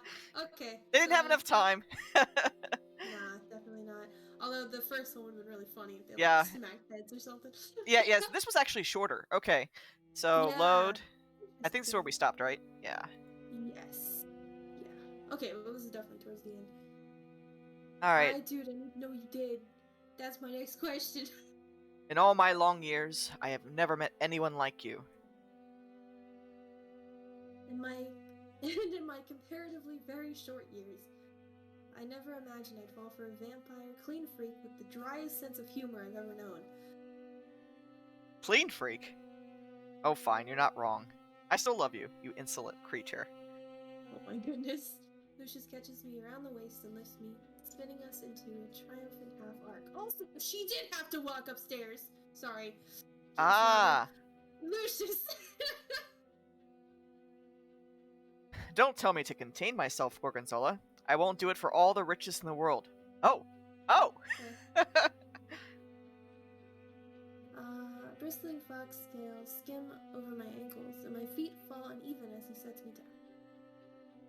Before I can regain my balance, Lucius clasps my hand in his own and begins stepping in time to a melody only he can hear. That's very cute. Are they dancing? I don't know. Where are we going? What were we doing? Yeah, we're dancing as lovers do. Aww. I stumble as he guides our bodies into a revolving turn. Oh, they're dancing in the moonlight. That's pretty romantic. Yeah. Yeah. Whoa, I don't know how to dance, Lucius. I've been tapping my feet along to my own melodies at most. What? How can a musician not know how to dance to the songs that they play? For real. Gorgonzola, that's a fail. I don't know. 2 fails in one night. He maneuvers me under his arm and then pulls me close enough to kiss my knuckles in a fluid motion. Fancy. Then it's a good thing you'll have all the time in the world to learn. Smooth, Lucius. Very smooth. Penis buzz around us like a steady hum of applause. Oh, I like the firefly effect. Yeah. That's Oh, pretty yeah. Oh, yeah. I love it. Yep. cool. Yeah, you're right. That's nice. They had time to add that effect. Yeah, in the distance, a single ox frog begins the chorus of its song. Another joins in, then another, till the moat itself seems to hum in with their reverie. Right? The very stars feel like they're sweeping around us. Oh! Matt! Hold on. Oh, We got a hello. raid. Yeah. Hello. Hi. As soon as they come in, hold on. Yeah, you're good. Oh my gosh. Hey, Matt. Hey, Matt, what have you guys been playing? Shout out.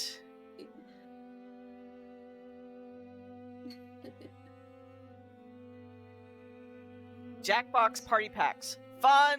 Wow, Fun. Cool. Hey, guys. You guys have joined us. Okay, so for everybody who just came in, we're reading a visual novel, very short visual novel. Thank you, Comat. Yay! Thank you. Yeah, we're reading right now, and it's part of the NaNoReNo 2022 applications. So there was 150 visual novels that people submitted. All of them were made in a month, and so a lot of them didn't know each other. Okay, yeah. So Matt, this is Pumpkin from MageHouse, and I'm gonna post her link. There we go. Oh my goodness. Yeah, check out MageHouse. They're great. We have lots of fun.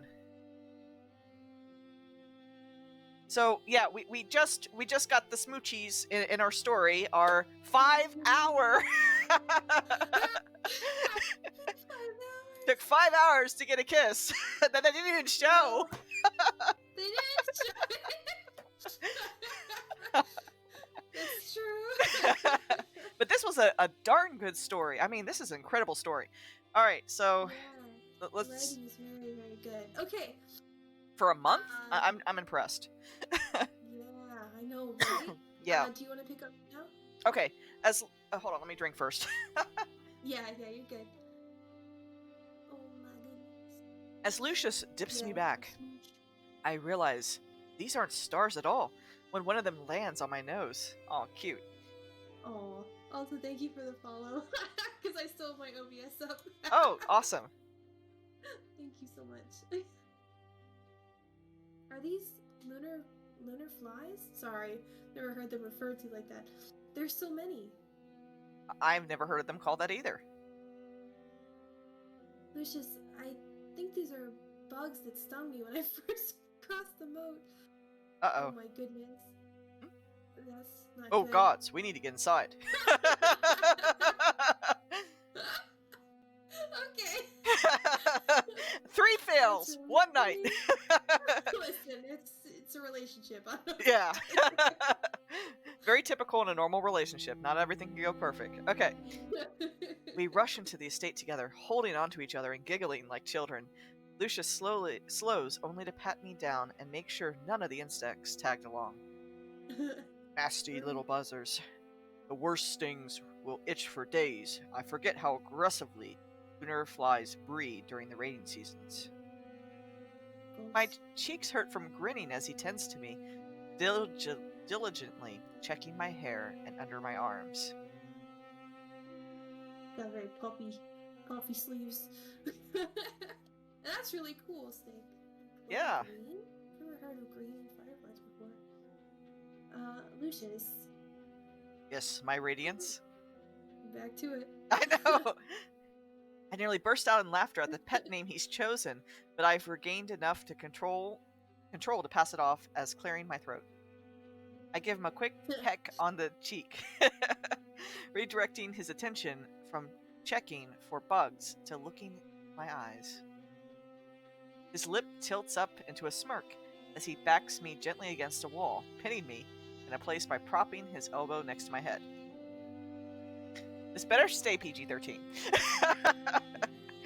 You're keeping me in suspense, Gorgonzola. What is it? You've made it difficult to speak my mind. I enjoy challenging you. Right, okay. Look, before we go any further, I think there are a few more things we should discuss. Lucius dips his head down and begins to kiss my neck. Yo, give me a minute. Lucius! Ha ha ha ha! No, I do actually agree with you. We should set some expectations. Oh, okay. He pulls away only slightly, a meager show of mercy. For example, he traces a line from my neck to my collarbone, sending a needy shiver down my spine. How do you feel about biting? Particularly the kind that would turn you into a creature of the night. Oh, okay. Alright, we're having this talk now. We just started dating, come on. Alright. Good point. I agree with you, Pumpkin. Things are moving a little fast here. It's a little fast. All in one night. Fail number 5. Oh my goodness. He must have been. He was thinking about this on day 1, wasn't he? I must have been, right? Yeah. Hold on. More water. I know, same. Despite Lucius's easy demeanor, I know this isn't a decision I should make lightly. Turning into a vampire would be a tremendous change. Is it worth it in exchange for the promise of forever? Oh, yeah, I figured this would be one of the choices. Whoa! Okay, we got 3 now? We never had 3 before. Okay, I'm gonna save, because obviously we had a major branch right here, right? Yeah, So yeah. we got 3 choices. Okay. Okay, agree. Oh! Remain human, but like, don't turn me, and then don't bite me at all. Okay. Okay, so I'll make a half choice. I think some biting should happen. Okay, yeah, we could do that one first. But I don't know I'm which curious one. for the vampire ending, but Wait, you said you would choose a vampire? Okay, we'll do that. Yeah, I feel like that's probably the most drastic of the 3. Okay. So. Alright, so let's see that. And yeah, if you want, we can see what the other endings were too. I don't know. Okay. And the good news is we can fast forward on things you read. That's one thing people don't know. Cute to Twilight in the span of 2 seconds. well, he still burns in the sunlight, as you remember. You know, he still blisters out there. Yeah, So that's true. I think you just meant like intensity-wise. I'm very interested. there's an indisputable appeal to immortality in my power. Oh, and power, along with the chance to share an eternity with my new beloved. Lucius's expression of absolute enthrallment only serves to bolster my decision. Sorry! Oh my god. You gotta stop calling it, dude. Yeah! Then, on a twilight eve of your choosing, it shall be done. Your wish will be my command, whenever you are ready. Ah, shoo, good. I'm glad he's not, like, insisting on the same night. Yeah, right? The process Oh my may be goodness. painful at first, but I am certain you will emerge from it more radiant and powerful than ever. Maybe we should talk about this whole process. Now, what was it you wish to discuss with me before we consummate our relationship? Oh, wow. Okay, Mr. Wow, You we're might going be from... 300 years old, but listen. I mean, wow, we went from bumping teeth when we kissed because we suck at it to, no vampire pun intended, to already, wow, okay. Consummating our relationship. My god. Yeah, I think that means what I think it means, right? Yeah. It does, for sure. We just going there? I guess so. Oh my god. Wow. Okay. Oh, I mean, I'm a little embarrassed. You're gonna laugh at me. Is laughing such a bad thing? About the rag, for sure. I was wondering if you were the first... Oh! Yes! King. Okay. The one who surrendered his crown to the heavens. His bellowing laughter reverberates against the very walls. I don't know why. Whenever the screen shook, I thought like a shadow appeared in the background, like someone else was there. Oh, that's scary. I was just like, hey, is something bad about to happen? Okay. Pumpkin, you're not playing in the dark, are you? No. You jerk. Oh my gosh, that reminds me, Pumpkin.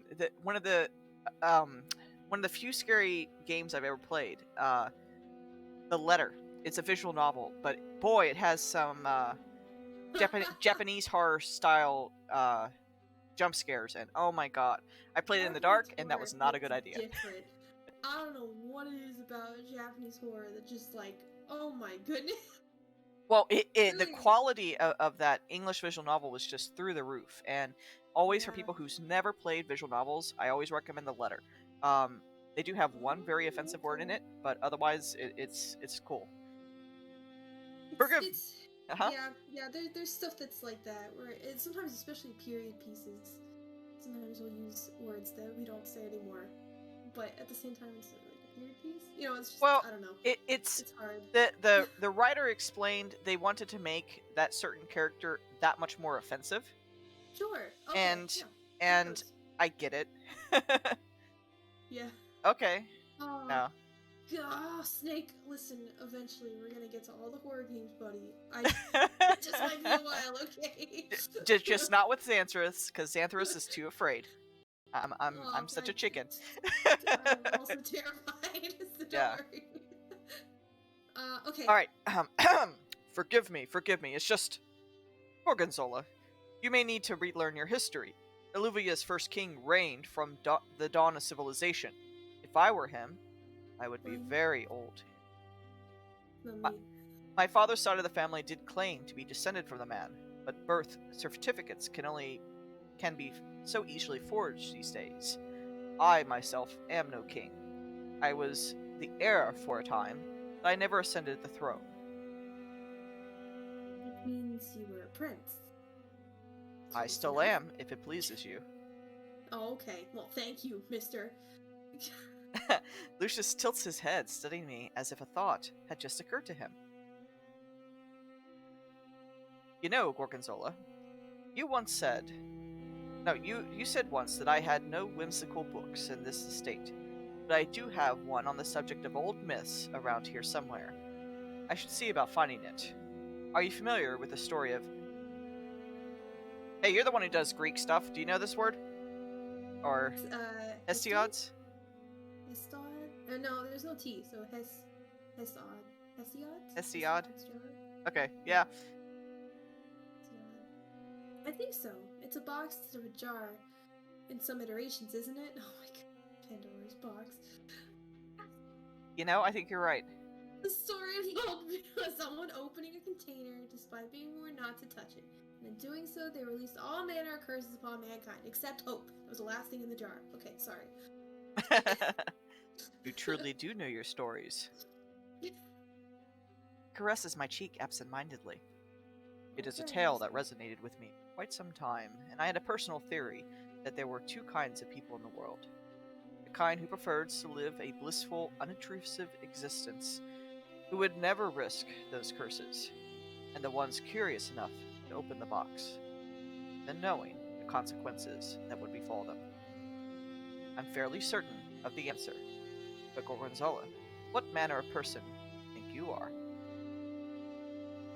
What do you mean? We opened that box already. Yeah, I know. Wait, what? Hey, do you notice something? Do we run into our first roadblock? Yes, we did! Were we not snippy enough? Maybe. Come on, guys. That's cruel. Okay. Walk through either for this. This is gonna be... Is it because we said yes to being a vampire? I don't know. I don't know what we did wrong. Like the most reckless thing you could do, if I'm gonna be honest with you. Oh, you know what? Maybe this is the correct answer. I mean, she's smiling. Look. This one she's not. But she always does that. She has Oh. a smiling one and then like a mean, like an angry face one. Okay. I'd rather be blissfully happy. If someone were to present Be surprised. me with a jar of curses, right? I think I'd have a strong enough will to leave it sealed and forgotten. He's like, well, that was an analogy for the coffin, and I guess we're not destroying it then. Thank you. I've reached my limit, Lucas. I'm tired of sticking my nose where it doesn't belong, and all the suffering repercussions that inevitably follow. Listen, lady, you just asked for immortality, and now you're like, nah? Pursuing something to its bitter end is an idealistic dream, but a dream is all it is at the end of the day. I've chosen to stay here, safe and content by your side. I'm kind of pissed. that we can't do the answer we wanted. Yeah. Yeah, where's my mad face? Here we go. Yeah, I'm mad. Yeah, I have one too. Mad. Yeah, we're mad. Okay. Alright. Oh man, we have to go back and pick all those other choices. Ugh. I intend to see my decision through. This is a surprise to hear, but it's not an unwelcome one. I must have changed a little. Perhaps it's the influence of your illustrious self-control. No, he doesn't have self-control. He compulsively cleans everywhere. That's not self-control. Like, no, he really doesn't. I mean, the only self-control he's shown is not feeding on people. Thank you. That was my next thing. He didn't feed on her. But, yeah. Other than that, like... You have certainly influenced me in turn. Perhaps it's time for such self-control to waver. Lucas draws me into another kiss, heavier and more heated now. I fail to hold back a flustered sound as his fang nicks a dry spot on my lips. Sorry, should I stop? Oh my god, why do we get to pick this? What? Okay, I'm saving. This is why there's so many slots. It's because at the last chapter there's something like, here, pick your fate. Yeah, really. Oh my goodness. Alright, let's just do the top one. She's like, no, we're doing the top. No slow down, cowboy. Doing the top. Okay. Alright, let's go. Oh, wait, did you say that? Okay, no. Okay. Whoops, Yeah. What happened? Sorry. Okay, we're ready.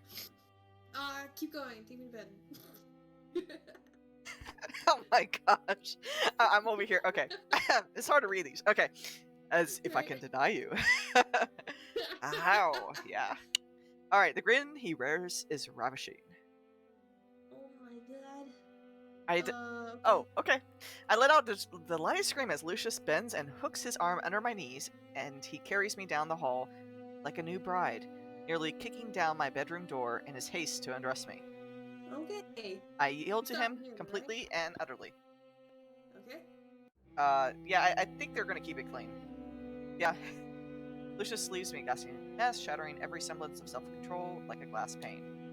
Every breath, every tusk, every kiss lingers on my skin long after the sun rises. Ah, you know what this reminds me of? The 1970s romance novels. That's pretty much all they write for those types of scenes. I've never read one. How interesting. Oh, they're short. Once my choice was made, I needed to ensure I would never look back. My future deserved to be unchained from the ghost of my past. I kept safe for long enough. I used the journal as kindling. Oh no! That's the one thing I was waiting for. Kindling the next evening, and I watched enwrapped as the pages blackened and curled into itself. It was like witnessing the end of a living thing, a death, and cremation at once. Lucius strode in as the cover began to resemble charred sludge. He expressed dismay! Oh, okay. Surprised at first, but I shook my head and he asked if I would have read it. Okay. Whew, for a second I thought he expressed dismay because he saw that symbol. Okay. I told him I wanted to write my own songs from then onwards, and if I had no one else to share them with, new songs dedicated to the new chapter of my life. In silence, we waited flames to crackle and dance until all that remained was the final hiss of ash. Lucius draped his arm around across my shoulder, pulled me close, kissing the top of my head as he whispered how very beautiful I looked that night. Headstrong orphan from Nightingale Gardens disappeared after she ran away, and similarly, the traveling bard Gorgonzola cease to exist. Everyone will believe he died to the cold-blooded vampire in the abandoned estate. I made peace with the knowledge that I'd be unable to challenge the stories that would spread. Outside the lonely estate in the middle of the moat, there would be nothing left of the treasonous woman who sang before the court to save an old friendship. I was not afraid of when Lucius punctured my flesh. Oh, the music just changed. Ooh. And drank deeply from me. I knew what I wanted. I would not be denied. Oh, self-voicing. We don't want that. Okay. Self-voicing disabled. Thanks. I would have my eternity by his side, even if it cost the sun itself. My transformation was a gradual one. My skin would become much paler than his, just as my heartbeat fainter and my hunger grew stronger. My fangs were by far the most uncomfortable change, and I wept as they pushed and strained my gums. However, after they fully sprouted, I found them quite fetching. His night terrors died down considerably once I crawled into his coffin with him, curled in close. Okay. We'd hide away from the world together, just he and I. At first, I staved off immortal boredom in the same way Lucius had, using our guests for bargaining and conversation. We would feed only on the vicious ones, the ones who staunchly refused to see reason. However, once I gave into the cycle of violence, my hunger grew into avarice. As the years faded into decades, the agonizing, insatiable starvation of becoming a vampire spawn ate away of my soul. The moat fish were not enough. The unruly prisoners were not enough. Nothing was enough. I began venturing through the tunnels, taking care to stay out of the light. I once caught the scent of an unwitting traveler. I lured them to me with a pretty song, and I ripped out their throat to drink my fill. I dragged their bodies bleeding profusely and missing chunks. Boy, this is gruesome. And wet the tunnel floor with that intoxicating aromatic shade of crimson. Lucius was baffled when I first brought corpses to the estate, but I was persuasive. Why should we not give into our worst impulsives? Don't we deserve to be happy and full? I coaxed him to drink deeply, and watched with a thrill as he reduced plump, red flesh into flaking tissue. We were insatiable together, he and I.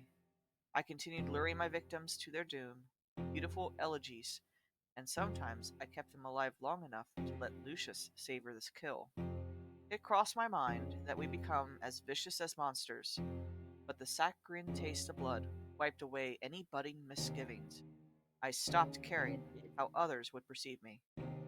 Lucius and I would be passionately, beautifully consumed by the eternal lust for blood and for each other, and no one would ever take that from us.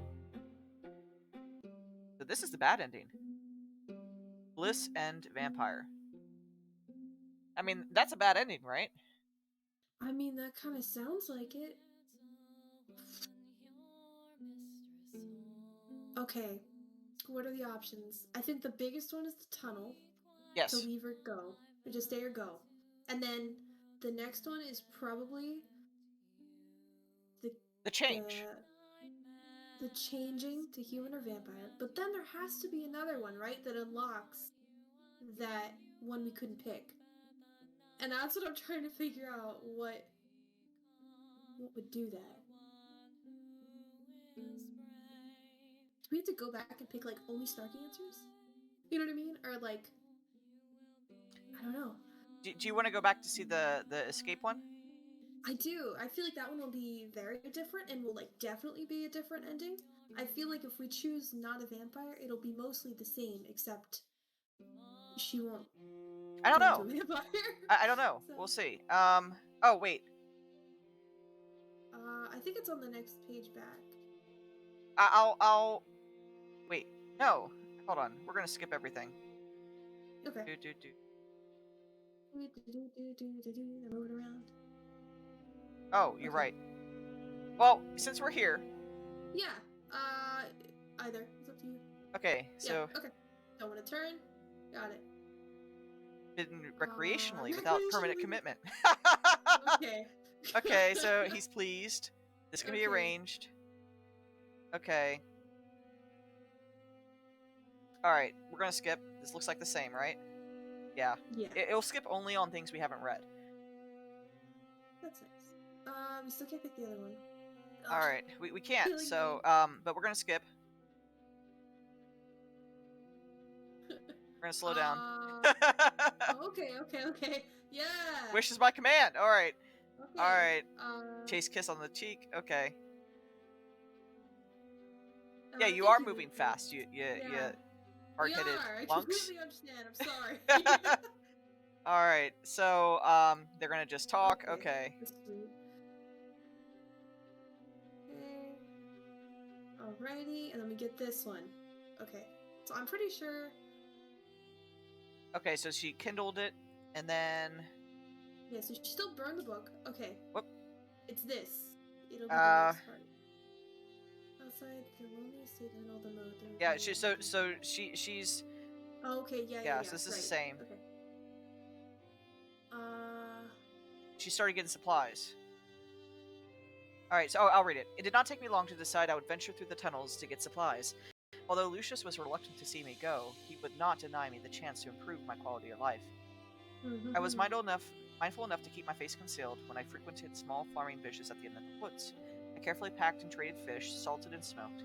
Although Lucius's personal coffers were sizable, I did not wish to draw attention to myself with the gold coins.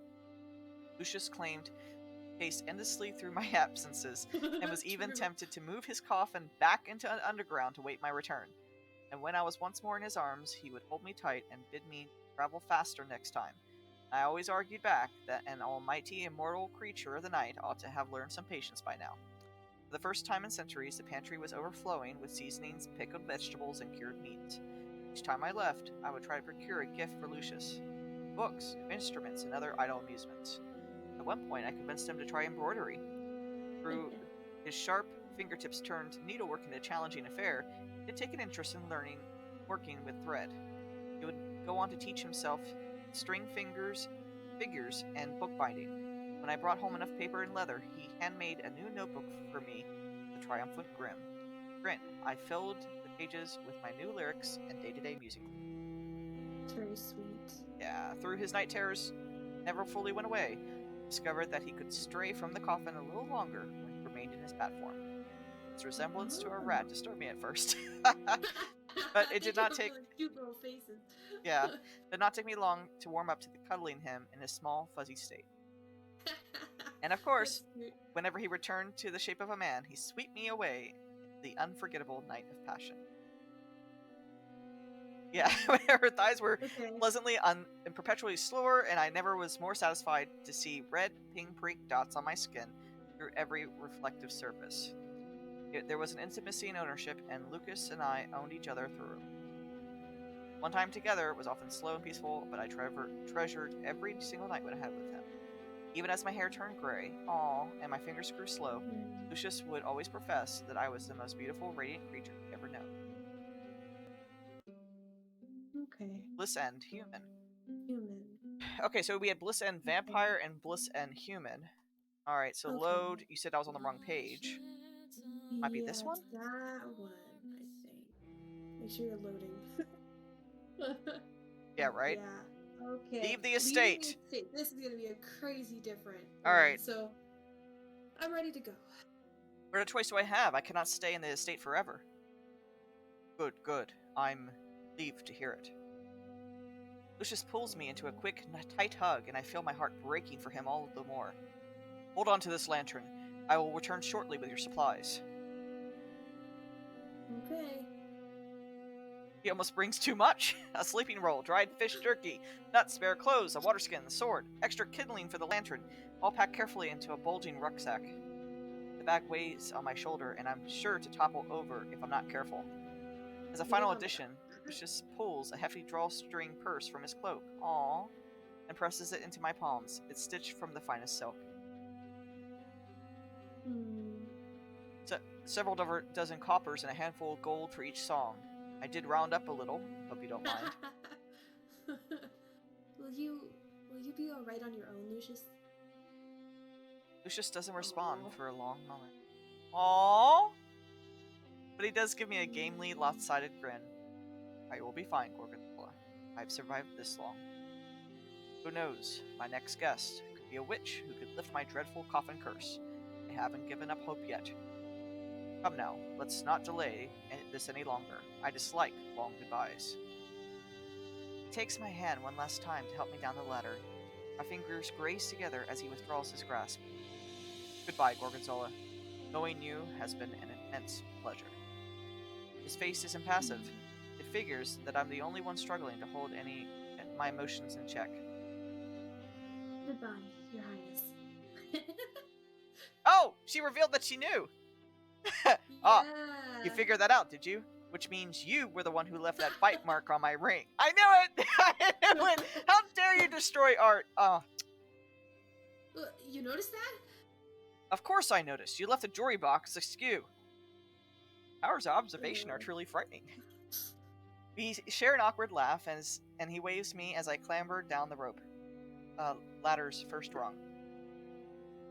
When I reach the 9th rung, I glance up to see if Lucius is still there. He isn't. Oh, he can't see her go. Lucius was right. After only a few miles, the tunnel brought me directly to the surface. Dawn had begun breaking through the tree line as I emerged into a clearing. Excuse me. After trekking through the distressingly familiar woods to find an unpaved road, I managed to hail a passing coachman. I paid him handsomely for his silence and for a ride across the border. From that point on, I never looked back. I would never set foot in Alluvian soil again. While life as a traveling bard remained difficult, people began to recognize my name.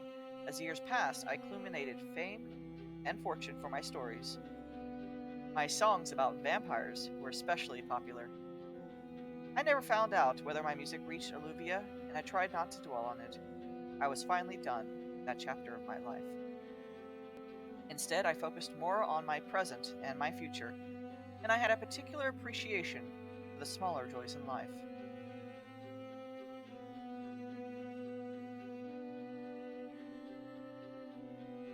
Okay.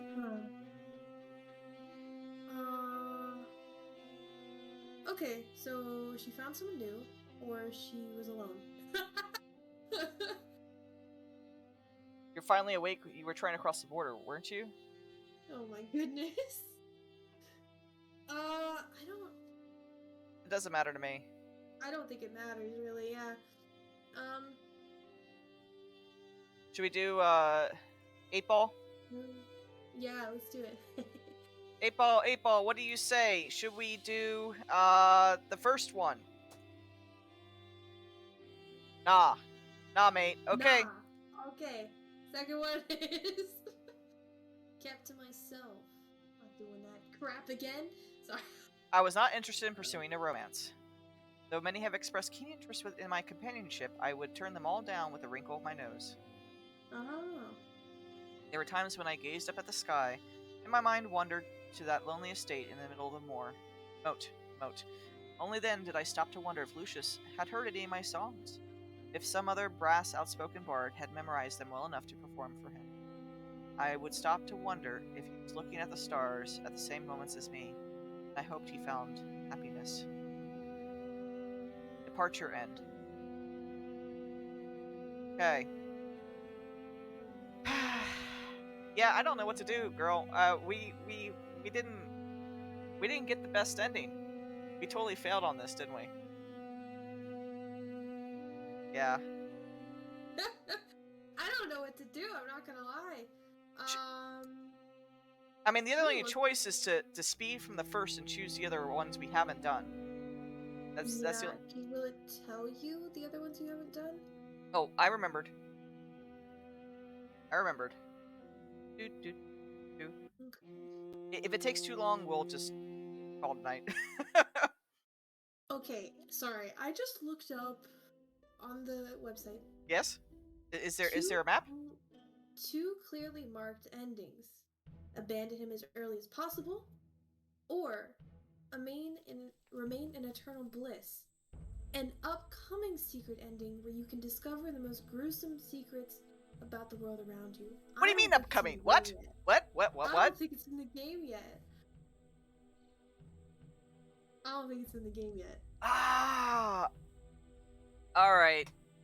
We're going back to my cafe. Because I really wanted to know. Yes, it is disappointing. Oh, by the way, I looked up the author on Twitter. That's Notafish. They don't have anything listed under itch. So I think this might be their first visual novel, guys. Wow. If it is, it's Well, outstanding. very good.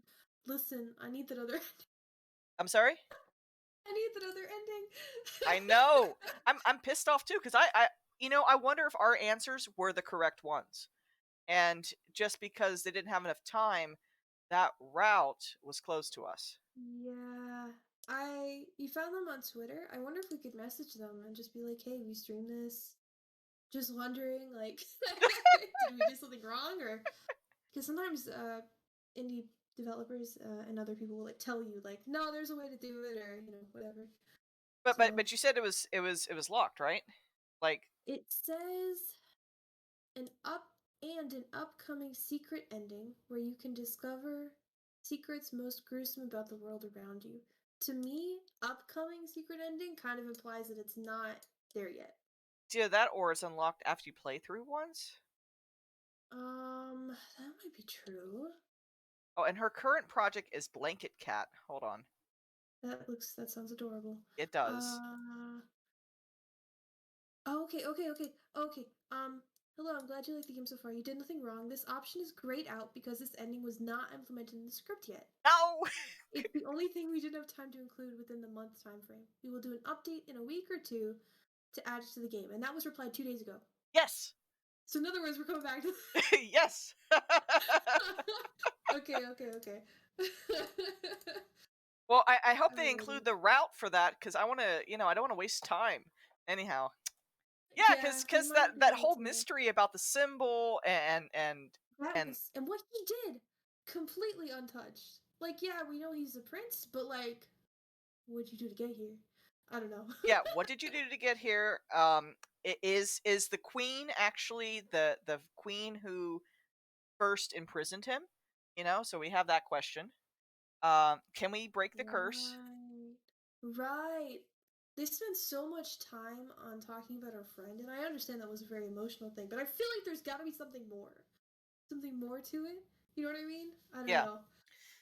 I mean, and then I could also see them doing an ending where like you could leave, but then you like topple the kingdom. Like, I don't know, something like completely crazy. Yeah, like maybe he gets into power again or something, or you do, because you were once a candidate. Right. I love this. I thought they did an outstanding job. The fact I want to go back after they finish it, I think says a lot. Like, absolutely. We went back through how many of the different routes? You know what I mean? Or the different choices? Yeah. It's really good. So. And I'm thankful you looked it up before we went through the whole thing again. Oh, yeah, I was looking at it before. I didn't want to read too much because I was like, okay, I don't want to like spoil anything. But now that we're done with it, yeah. And then I didn't want to read the comments. But that was posted 2 days ago by Sinistra. I'm not sure what part they had in it, but I'll look it up. Or no, actually, my itch program crashed again. Okay. Oh no. Is that the programmer? I don't know. Here, I'm gonna send you. This is their profile, and then you can let me know. Oh, good. I'm glad you liked it, Snake. And everyone, what'd you think of having a reading night like this? Did you guys enjoy it? Having a visual novel short visual novel read through. Yeah, we had so many we looked at. Like, there were so many we considered. So there's definitely more options if you want to do this in the future. And I'd love to come back. Sorry, I'm inviting myself back on your channel. Pumpkin, I love you over here. You're fine. Yeah, no, guys, if you haven't figured it out by now, I love collabing with Pumpkin and Mecha and their Yeah, I'll crew. probably have to And bring Mecha in next time if there's more characters than just two. yeah, So, it's yeah, they're always great to collab with. And Matt, who rated earlier, I don't know if he's still around. You know, I collab once with him and his crew. Now we're gonna do that eventually. No, I boycott Doki Doki. I have I have my own thing. okay. Well, no, I have a story. I mean, like, okay, so Doki Doki. Well, first off, okay, let me back up. Okay, backing I up. I can't do any. Well, how do I say it? I've had so many people in my life who've committed suicide. Doki Doki Oh, is okay, not a okay, good thing all right. for me. Yep, no more needs to be said. You're totally fine. Yeah. Yep. So- Okay. Completely understand. Yeah, I get it. I wish there was some way to like exclude that because everything else about it is so well done. And I'm a fan of the way it like breaks the fourth wall and the different things it did was so cool. oh Like yeah, I'm really glad I went into it without knowing anything because I was completely shocked. yeah. Even not Actually, the playing creator chance, was at one of the but cons I showed Twice Reborn's demo at. okay, yeah. Yeah, but I he was going off somewhere. He'd enjoy us join us visual novel programmers, developers, you know. yeah. So we said, you know, he was busy with some of his talks, and you know, we had our own stuff. So yeah, Mhm. but I did Yeah. watch a mini documentary about like all the cool things that he did with the script, you know, and so yeah, I Yeah. know what you're talking about. I Yeah. think it's amazing. Yeah, it just it's so incredible and I really hope that whatever game he does next, it's completely under the radar and it's found like Doki Doki was. Like I hope that there's really no like it kind of stays down low so it doesn't get spoiled immediately because that was the one saving grace about Doki Doki for me was like Well, the he fact that already they has the molded next me with it. project. He already released it. It's that Oh one's my a paid goodness. one. Hold on. It's based off of Oh. Doki Doki actually. It came out? Wait. Yeah. I'm upset. What? Yeah, yeah. I think it's 20. Hold on, let me look. Okay, sorry, I didn't mean to scream like that. Well, I was screaming when we were reading, so don't worry about it. Yeah, it's You called teach me Doki not to Doki scream. Literature Club Plus. And Oh, what okay, it okay. is hold on. It includes. Oh, never mind, never mind. I thought it was like the actual original visual novel that the whole first game was made out of. No, no, it's six. Never mind. This is just new stuff. So they have six I've side heard of. Yeah, stories, yeah. unlockable, Okay. 100 unlockable images, 26 new music tracks. 100 No, CGs? no, Oh 13 my new, goodness. Okay, and based now on in full both HD. series. Okay, so never mind. Wow. It's a better version of Doki Doki. Okay, never Okay, I mind. mean, I still might go back and play it. It's been long enough where I feel like I'm ready to like re-experience it. But there's was so much speculation. So in that game, one of the characters is reading a book. And it's a really weird book, and people were speculating that his next game was going to be based off of the book that she's describing as they're reading it. Yeah. Um, and so that's what I was hoping for. I'm like, okay, let's go. It sounds crazy. Um, but anyway. So, yeah. It's cool that you got to hear about some of the different things that it did, though, because again, it was like completely blew me away. So, Oh, there's so many good visual novels out there. King oh, Justice was absolutely. playing Coffee Talk. I think it was yesterday. Mm, mm. You know, that's one that everybody talks about. I haven't played it yet. Uh, I haven't either. So, no, there's so many coffee good talk? ones. I'm sitting. No, it's terrible. Like my game drive, I have so many visual novels. A lot of them are not even on Steam because I've gotten them from Itch, and a lot of Mm, people don't know, but yep. Itch is the place to get visual novels. And then there was Mhm. one the problem is like I can't stream most of them because they're going to have something that will go against. Yeah, that's against the TOS. Yeah, Yeah. I know. I understand. Well, that's kind of the nature of it, though. to be True. honest. Well, So, it depends what kind of visual novel you have, you know. yeah. Romance seems to be the most popular genre. You know, and that's the thing. Like, I like the non-romantic ones too, but there's not as many out there. And did I tell Yeah. you when I was showing off Twice Reborn, the demo, how many people thought it Mm-mm. was yaoi? No, I didn't know that. Really? Yes, Oh, yes. wow. Almost That's everybody who passed by asked me, "Is this a yaoi?" Because I even had women on the art as well, but because there was a male lead and there were other men in the graphics, they assumed automatically it was going to be a yaoi. oh. And my game is not romance at all, like a small romance thing, and Yeah, yeah, yeah, yeah, yeah. it's a girlfriend, but oh well. That's really interesting. Blue Blaze is fun. It's technically a fighting game. It tells a story. That reminds me of Sakura Wars, which is a Japanese Uh huh. franchise. That it is a dating sim, but there are segments that are it's also a strategy game with mechs. But the relationships you have with your teammates affects their performance whenever you're playing the strategy game. And it's Oh also a romance. You can romance them too if you want. It's really, really good. There's only one game that's in English, um, which is also very good. Mecca and I started it, but that's really good. And Mecca wants to play Mavla or Muvluv, which is going to be the longest streams we ever do because it's like 3 game full length visual novels wow. game. And I'm like, I don't know if I want to commit to that. If we're doing this, we literally that's all we're streaming for like 2 months, 5 hour streams. We're getting it done. I don't want to spend months on it. So Right. Wow. Wow. but it's a really interesting franchise. But kind of it's kind of horror. Okay. There's like monsters and stuff in it. It's really interesting.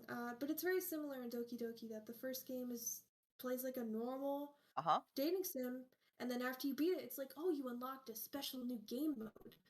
And then you jump, it goes back in time, but when you wake up, monsters are attacking, or your friends are dying. Like it's that Whoa. same kind of like kick in the face. Like no, we're in a different timeline now, and stuff is going crazy. And the third game, at the end of the second game, you kind of fail your mission.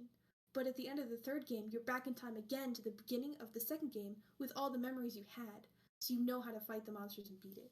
So it's a really fantastic franchise. It's just Wow. so long. It's so long. No wonder why you said it. It's three and well, yeah. It takes three to tell one Yeah, story. My yeah. gosh. It seems very good, but yes, it's very very frightening. Some of the monsters are very scary. Oh. So which adds to it, I guess. But man. But when you first talked about the mecha game, my question I was wanting to Oh, ask, afterwards. because Yeah. before you talked about the people, you know, you have to have relationships. I was going to make a quip. I was like, so don't tell me you have to romance the mecha. Oh, yeah, no, it's not that one. Oh my No. gosh. They have so many weird VNs out there where you have to romance. I think there's one with weapons or some crap like that. I don't know. Oh, okay. Okay, okay. Yeah, no, this one is it's really good. The music is amazing. All of Nice. the voice actresses and voice actor, there's one male. They actually do their live performances in cosplay as their characters from the Wow. game, which is really cool. And it's incredible. It's like big band style music. It's really good. So yeah. Hey, we depresso with anguishing ice cubes. Welcome, Goblin. We unfortunately right now all we have is bubble tea. Yeah. Don't look at the cups. We haven't gotten new cups yet. Yeah, we're out of coffee right now, but we're because it's so late at night. But actually, I did have artwork, but with the Studio Beta, I can't add it. But I had like different um like teas and coffees I could put on the counter. People order them, but Oh, that's I cute. don't have that set up because I don't want to break the. As Yeah. you guys know, I'm only running on a NVIDIA 870. I Listen, don't want we'll to. sit down sometime and we'll try to get you set up with something else and see if it'll run okay. Yeah, we'll do it because I eventually. feel like it'll be a great quality of life improvement. Thank you. No, So, I'm waiting until we get over this shortage of computer chips. Um, oh, don't even get me started. I can't get my computer because I literally can't get a graphics card that's less than $1,000. Like, it's crazy. yeah. Goblin just Oh, I'm sorry. Listen, I moved to where I am now, and they do not have 24-hour coffee shops here, and I'm dying. Yeah, no, it's because they assume you don't need coffee at this point. However, That's all the not true. bars, the martini bars, are open, except for the ones in my neighborhood. They like to close at 12, and I'm like, what, at 12? Yeah, for the neighborhoods, because the Karens in the homeowners association have things to say. Oh What? my goodness. Listen, Dunkin' Donuts at Oh, least should be open, okay? oh no, I Even got if a good the one. mom and pop places don't want to be open. How about actually one of the because when I say like there's many martini bars near me, I'm not kidding. One of them is famous for chocolate martinis. Oh my god. And for what Goblin wants, uh their chocolate espresso martini.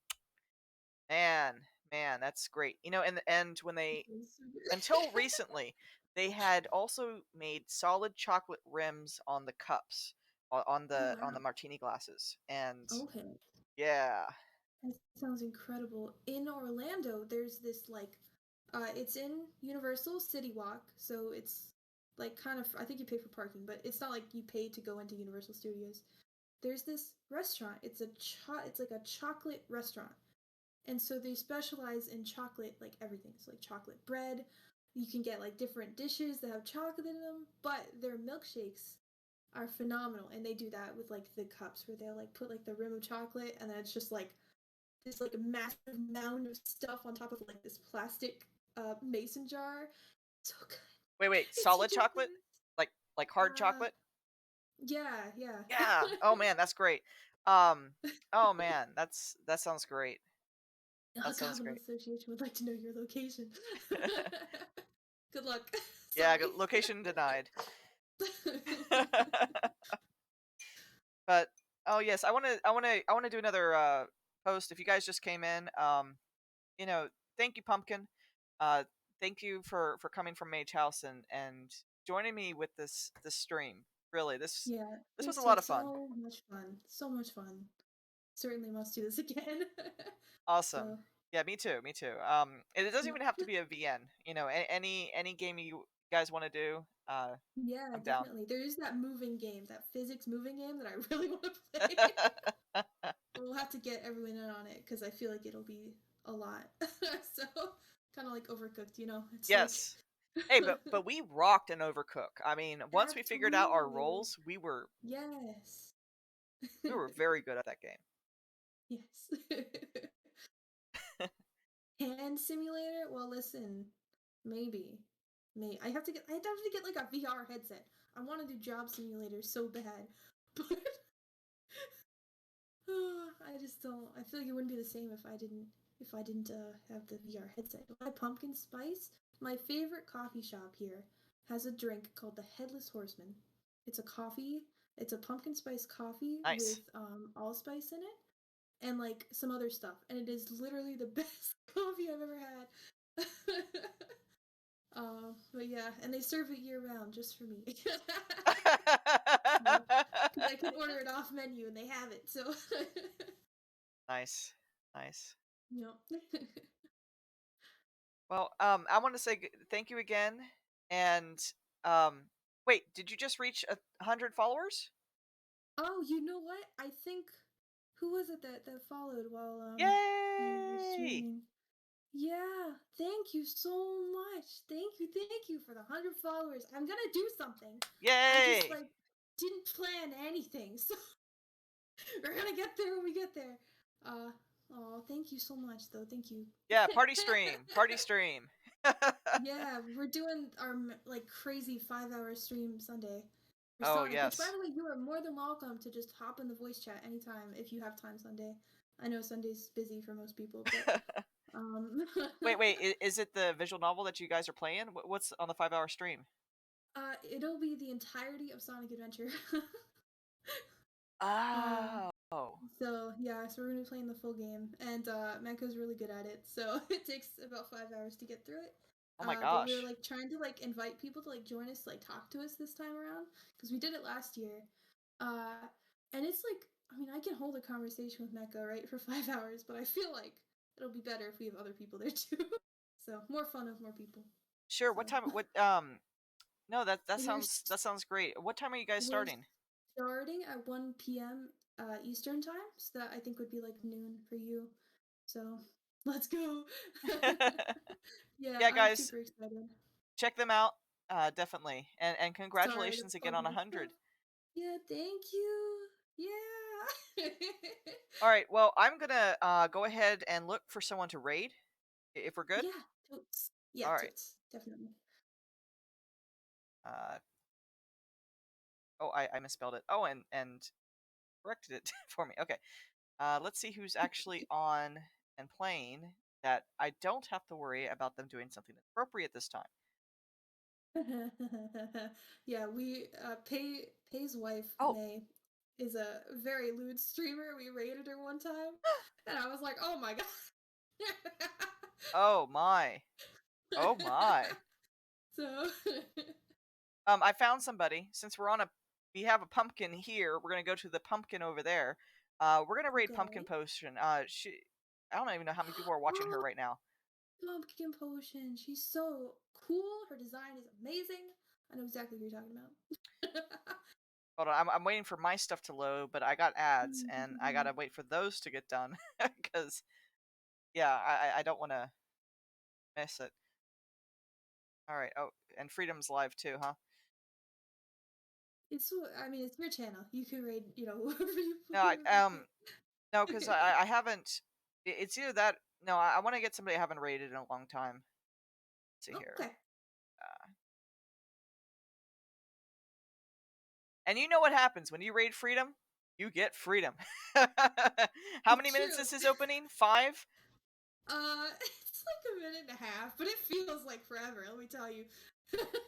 Well, okay, Pumpkin's not doing a just chatting. I thought she was. The other, do I not have Freedom on my list? How's that possible? I know I followed him. His full name I think is the Major Freedom. So if Oh, you okay, wanted I to see. type it in, Okay, I yeah. see him. And then, I mean, if you guys want Freedom, we'll pop to Freedom. It's either that Want freedom. let's see here, because Professor Bloom is another one I always bring. Yeah. All right. Yeah. We'll do Freedom. It's been a while. Okay. That's Do fine. you want to say goodbye as we're rating someone? Which interesting Yes. Mecca just walked into the room. I'm sorry. Who did? Mecca. Hey, yeah. Sorry I kept her for so long. I've never played it. I've actually never played Well, it. you look exhausted. Did you fall asleep? No. Yes. All right. Well. Thank you guys. Yeah, thank you so much, everyone, for joining us. Thank you, Zan, for inviting me. Thank you so much. It was so much fun. And everybody. Hi. Oh, and I just rated them. Awesome. Yeah. I used to know a bunch of Inuyasha All right. when I was in high Oh school. my goodness, I They can't usually even go for imagine the what his thing openings is to gonna. It's Inuyasha. gonna I don't remember any explode. of those It's either. gonna be like. Yeah. A long time